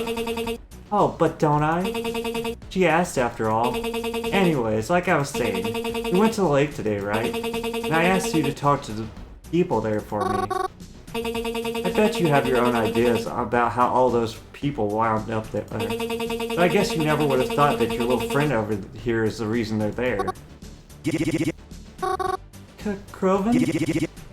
Listen, it's... While I kicked Croven in the mouth. Don't feel sorry for him. He isn't worth it. After learning the truth about him, I doubt you'll even miss him once he's dead. The dead? Of course. I can't let him keep on living. You really want him to be alive after all the heinous things he's been doing? There's a lot more that you don't know. I don't trust you, Twila. Oh, is that so? It is so. I don't trust you at all. There's gotta be more to it than that. All you ever did was make me feel bad. All the things I did for you made me feel awful. I trust Croven. I've known him my whole life, and even if he did something bad, I trust that he has a good reason for doing it. Well, if that's how you feel then, you can die with him. Huh? Oh heck! I had pulled out a lighter and threw it to the side. Fire began to spread almost immediately. I know you've modified it a bit, but this place is still mostly wood, correct? It should have no trouble burning to the ground in a few minutes. Are you insane? My best guess is if you want to get out alive, you'll have to leave him behind. But you never do that, right? Huh. I guess we'll see. Fire ran right out the door, shoving me aside in the process. I barely had time to collect all my thoughts. Barely had time to focus on anything other than getting out of there. The Twila I saw tonight was much different from the Twila I thought I knew. But if there's one thing we agreed upon now, it's that I would never leave Croven behind like this. Ran over to Croven and helped him get to his feet. Even though you should stay low in fires, I don't think I would have been able to help him otherwise. Croven, I'm so sorry. It's all my fault. I just listened. Shut up. He coughed out as he accepted my help. We're not going to worry about that right now. We need to get out of here. Then I can focus, and then I'll freaking kill that chick, Twila. Okay. I picked up Cren off the floor and wrapped his arms around my shoulders. We shuffled out the door of his bedroom. The fire had already spread out here, but luckily there was an open path to the stairs. I helped him down them and one at a time. I could feel the stairs begin to fall victim to the heat. They felt like straw under our feet, but thankfully we made it to the bottom with no issues. We were so close, all we had to do was get out the front door, but that proved itself problematic. Try as we might, the door wasn't opening a budge. I couldn't even get the handle to turn. Frick you! Cren cried in frustration. That freaking son of a chick, I'm gonna kill her. I swear to freaking God, who the frick does she think she is? Oh, wait. She's just gonna get away with that crap-eating thing. I'll freaking skin her alive, god dang it. Are you crapping me? What the frick is this? I tried to remain calm. The back door. We can make it to the back door. It'll be okay. Let's go. Cren also attempted to calm himself, though it seemed to be proving more difficult for him with each second that passed. We made a slow turn, aiming ourselves towards the kitchen. And we started walking again. But with Cren's injuries, we were slow. And the fire wasn't patient with us. It spread and spread as we sludged our way across the living room. I could hear things fall from upstairs. The house was breaking apart. The thuds of heavy objects falling made me jump as they became louder. This isn't going to work, Mars. Cren coughed at me. Got me. I'll get out. But you can't stay here. What? No. We're going to get out. Don't talk like that. I'm slowing you down. I don't care. We can still make it. Eventually, we made it to the kitchen, but those loud thuds I heard. I don't know if they made their way downstairs. A pile of flaming wood covered the doorway. There was no way out, except for a small hole exposed by one of the fallen logs of the house. But even calling it small was being generous. It was tiny. I'm a small girl, so I could probably fit through, but go through. What? Get out of here, Mary. You have to. Wait, let me help you through it first. Mary. Cren grabbed himself in pain, breathing heavy. You both know I'm not going to fit through that. Yes, we can. I know we can. Stop it. The more we argue about it, the less time we have. You keep fighting, you'll just get covered up by more. So leave. Now. I can't. You said it yourself. We're all the other has. I just can't leave you behind. Mary, what did I just say? Go. I felt all the air escape from me as Cren pushed me out the hole. He pushed me hard, and I rolled back onto the grass next to the cabin. Cren! I yelled as I got up as quickly as I could. But I wasn't fast enough. The entire area where the kitchen was, it collapsed into flame. I saw it happen before my own eyes, and I felt my knees give way under me.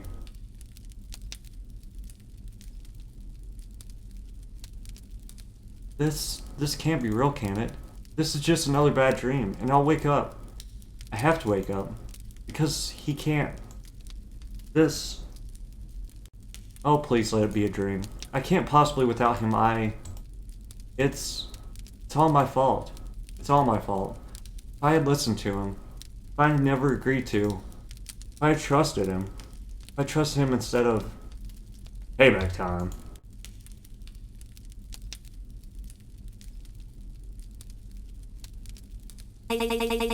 Are you crying over him? It's not like he deserves it, but I can understand why you would be upset. It's okay, Mike. I won't do to you what I did to him. I think you'd be able to help me again. I know it didn't work out how he attended the first time, but I have a feeling you'll get us somewhere. I mean, look, where you brought us this time. It wasn't expected, but a nice surprise nonetheless.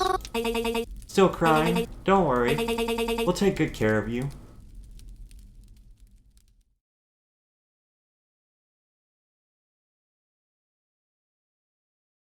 That was a while ago. I don't know exactly how long, nor do I think would be capable in saying how long.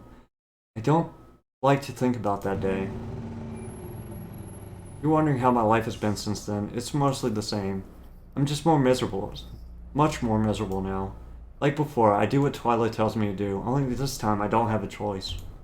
I'm too afraid of what she'll do if I don't. I haven't told anyone about what happened either. Again, I'm too afraid. It's exhausting living like this, but I have no choice. No other choice. The mysterious number that had been messaging me stopped ever since that night. And as for my parents, they never returned. So I'm stuck with Twila until I don't even know how long. Forever as far as I can tell. I do have some time to myself though. Like right now. And I'm on my way to spend it the same way I always do. When I get off the bus, I'm back on the path. Where the old cabin was. Grass and the leaves crunch under my feet. Dirt is the same as it always had been. And as I approach the cabin, I can already feel my eyes begin to well with tears at its sorry state. Burned with nothing but a black, ashy mess of debris and old memories. No one has cleaned it up, and I don't know if anyone ever will. And I know that he is still in there. In his grave, it's his grave now. So I can make sure to pay my respects when given the time. I try to see him too. I try so hard to see him. Although the ghosts still talk to me the way they do before. I walk to the back porch of the house, or rather where it should be. I kneel down and rest my head atop the burnt wood. I close my eyes and try to rest. I want to fall asleep, and I hope that when I do, he'll be there waiting for me like everyone else had been. He never is. Bad end. God dang it. Ashes to ashes we all fall.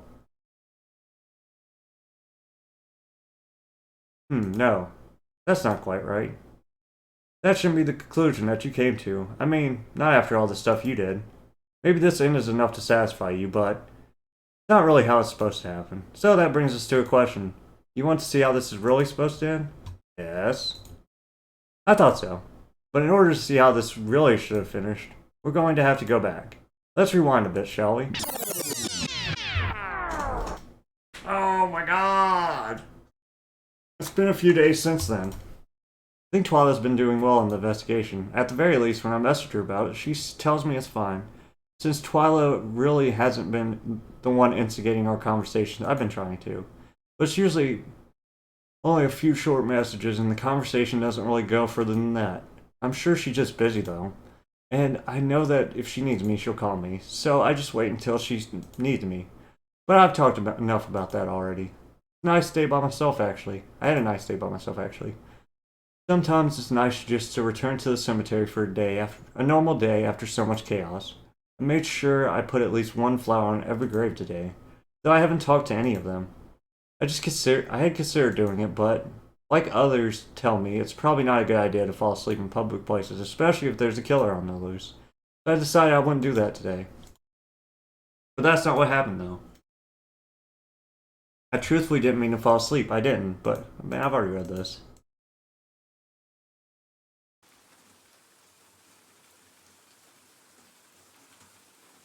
Alright, I'm gonna skip to where we get to like new dialogue, because this is the same.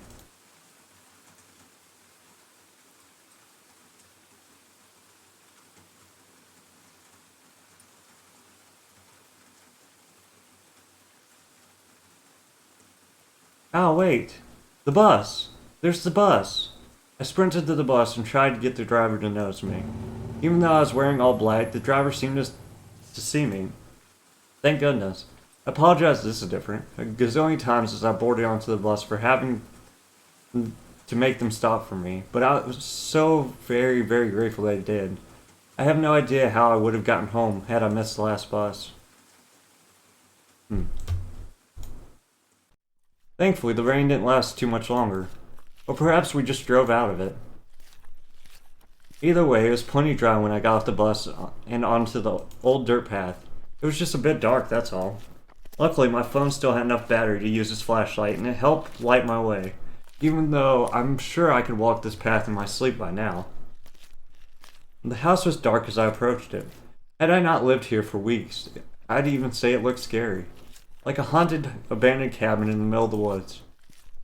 It was dark, so either Croven wasn't home or already asleep.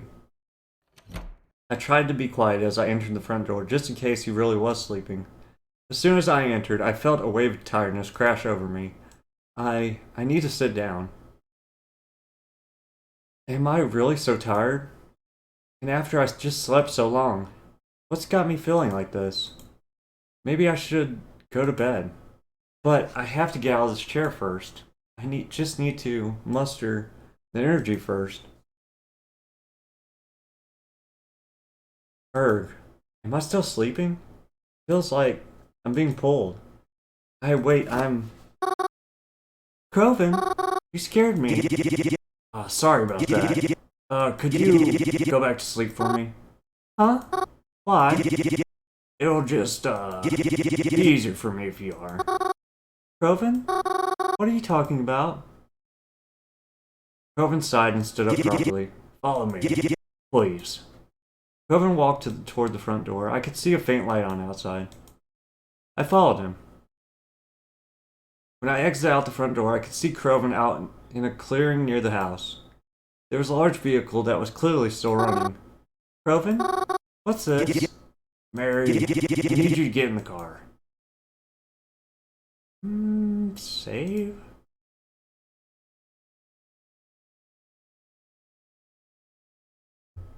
Why? It doesn't really matter. That's not the important part. We just need to leave, okay? We're coming back, right? No. I don't understand. What is this? Did something bad happen? Listen, I'll try to explain it all later. But for now, I just need you to trust me and come with me. I trust you. Oh, thank you. Excuse me. I will explain it eventually. Croven walked me over to the back door of the truck and opened it for me. He helped me inside, but frantically, as if to rush me. As I began to buckle in, I noticed that Croven and I weren't the only ones in the vehicle. There was a man sitting in the driver's seat. So dark I couldn't see his face, but Croven seemed familiar enough with him as he climbed into the passenger seat, and we began to drive. Got an antenna. I wanted to ask Croven what was happening, but not in front of the stranger. Who is this? Do I even try to ask? Well, it certainly took you long enough. I'm sorry. Yeah, I should freaking hope so. You wouldn't even be having to do this bullcrap if you weren't such an idiot. I'm sorry. I'll try to do better next time. Next time? What, you want there to be a next time out to all this? I'm sorry, that was just a poor choice of words. Whatever. I don't want to get mad in front of Mary. It's just, it's alright. As long as we continue like this, things should just be fine. What are things exactly? I hope you're right about that. Because if I have to worry over this a second longer, it's gonna be your head. I'm aware, but have I failed you before? Where are we going, if I can ask? Yeah, I'd say you have. I think that's a bit of an exaggeration. We've gotten this far, haven't we? It isn't far enough. You think my dad would settle for this crap? In all fairness, your father was a lot more patient. Yeah, well, I'm not. Ugh, this is giving me a headache. Likewise. It's fine. It's fine. Maybe when we get there, I can, sit down with some coffee or something. That sounds like a good idea. I just hope it actually calms you and doesn't make you more jittery. Yeah, shut it. We're never gonna make it at this rate, though. How do you mean? You kidding me? You drive like a freaking snail. You wanna go any faster, maybe? It's safer to drive like this. It's dark and we've hardly traveled this path before. Come on, it's a straight freaking line. What are you worried about, crashing into all these other cars around us right now?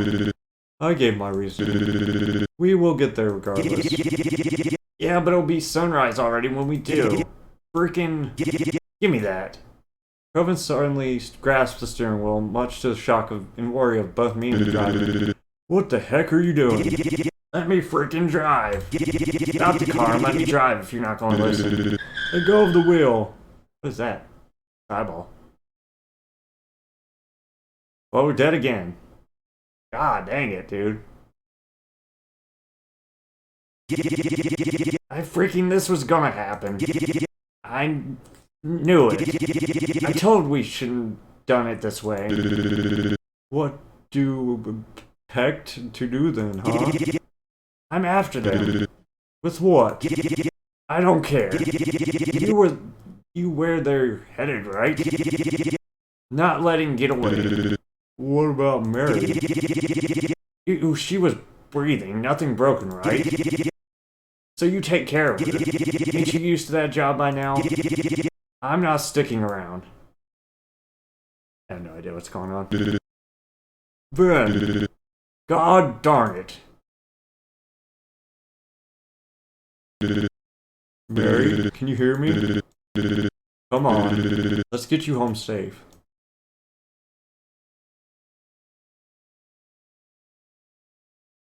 A lot of dots going on here. I'm in pain, but not a lot, just very numb, like being hit with a big wave on the beach. Slowly I can feel my senses coming back to me. I'm pressed against something. I'm being held, being carried. But by who?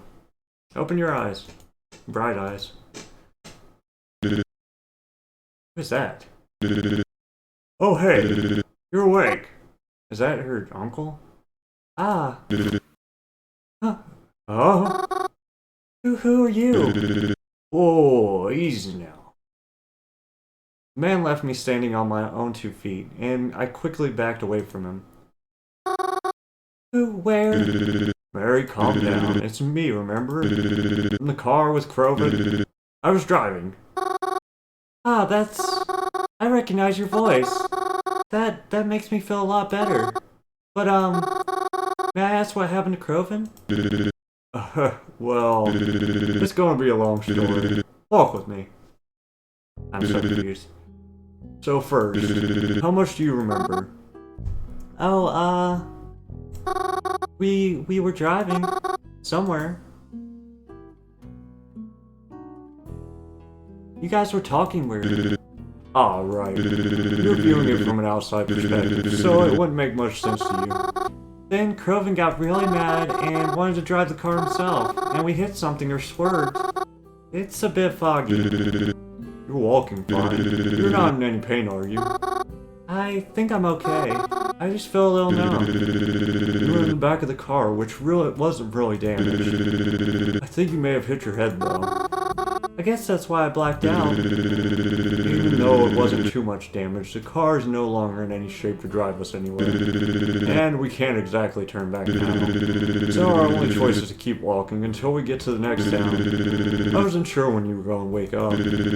But you were out for a while, so I admit I was getting a bit worried. But I did wake up for a little bit when Croven and you were yelling at each other. I heard Croven say some things. Letting someone get away. Is he okay? What happened to him? Oh, well, I suppose there's no use hiding it now. I mean, how much do you know about it? Know about what? I don't know anything about any of this. Croven just woke me up and told me we had to go. I see. I guess I'll be the one to explain it. As best I can, anyways. If you don't know anything about it, I guess I'll start from the beginning. Or at least my understanding of it. So you know Hallen City, right? Yes. It's where my aunt and uncle lived for most of my life. And where my parents lived before they had me.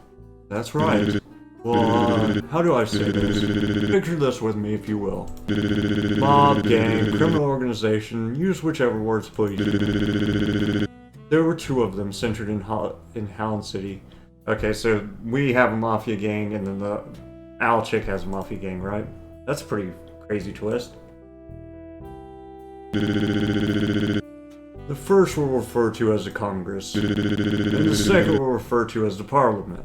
Hallen City housed those 2 organizations, but it hardly had room for both. The 2 groups were always at war with each other, fighting over territory, money, whatever they could, even if it just made it so the other group could not have it. I tell you this because your uncle, he was the head of the Congress.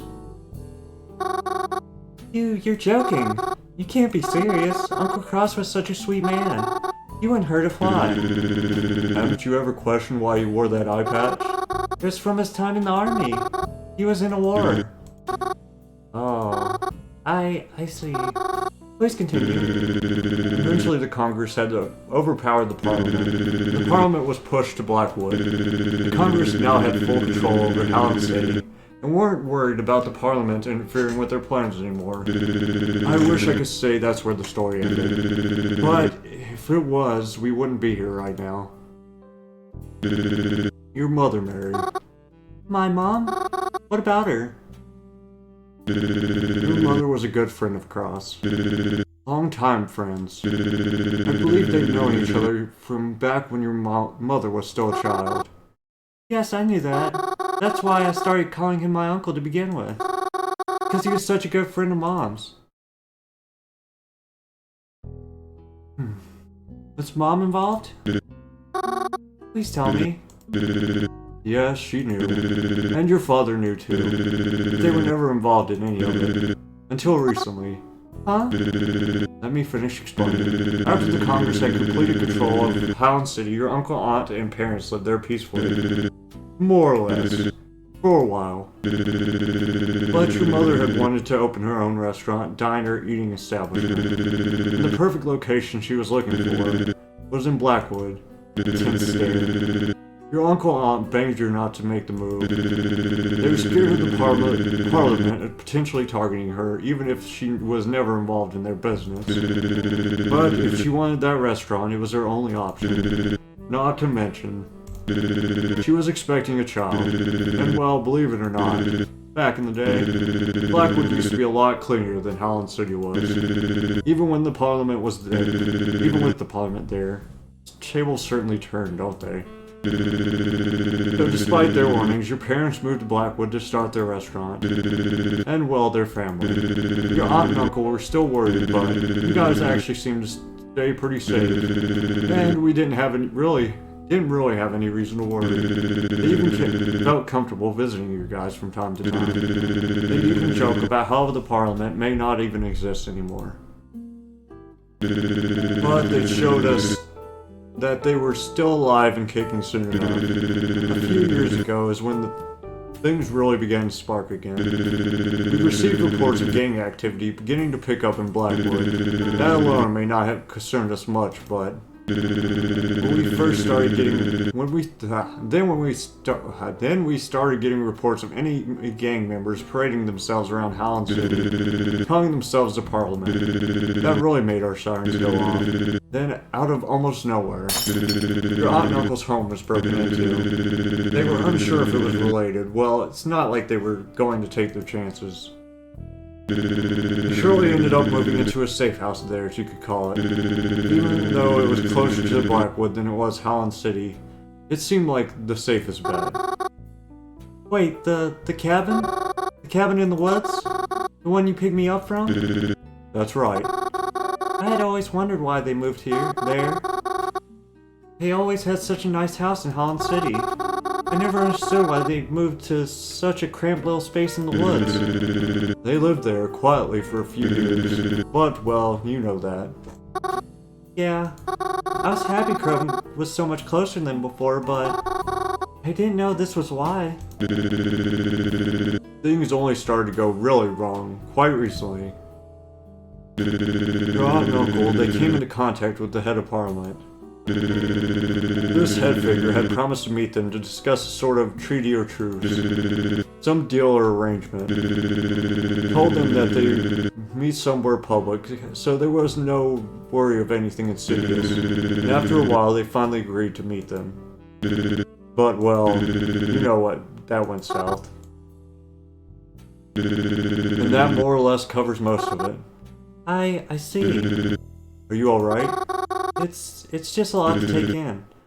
I can imagine. If there's anything you need elaborating, I will try to explain to the best of my ability. Thank you. Well, I guess I do have one more question.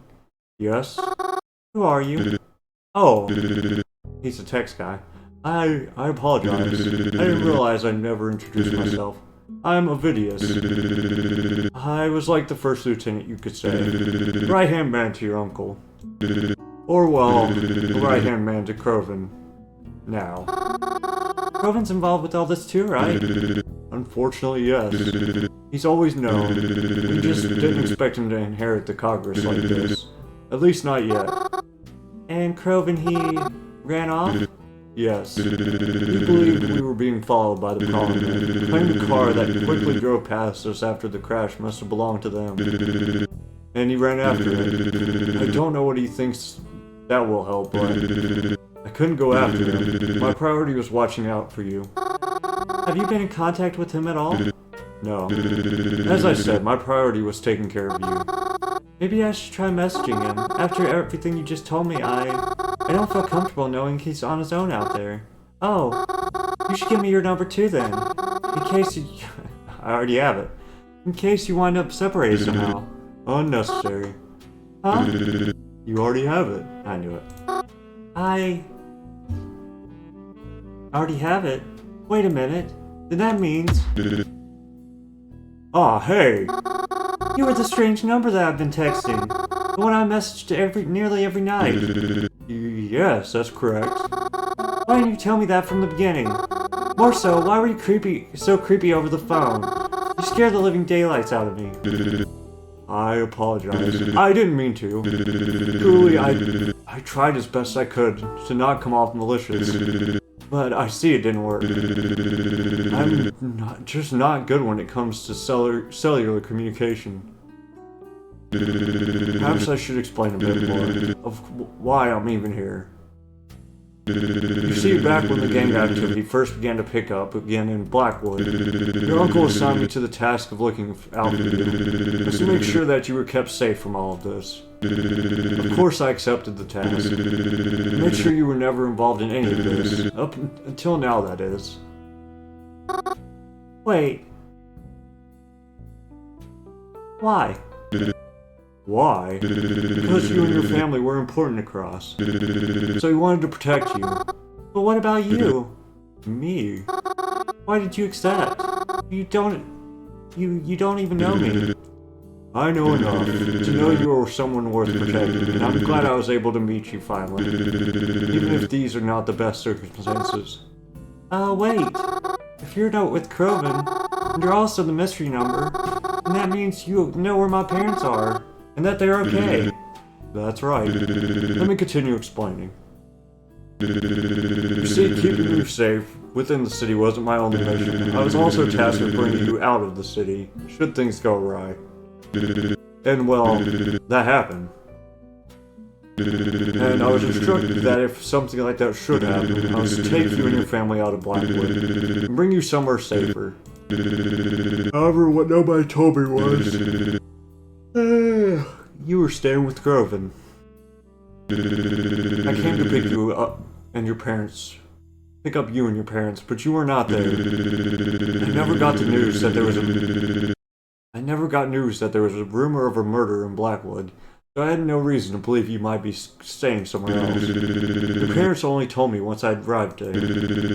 But by that point, I was already in a very dangerous position. The Parliament was clearly on high guard. If I moved around too much, I risked jeopardizing everything. There wasn't enough time and too much risk involved in going to get you, so I left with your parents. And I couldn't come back until we were absolutely sure it was safe to take you away too. But if Croven really did see a Parliament car pass us by, then perhaps it still wasn't safe enough. Then where are they now? Why didn't I ever hear from them? We didn't want Parliament potentially catching on to us. We were afraid that they may be able to track your parents' phones. Till I confiscated them. My phone has been modified to be untraceable and was why I was able to keep contact with you. The same couldn't be done for your parents. I apologize for that. You can let them use your phone. But believe me when I say that was very hard for them not to contact you. It's the only way to ensure you were kept the safest you could be kept. I see. Are you alright? I don't know. Again, it's a lot to take in. I understand. It must be tiring to even hear about that. But I hope you find happiness in knowing you'll see your parents again soon. Really? Yes, that's why I came to collect you after all. That's why we're heading out this way. Well, perhaps we would be a lot closer to them had the car not crashed.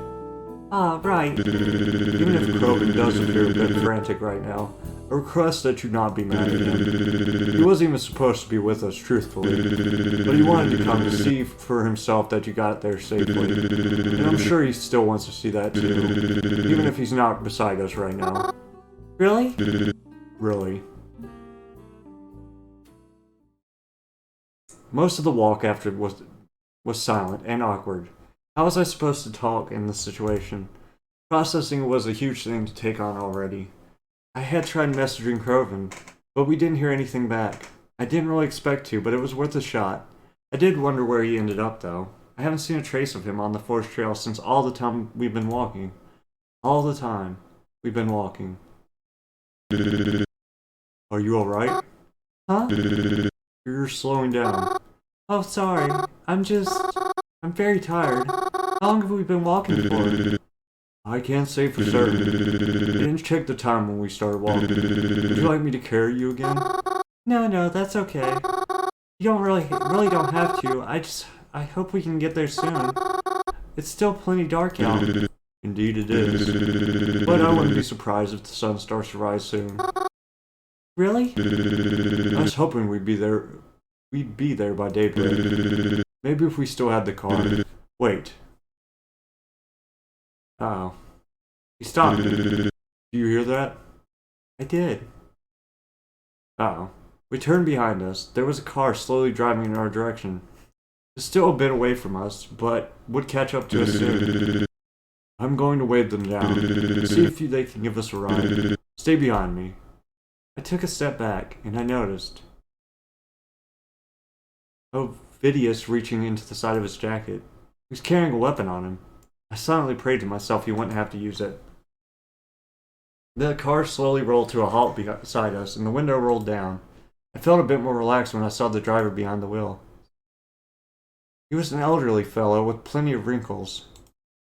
He looked so old, in fact, I didn't know if he should even be driving. On his head, he wore a mesh cap. It had a picture of a trout on it, and from the little I could see of his outfits, it looked like he was wearing some kind of old overalls. Even though I felt more at ease, Ovidius did not shift from his tense and serious state at all. He bowed over to the side of the vehicle and talked to the driver through the window.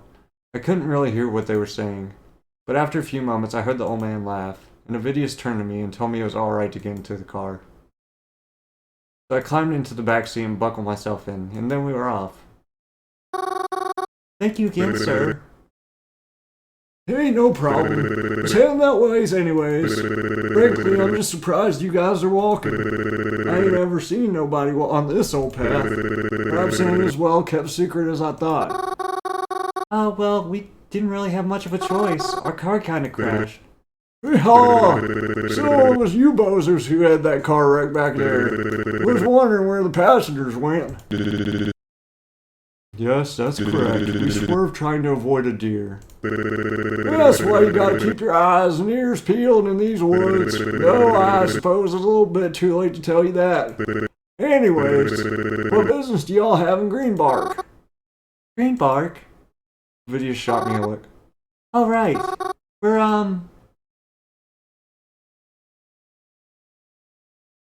going for a competition. Save. We're going to a wedding. Oh, I see. Explains why y'all's dressed so nicely. Hope all your walking didn't get you too dirty, though. It'll be fine. Thanks to your assistance, we should be able to get there in time to change into something cleaner. I sure hope so. But shucks, I'm glad to help out in any way I can. I wish the newlyweds good luck for me. Yes, of course we will. Thank you for helping us get there on time. Of course. I was late for a wedding once, and oh boy, my sister still won't let me hear the end of it. Now she's always insisting on driving with me. Make sure I ain't late again. I'm sure we'll be hearing a similar speech soon enough. But enough about us. What are you passing through Greenbark for? Yeah, I was hoping to guess. See, me and my fishing buddy do this trip every other weekend. Even though I don't live too close, but this shortcut helps me to make it every time. I'm usually the last to arrive, but not by much. We were in our boat and... The nice man continued to tell us about his fishing trips all the way to Greenbark. It sounded like he was really excited to be able to talk about it. I liked hearing about the fun times he shared with his friends. The sun began to rise right as we began pulling out of the forest. And once we were in Greenbark, Ovidius told the man to let us off at the corner of a sidewalk. I never did learn his name, but I made sure to thank him again for the lift. Lucky break for us, but let's not push it. Come on, let's go. Ovidius! Can we get breakfast first? Mary, we need to keep going. I'm sorry. I'm really not feeling well. Are you alright?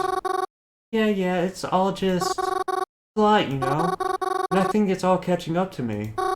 All the walking we've been doing. We really shouldn't stop moving. You're right. I understand. Come on. Huh? We'll get you something to eat. We'll just have to be quick. I'm sorry. Don't be sorry. Let's go. Ovidius tried to look for somewhere that may be open. The closest we could find was one of those chain diners that prides itself on pancakes and other breakfast foods. IHOP.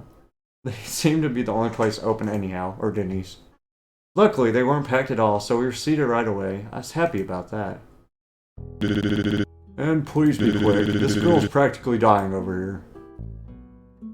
Ovidius shrugged his coat off and then tossed it onto an open seat beside him, before taking his seat across from me. You didn't have to do that. Rushed to waitstaff. Not that dire. You're feeling unwell. I'm sure they can see that. You also shouldn't toss your coat like that. It's expensive, isn't it? And has a gun in it? It'll wrinkle easy like that. Well, if it'll wrinkle so easy, maybe it shouldn't cost so much. You think that? Yeah, I do. Why is expensive stuff the type that ruins so easily? You should get what you pay for. Wouldn't you agree with that? Yeah, I guess I would. You alright? Can I ask you about, can you tell me about the fire department? Huh? Ovidius quickly scanned the dining room and everyone in it. I worked for the fire department. You're curious about that, right? Oh, yeah. Can you tell me about, the fire department? To an extent. What do you want to know?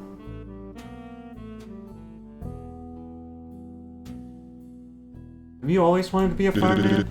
Of course not. I don't really think it's something anyone ever imagines for themselves. It's just something that happens. And so slowly that you didn't even realize it's happening until you're already too deep in to go back. I didn't have a choice. At least that's what I always told myself. I realize now that there's always a choice, even if both options are unfavorable. When I think back to when I first received the text message from such a mysterious number, of course, of all the potential candidates it could have been, I never would have imagined it would have led to something like this happening. Are you upset? No. I mean, I'm glad it was actually an ally. After all, how could I be upset with someone who's done so much for me? Someone who's even risked their life for me, and yet doesn't know me at all.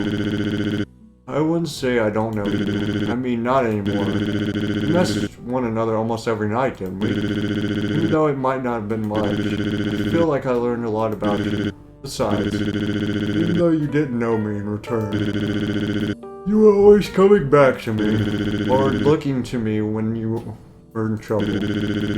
I know that you're a bright girl, even if you don't think so. You're bright enough to ask for help when you need it. That's something that can't be said about a lot of people. Maybe if I had been more like you, I wouldn't be in the position I am now. Oh, but no, don't take that the wrong way. I'm here anyways. And if I gotta be here anyways, then I'm glad it's with someone like you. Thank you. If I may, can I ask one more thing? Of course. It's about my uncle and the fire department. Yes, go ahead. My uncle in the fire department. You knew my uncle. You said you worked right beside him, right?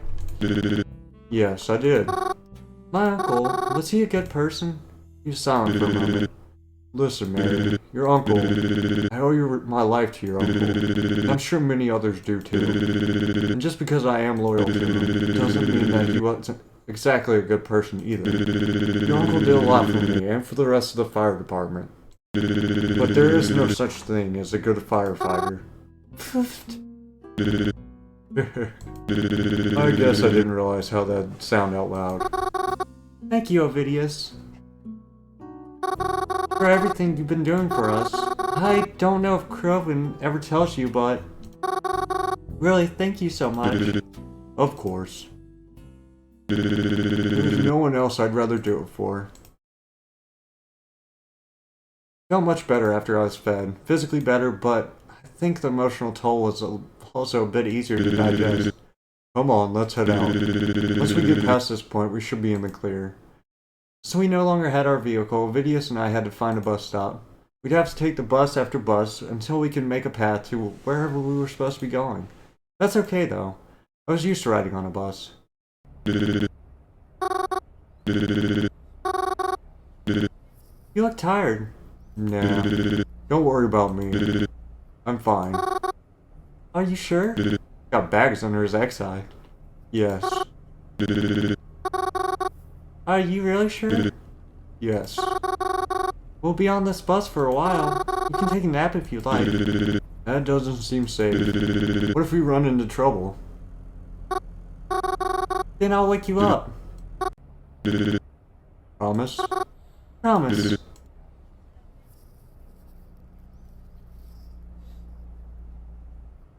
I checked my messages with Croven and still nothing. I could only hope the reason he wasn't answering was because he was being extra careful, not because something else was going down. Oh, we've got to get off the bus now. I don't think it'll be much longer. Is this it? Yep, this is it. Yeah, brought me to a white panel house in the middle of a cutesy suburban neighborhood. In the city much, much farther than Blackwood than I would have liked to think. Are we supposed to stay here forever? No, not forever.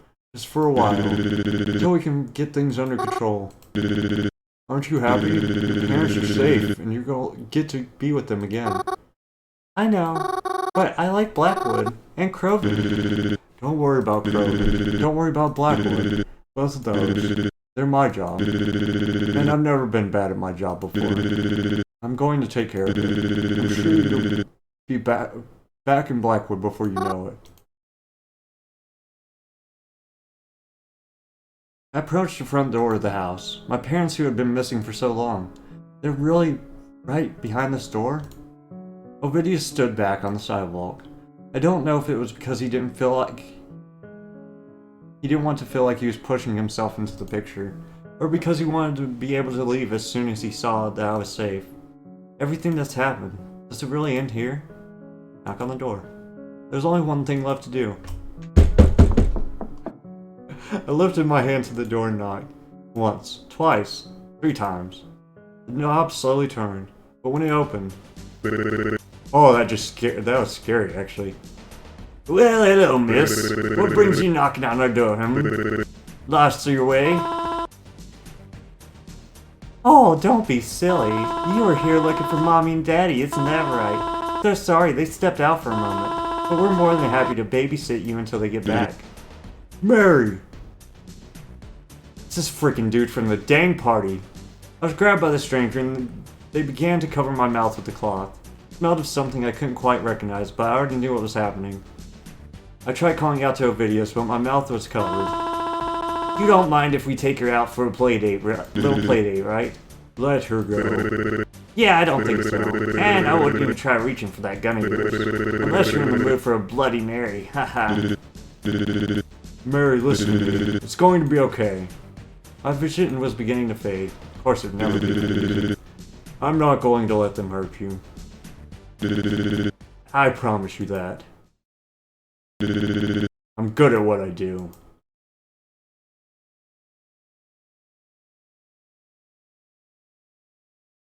Huh? What is this? I don't remember how I got here. Why are we just hanging off? But I've been holding on to here for a long time. Even still, I don't feel tired. But I'm also not strong enough to lift myself up. This is a dream, obviously. My other arm feels slack at my side. I can't move it. I can't lift myself any higher with this arm. But if I were to move it, then I'd just fall. I need someone to help me. Someone like... Twila! Thank goodness you're here. He's obviously... Aha, I know. You don't have to give me that face. I promise once I'm out of this, I can help you again. And I won't get in your way this time, or cause you any more trouble. I know I haven't been the best partner in crime lately, but I'm really gonna shape up, I swear. So, if you could, please help me up, okay? I wasn't really bothered at first, but my arm's actually starting to feel a bit tired now. Twila? Oh. Mufasa! Ah. Huh? What? Just dream. Wait, where is this? I was kidnapped. But this place... Is this a jail cell? A real jail cell? I quickly looked around the place. Seems to have been abandoned for quite some time. But they brought me here. Ovidius. I have to get to him. I checked my pockets. Of course they took my phone. Why wouldn't they? Okay, stay calm. We can find a way out of here. Oh, the hole in the wall, probably. Look through the cell bars. I tried looking through the cell bars to get a better idea of the area I was in. I seemed to be in a cell at the end of a long hall. I couldn't see anyone in any of the other cells, but I didn't want to risk shouting out for anyone in case the wrong person heard me. The only thing I could see at the end of the hall was a staircase. I climbed over the vent that was on the wall. People escape through vents in the movies all the time, right? Even though it was old and rusty, it wasn't going to give it anytime soon. There's no way I'd be able to open it on my own. Check the bed. I tried checking around the bed in the cell. It felt as hard as rock, and even the sheet was covered in a fine layer of rocky debris. I tried looking under it to see if there was any sort of hole or trap door I could sneak through. Of course there wasn't. Check the sink. I tried checking the sink basin for anything that might be useful. I remember playing old escape games, and usually the sinks would have something important in them, like a screwdriver or even a key. Not this time, though. Can I just open the cell door? Check the toilet. Ew! I don't want to get anywhere near that toilet. Besides, even just looking out from here, I can see that it's empty. And I'd rather not get my arm stuck in a pipe trying to look for something anyways. Open the cell door. Tried opening the cell door. It claimed or rattled. Of course it was locked, but I at least had to try. Check a hole in the wall. There's a large hole in the cell wall. I don't know whether it was purposely made by a frustrated inmate or if it just began to wear away over time. Either way, it's not going to help me much. All it's got is some exposed pipes. There's not any room for me to be able to fit in there. Even if I could, I'd have no place to go. That's everything? No, that can't be it. There has to be something else I can do. There has to be. There isn't a way out. Tie the sheet around the freaking gate and pull on it. I'm trapped here. Get leverage. I can't do anything. I can't believe this. Cren, Phidias, Mom and Dad. They're all in trouble. And for what? Because of me? They weren't trying so hard to keep me safe. Why are they coming after you anyways? That's so stupid. They should be going for Cren, right? They're so stupid. None of this would be happening right now if they just... Suddenly I heard a rattle against the bars. I thought I was finally done for, until I looked up. This was his face. The murderer. Reginald? Reginald was here right in front of me. But how? He was knocking against the bar and gesturing me over for me to come closer. Reginald? What are you doing here? I tried to keep my voice down as best I could. How is this possible? How did you know I was here? You're not working with these people, are you? Oh, he shook his head. Then I don't understand. How is it that you're here right now? Am I still dreaming? Why aren't you saying anything? Suddenly I felt pressure against my hands. Reginald was pushing something into my hands. Oh, thanks, dude. Keys? Wait, are these the keys to the cell? I don't understand. I mean, thank you, but where did you find these? How did you know I was here? How did you even get here? It's just not making any sense. Huh? Without a word, Reginald stood up and turned around. He began walking towards the exit and waving back at me. As if he was saying goodbye. He just murdered a lot of people, I bet. I didn't understand. What was that? Wait, but these keys. Can't worry about Reginald right now. I have to get out of here while I still have a chance. I inserted the keys in the lock, inside the lock on the other side. Come on, come on. Yes! The cell opened. There's no time to waste. If only I knew where I was going. I didn't see Reginald after I left the cell, nor do I have any idea where he could have went.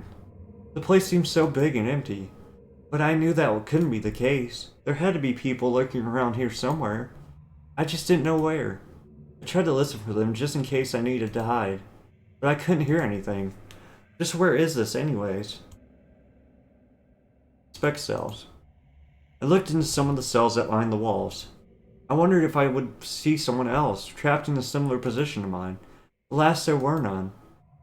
I don't know if that's a good or a bad thing for me, as each of these cells seemed to be in a similar condition to mine. What they made up for in one area, they were lacking in another. Sure, there was a crack in the wall in this cell, but the toilet was completely missing. Maybe this cell's got a pillow, but the sink is missing its knob. How does that happen? How long has this place been like this? What am I doing here? Inspect the walls. I tried to look for any signs on the walls to help me get a better sense of the area. Of course, I found none. I shouldn't be surprised. This is a jail, not a school. Or is it a prison? How would you be able to tell? What's the difference between a jail and a prison anyways? There's no time to think about that right now, though. I tried listening around for anything. Footsteps, talking, anything. If I listen really, really closely, I can hear the sound of something faint. But I can't really discern what it is. Maybe if I get closer. Keep moving. I didn't have any time to waste on silly stuff. I have to keep moving. Either until I find a video from my phone, or a way out. As I continued to move, I began to hear something clearly. It sounded like the rattling of cage bars. Someone fighting against them real hard. The cellular voice. You think you've gotten away with this? Wait, that's not just any voice, it's Crovin's. I swear to freak when I get out of here. I'm taking this whole place down with you all in it. Crovin, I've got to get to him. Following the sound of his frustrated yelling and clanging of metal, I was able to find... Crovin! Mary? What the crap? How'd you get here? Wait, before any of that, I think I can get you out of here.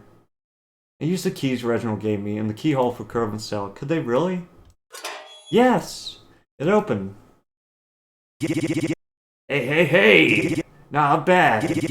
When did you get so toolsy? But more importantly, when the frick did you get here? You're not supposed to be anywhere near here right now. Listen, it's a lot to explain, but we need to find a way out of here. What? So soon? You need to find a way out. But I don't think I can leave just yet. What? What are you talking about? We have to leave. Listen, Mary, I know I messed up a little bit. That freaker Ovidius did too, by letting you wind up here. But because of that, I can't just let things keep getting worse. Think of it like this, yeah? When you've got a wasp problem, you just buy a fly swatter, or do you call an exterminator to take the whole nest out? Provin, what are you even talking about? Don't worry, Morris. I'm gonna stop the problem at its source. Provin ran out of the cell, without me. I guess I'm on my own again, until I can find him, or anyone. I walked around again, completely lost. I was beginning to wonder if I was wasting my time going in circles, though I eventually made it somewhere else, a completely different area. There weren't many cells, if any cells here. There weren't many, if any, cells here. The walls were tiled from floor to ceiling. It was strange. It felt like being in a bathroom. The longest, most maze-like bathroom in the world. I wish I knew what kind of area this even was. But more importantly, I wish I knew how to get out of it. Then I began to hear something. Talking. There's people talking somewhere. I tried to get out closer, so I could at least know exactly where they were, and maybe find out what they were planning. But as I peered around the corner just to get a glance, I was met with the face of... Aha. Twila. Twila's here? She's talking on the phone, but I can't quite make out what she's saying. She's also talking to someone in front of her, handing her things. She's clearly not in any danger. But no, that's... I don't understand. Is that Reginald? Twila was dedicated to catching the killer, wasn't she? She wanted our city to clean up. So why is it that... She spotted me. She's looking me right in the eyes. What do I do?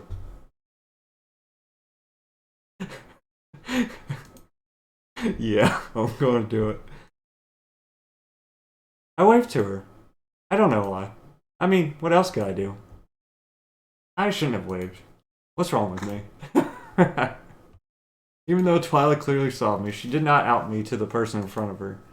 Rather, she let them walk in a different direction, and I was finally able to make out the last thing she said on the phone. I'll talk to you later. Twila hung up on her phone and then stood facing me. I watched her from behind the corner a few seconds longer before working up the courage to meet her in the middle. Twila? What are you doing here? I could ask you the same thing.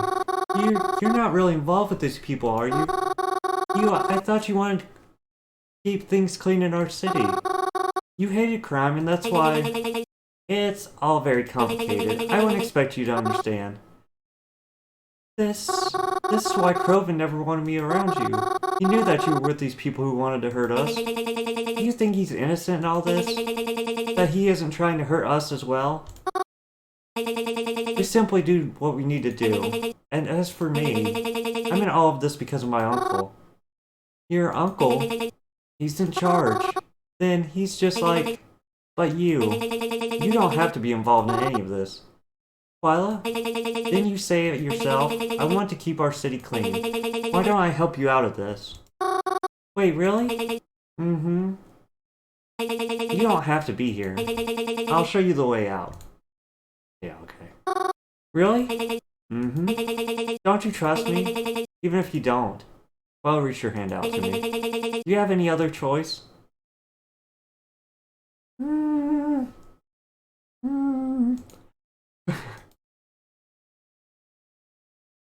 Sure.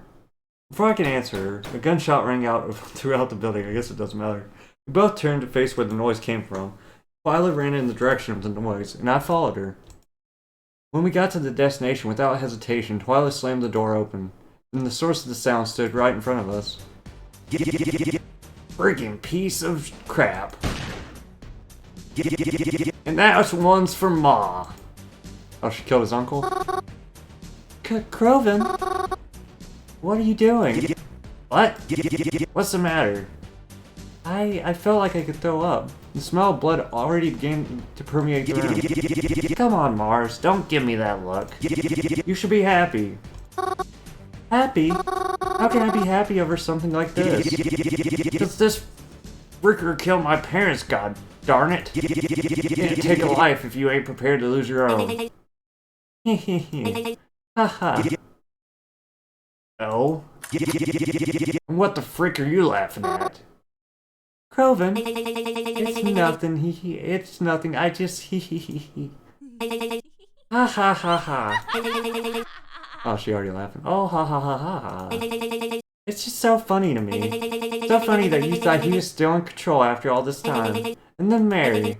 Ha ha ha. I thought I'd have to lie my butt off to her all night when I saw her walking around this dump. Turns out I don't even have to wait that long. It's just hysterical to me. Hysterical. That you even thought you could pull off this crap the way I have. You think the waste of flesh could have ever had it in him to offer your parents the way I did? He was too much of a freaking P-word to even attempt it. And you know what the best part is? It was so freaking easy. Even Mary's dumb butt could have done it if she tried. I've been writing this crap for years now, you idiot. But I bet you'd never be able to figure this crap out if I wasn't here yelling at you right now. So, hand over the freaking gun and wipe that stupid freaking look off your face before Mary's head becomes my new jack-o'-lantern for Halloween. Well, dang it. Roman carefully approached Twila. I felt the knife she was holding pressed lightly against my cheek. It did a trade-off. Me for the gun. And then she held it up to both of us. Wonderful. I bet you thought you really did something, huh? You know what? Yeah. I guess you did. Too bad it really doesn't matter. Keeping her eyes on us, Twila pulled out her phone. She typed away on it. A few moments later, someone stepped into the room. Oh, Stavidius, the boy! I need you to take these guys back to their cells and make sure they don't get out again until I ask for one. Don't kill them, but you're more than welcome to rough them up if they get on your nerves. Yes, ma'am. Get him, Ovidius! Give her a karate chopper! Coven and I were apprehended by the strange man. He led us out, holding our arms tightly. He shoved us through the halls, and we caught a glance or two from more of Twila's goons passing us by. Once we were back into the area that held all the cells, the man finally spoke to us. Ovidius! I thought that was you. So glad. Oh, crap. Hey, Ovidius. Yeah, hey. What the freak do you think you're doing? Hey, No, I don't even want to hear it right now. We're getting you out of here. All of you. All? Ovidius brought Croven and I down a few cells further. I could hardly believe my eyes when I saw. Hey! Mom and Dad! Are they... They're alive, merely unconscious. We're getting them out of here, and we're all leaving now. Let's go! Ovidius handed us our phones back. Had a feeling you'd like to see these again also. Whoa, hold on. We're just supposed to freaking leave. This isn't gonna help crap. Croven. You know what happens if we leave? They just freaking take us prisoner all over again. We're outnumbered here, Croven. Shut up! And stop calling me Croven. Ain't it supposed to be boss to you? What are you trying to do? Put everyone in danger? You told me my job was to protect them, right? That's exactly what I'm going to do. Good. Then do it. Protect them for the moment. But I'm going to ensure they won't need protection anymore. Croven! God freaking darn it! Mary? Oh, Mary? Are you okay? I've never seen Croven so fired up before. Even when he was angry or frustrated. It wasn't like this. Never like this. Come on, let's get out of here. Leave? While Croven's still a hidden? He wants to get himself killed, then I can't stop him. Like he said, he's my boss, and my orders is to protect you first and foremost. We can't leave. We have to go after him. If we leave then, what's going to happen to him? Mary, we're getting you out of here. Ovidius? You about to break bad? Can I just... It may be a lot, but can I ask for one last favor? What? Bring my mom and dad somewhere safe. Because I'm not going to lose any more of my family. Mary. I heard Ovidius call out after me, but I couldn't leave like this. Couldn't. I tried to follow where I thought Croven might be headed. Though I may have already begun to regret my decision, I heard gunshots once more. Several gunshots. Can talking to ghosts somehow get me out of this one? I doubt it. I tried to keep myself hidden and discreet as possible as I moved through the halls. I ran into someone. Oh god, I didn't want to think about that. I didn't want to think about what might be happening to Croven right now either. No, it's okay. Maybe he's okay. Right now, to my knowledge, Croven is alive, and I'll make sure it stays that way. My goal did not change from when I initially escaped. I was still going to find a way out. Only this time I would make sure Croven made it out with me.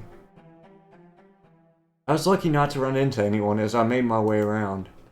I suppose Croman was leaving them preoccupied. Just my goal is to get him out of here. I don't exactly know if that's the best thing for me right now. Suddenly, I felt a breeze. The cold chill of the outside breezing through the halls. Is there really an exit nearby? Turning down a few more corners, I spotted it. The door just slightly ajar, leading outside. Is it a trap? No, it shouldn't be. They only know that Croman's escaped again, and his goal definitely wasn't to leave. I carefully approached the door and stepped outside. There was no one waiting to trap me, but there was Reginald. A parking lot. This is the way out. There's a few cars here. Not to make any assumptions, but Croman might know how to hotwire one of these, right? I walked over to the cars, wondering how we might be able to get inside. Would they even notice one is missing until it's too late? I placed my hand on the handle of the car and pulled. It was mostly just because of instinct, but the car door opened anyways. That's strange. Despite how odd I found it, I climbed into the front seat of the car. I'm really sitting in this car right now. Keys are still in the ignition, too. That's really strange. Or maybe, maybe not. I guess if you trusted everybody here or needed to be able to make a quick getaway just in case, then you wouldn't really feel the need to lock your car doors. Suddenly I heard a noise in the not so far off distance. It was the door. The one I had exited out of. Someone was coming to look for their car. I froze in place. Please don't be this car. Please don't notice me. Please just drive away. But despite my prayers, it seemed it was my fault for choosing the wrong car. I heard the door of the car click open. Oh, what's up? And was met with the shocked expression of Twila. I think the both of us were too surprised at the sight of each other to say anything. Beat her up! After what felt like forever and only a few seconds at the same time, I saw Twila look back towards the door and then back at me. Frick it! Twila began to climb over me and into the passenger seat of the car. Then... Are you kidding me, dude? Why did we not punch her? Shut that door and get driving, before I decide you weren't worth sparing. Not wanting to be shot, I did as instructed, and we drove off. She told me where to drive, and I followed her instructions best I could. Not back-talking, not saying anything. God forbid she decide I'm not worth sparing. We barely got onto the empty road when I heard the screech of tires behind us and more gunshots to follow suit. I almost swore, but Twila yelled at me to just drive faster. Freaking bullcrap! Then suddenly my phone went off. Of all times, why now? As soon as it did, Twila once again yelled at me to keep driving. She buried her hands into my pocket and pulled out my phone. She declined whoever it was that was calling and instead made her own phone call. Hey, butthole. Mary's the one driving the freaking car. So unless you want her brains to wind up on the side of the windshield, I'd stop freaking chasing us. Then she threw my phone out the window. I looked into the rearview mirror. The car that was following us began to slow and then completely stopped. Even though it was far, I could have swore I saw that it was Croman who got out of the car. As I drove off, how I wish I could have been in that car, instead of the one I was trapped in right now. We drove in quiet, or at least I did. She sat beside me, pointing the gun in my direction the entire time, barking out a direction or lane change or turn I would have to make every now and again. The drive was incredibly dark, and if it weren't for the vibrant streetlights that dotted the road every now and then, I might not have been able to see anything. I drove out as safely as I could, with the little light I had, and with the ever-present threat of Twila's gun. She wouldn't really shoot me, right? She couldn't. I was driving. If she shot me, then she'd be risking her own life, too.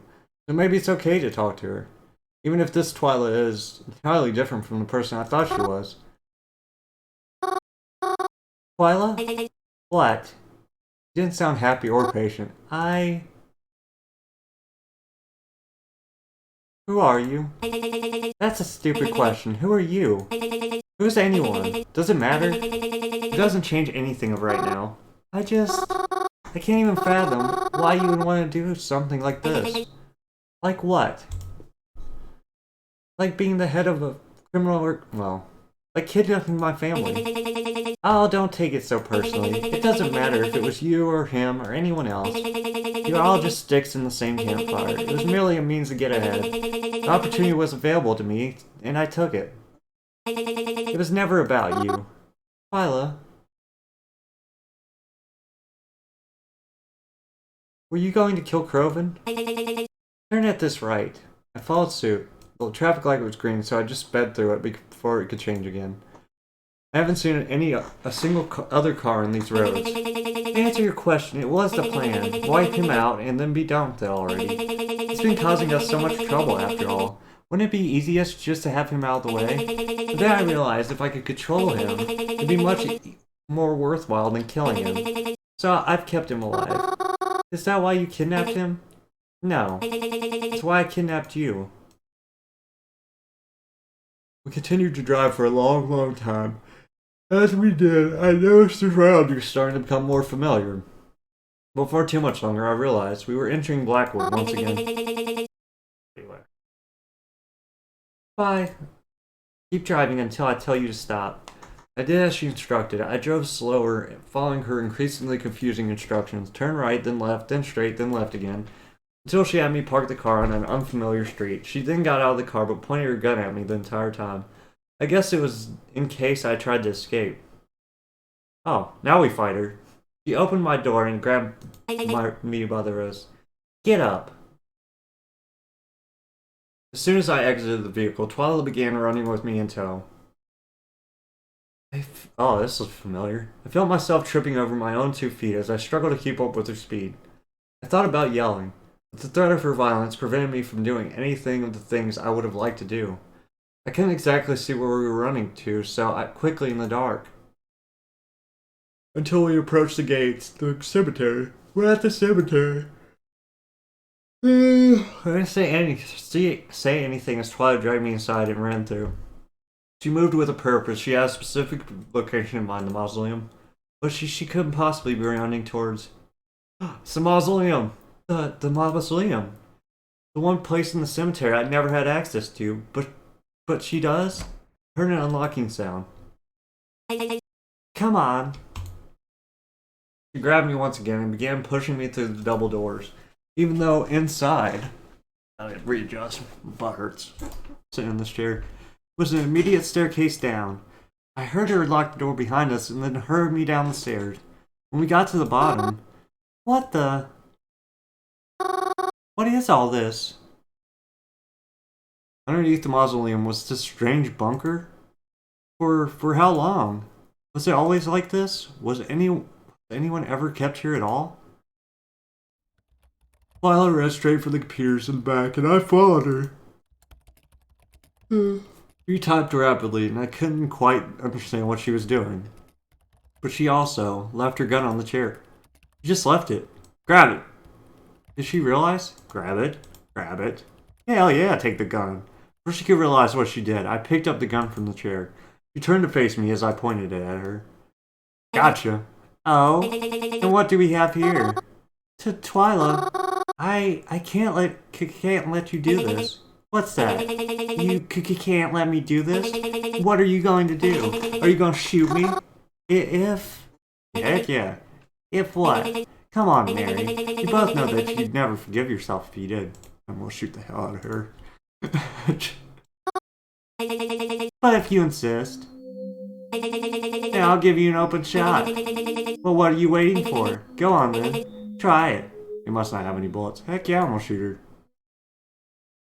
I want to start by saying I didn't aim at anything vital. I would never ever do that. I aimed at her legs, and I attempted to pull the trigger, of course. Nothing happened. I tried again. Still nothing. I wish I could have shot her though. I don't understand. Here, let me show you something. Paula took the gun from my hands and pointed it at her head. Click, click. Empty. What? Did you really think I'd run away from a fight if I wasn't out of ammo? Thanks for being in the car, though. It saved me a few extra steps in my new plan. You're leaving me down here? Oh, don't worry. I'll be back for you soon. Just fight her, dude. I've just got some stuff to take care of first. But just be a little patient. And take the time to say goodbye to the cemetery you love so much. We walked up the stairs, and as soon as I heard the door unlock and lock again. Should I have gone after her? Would it have changed anything if I did? Maybe you should have fought, homie. I tried to get out, to find anything that could help me, but it wasn't of any use. Corkboard didn't have anything on it. I understood. The computer was password protected. And those doors up there wouldn't budge even if I ran myself into them. Everything that happened just ended up with me getting trapped again. It didn't help anything in the end. I'm right back to where I was. Is this a sign? Should I just stop trying to do anything? Am I just going to make it worse? I guess that's not so different from how it usually is, huh?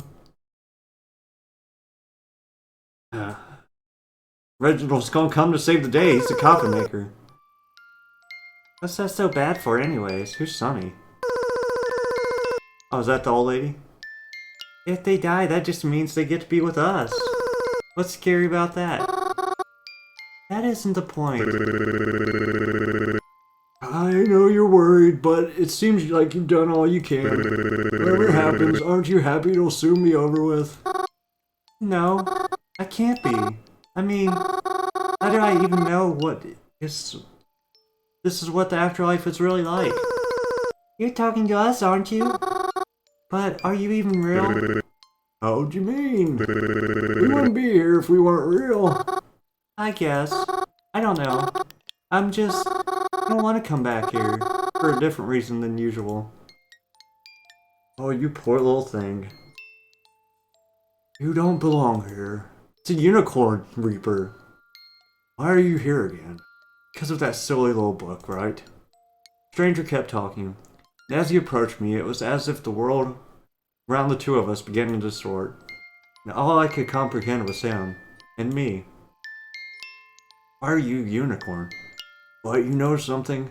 Just be told, I think you could have made it here without that stupid thing. What are you talking about?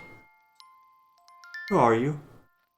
I think you've always had that ability. You just didn't realize it. Though I suppose that is partially my fault, isn't it? It's no wonder you like the cemetery so much. Please slow down. I'm having trouble understanding. Oh, that's right. I'm going off on a tangent. Forgive me, I often forget what it's like to talk to people. I just wanted to offer you some help. Get out of this little predicament you're in. Help? Can you help me? But how? This is just a dream. Nothing here can change what's happening out there. Oh, I wouldn't be so sure about that.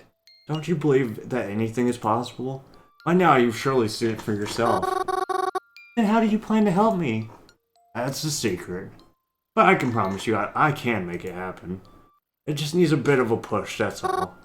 A push? Just need a little bit more power to be able to make it happen. And this power you have, I think it should do just fine. Huh? What do you mean? Your ability to travel to this world. Receive glimpses of it from the outside. You give it to me, I can help you in exchange. I can just give it to you? Precisely. Then if I do that, I won't be able to come back here though, right? No, you won't. But you want to save your family, right? Yes, of course I do. Then, do we have a deal? If you can really fix it all. Yes, of course we do. Wonderful. I'll see you later, dear. I woke up to the sound of something incredibly loud, the echo of the bunker not helping in its volume. It happened again. At first I thought there was some sort of earthquake happening, before I realized that it was actually coming from above ground. Someone was trying to get in, but who? Police? More gang members? Did Twila lock herself out by mistake? I heard the door open. Heavy steps made their way down the stairs. Reginald. And the person who came down was... Reginald. Oh, that's not Reginald. Ovidius! Ovidius! I'm so glad it's you. Hey kid, I'm glad you're alright. I'm so happy you're here. How did you even get here? What do you mean? How do you know how to find me here? You texted it to me, remember? Texted? But my phone is... Oh wait! It's still too early to celebrate. Twila, she might come back at any moment. I know, that's why we're getting you out of here. What's the good in that? Huh? I've been thinking about things Croven's been saying. Isn't he kind of right? Let's say you get me out of here. Then what happens? Are they going to kidnap me again? And what'll happen to Croven? Mary, this isn't for you to worry about. How isn't it? I was always involved, even if when I didn't know it. How am I ever supposed to feel safe? Or feel as though anyone I like is safe? Croven and Twila. Neither of them would be in the position they're currently in if they weren't both adamant people. So how can we ever expect to feel safe until one side gives out? Ovidius, do you think we have to kill Twila? It'd probably be the easiest way. But even with that option, I don't think Croven would ever be satisfied unless he was able to do it himself. But then what are we supposed to do? Twila would never let herself stay somewhere where she isn't guarded or armed or guarded. And if the Prominent threatens to attack our family, then Croven won't want to attack anyways, right? What do we do? No, I think I might have a plan. Really? It might work. I need to make a call right now, though. We even have a chance of pulling it off. What is it? Just this once. You can worry about it.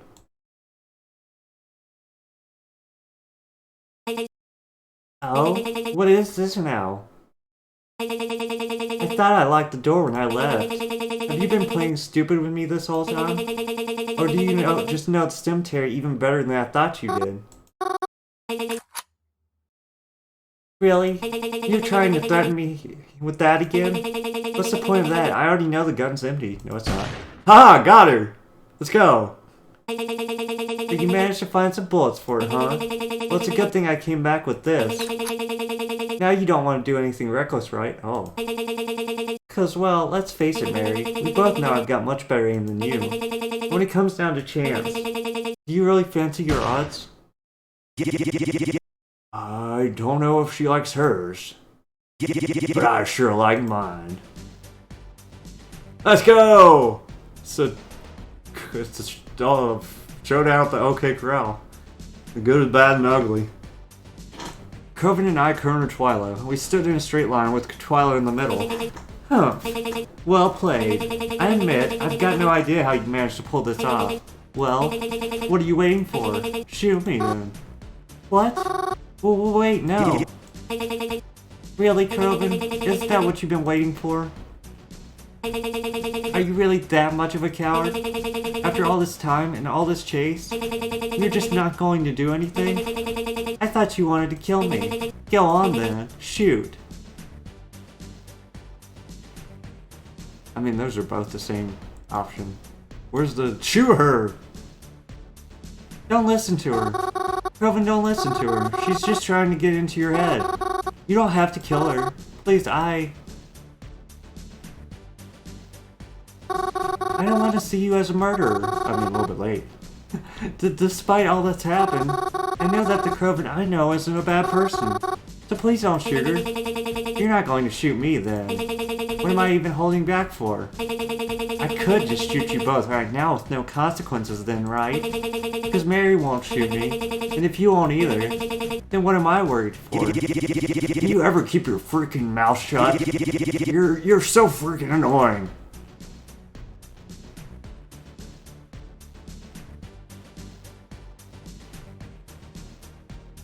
Oh my god, these are all the same option. You don't have to be her. You hate her, don't you? So don't turn into her. Don't do something that she would do. Are you really listening to her right now? Because if that's the case, then I'm really not cornered at all. What's to stop me from taking you both out? Just like with dear Mom and Dad.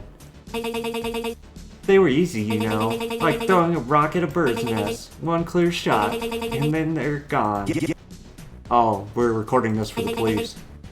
So tell me, what kind of bird do you think Mari is? Will it bleed when it hits? Will she take the whole nest down with her? Reginald's the cop. And will she let out the same piercing screech as somebody? Before she hits the ground? Nah, he didn't shoot her. Croven shoots the gun. Twila ducked out of the way.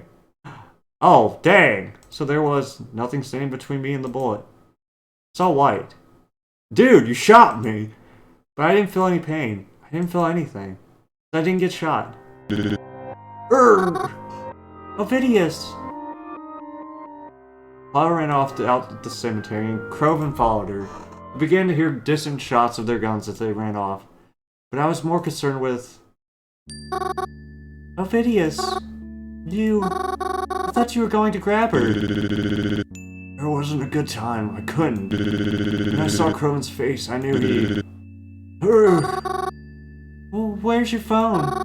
I'll call an ambulance. No. No. You can't. You can't do that. It'll just make everything harder. Then what am I supposed to do? You're breathing all heavy, and you're bleeding, and... You don't have to do anything. No, I have to do something. Why did you do that? I've told you. The job was to protect you. I didn't see that coming. I couldn't let you down. No, it was stupid. This shouldn't have happened. You shouldn't have risked your life over someone like me. I'm nothing. Mary, shut up. Huh? Sorry, but I need you to not talk like that. Acting as if there's something you need to do. And that you'd be worthless otherwise. Do you really believe that? That I'd fight so hard to protect someone I thought was worthless? Coven too, and all your family. It's all happened because they thought you were someone worth protecting. Ovidius, thank you so much. I can never... There's nothing you've got to do. I did my job. That's good enough for me. Ovidius, thank you so much. I hugged him as gently as I was able to. I hope you know. Feel his arms wrap around me in return. Give me a pat on the back. Yeah, I told you. I'm good at what I do.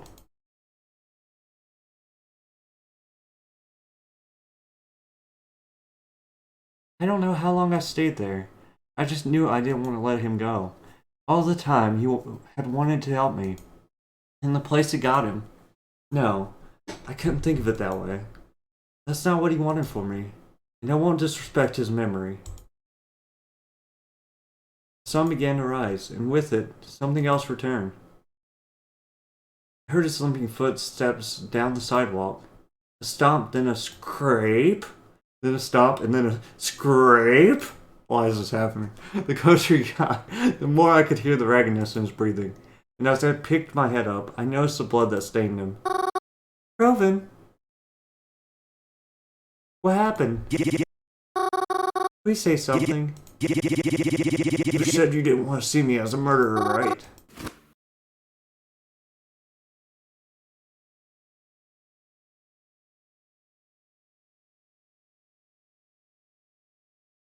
A lot of dots in this game. It's officially autumn now. Felt like it would never come. But time always marches forwards and the seasons do change eventually. Everything changes eventually. And a lot has changed from what things were like before. Mom and Dad were found safe and unharmed, and we were able to live in Blackwood again. We even opened up the diner again. And in almost no time at all, people began to come back to eat with us. In that sense, it was almost as if nothing had changed at all. The more things change, the more they stay the same, as they say. Some people would start small talk and say that they missed us and wonder where we went. Of course we didn't say anything, other than that we were just on a little vacation, that's all. But one thing about the restaurant that's different is that Croven is living with us now. I know he wouldn't do it unless he felt it was safe to do so. So if that's the case, I'm glad that things are safe. Plus, I think he'd get too lonely in that little safe house cabin by himself. Sometimes I think he still gets a little annoyed with us. Like when Mom doesn't talk, tells him not to... probably does in sign language, I guess. Not to eat from the cookie basket, or when Dad reminds him to dress warmer in the cold weather. But I think he appreciates it too. He definitely does. He's definitely doing a lot better now, at least. He also promised that he'd be honest with me should something like this ever happen again. Speaking of things like this, there was never anything on the news or any police reports of things that happened that night. Sometimes I wonder if Twila was right when she told me that the police have been covering things up, or if the Congress has got anything to do with it. Speaking of that night, rumors of the murderer gradually faded, until they completely disappeared. Just like Reginald. I haven't seen or heard from Reginald ever since that night. Whenever I text or call him, I never get a response. And when I visit places like the library or cemetery, he's never there. He's just gone. I still don't know why he was there, or what happened to him since. But I miss him. He was my friend. I hope wherever he's gone that he's doing okay. Cren never actually told me about what happened with Twila. But a mysterious small headstone with their initials appeared in the cemetery. Sick. There was never a service for it. It was just there one day. Sometimes I wonder if it's really for her. Sometimes I wonder if I should leave flowers for her. Sometimes I wonder if she would even want me to. There's someone I do want to leave flowers for eventually. Ovidius never had a service or a headstone. I'm not even sure where they brought his body after the whole thing, but I hope it's someplace nice. I've been speaking with Cren and he said we can hold service for him soon. I could plan it. Even if it's late, it's better than never. Look at the animation, it's cute. And even if his body isn't here, maybe his spirit will be. I've been rereading the book, How to Talk to Ghosts, because I haven't been able to do it anymore. And it makes me sad, but maybe I'll be able to do it again if I focus. Like that strange spirit told me, I could probably do it without the book, but maybe the book will help give me a little push. Then maybe I can see everyone again. And Ovidius. Maybe one day I'll be able to talk to him again too. And I'll thank him even more for all he's done for me. I like that. And I think you would too. My phone's going off again. Oh right, my phone. Can you believe it? Amidst all this chaos, we were able to get my phone back? I think Cren was the one who went and found it after Twila had thrown it out the window. Got a big crack in it now, but other than that, it still works. And I'll keep using it until it stops working. And even then, I'll keep it somewhere safe, because it's what was able to connect Ovidius and I. But I should probably check that message, huh? Had figured it was just my mom messaging me, telling me to come inside for dinner, or that I should hurry home because it was getting cold out. But the number that texted me, no, this doesn't make any sense. This is Ovidius' old number. But Ovidius is... I opened the message. Hello again, Mari. True ending complete. Credits. Original song, Grave Under Sheet by Lua. Lua Needs Sleep. This visual novel used these sounds from Freesound. Music Box, JS Bach, Munette by Flying Deer FX. Music Box Melody 1 by DRFX. Calm Background Organ by Patrick Liebert-Kind. Piano... Oh, wait. Oh, well. I messed that up. Oh, well. Music. Dang, they use a lot of music.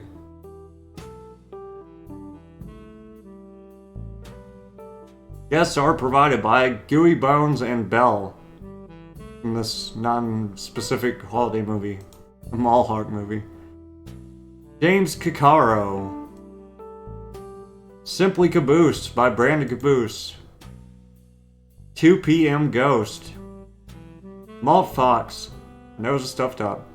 Love at First Death, a tragic story by Rita Singer. CRV1 Myco, Instagram and Twitter. Bakra the Ghostbuster, Fifth Humor, Instagram and Twitter.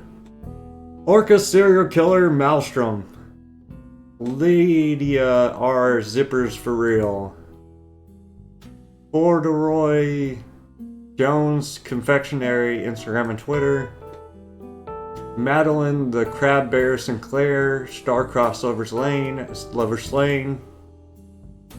Squart, Synthalope, Kiki Bubs, Silgan.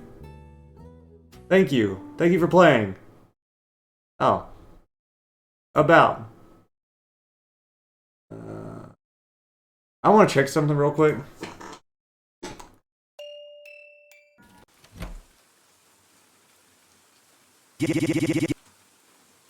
Actually, I don't know if I'm checking or not.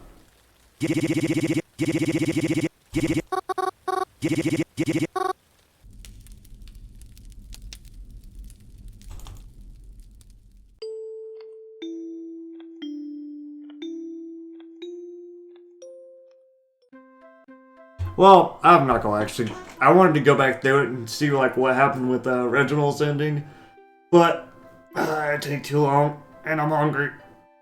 I think it's pretty safe to assume he was the murderer, but it didn't seem like he played too much of an important part in the like overall plot of the mafia. I definitely didn't see the mafia twist coming, to be honest with you. It kind of like it was kind of upsetting that like the whole game was like building up to this murder mystery, and then like boom, mafia. It kind of made sense. I figured when like that family gathering was happening, that and they weren't technically her family, but they had like acquaintances and they were talking crap about the boss and whatnot. That was kind of like a hint. But yeah, it just kind of felt like the whole first part of the game was like a red herring away from like the actual conflict that was happening in the true ending. It was good though. I enjoyed the game. I thought it was really nice. Oh, and let me I'm gonna buy the art book just to support them. Alright, so here's the stuff. The artwork. Yeah, I kind of wish I would have went through Reginald's thing a lot more. That's probably from Devil People. The beach. Who the heck is that? Oh, is that dude? I thought that was a chick when they said it was a date, but maybe it wasn't. Huh, this is wild. I like the artwork a lot. Yeah, he was a murderer, I'm pretty dang sure. My boy Ovidius.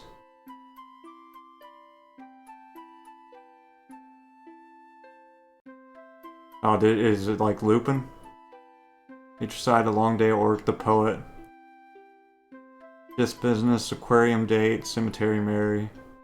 Oh, it's like a little label at the end. Let's see, let me look at something real quick. Make sure I'm showing all the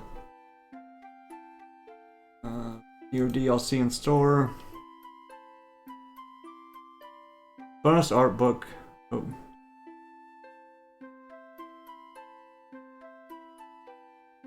Containing 14. Okay.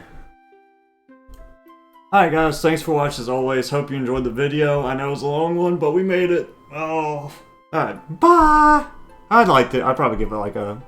I forgot to say this again. I'd probably give it like a 8 out of 10. It was pretty good. Bye!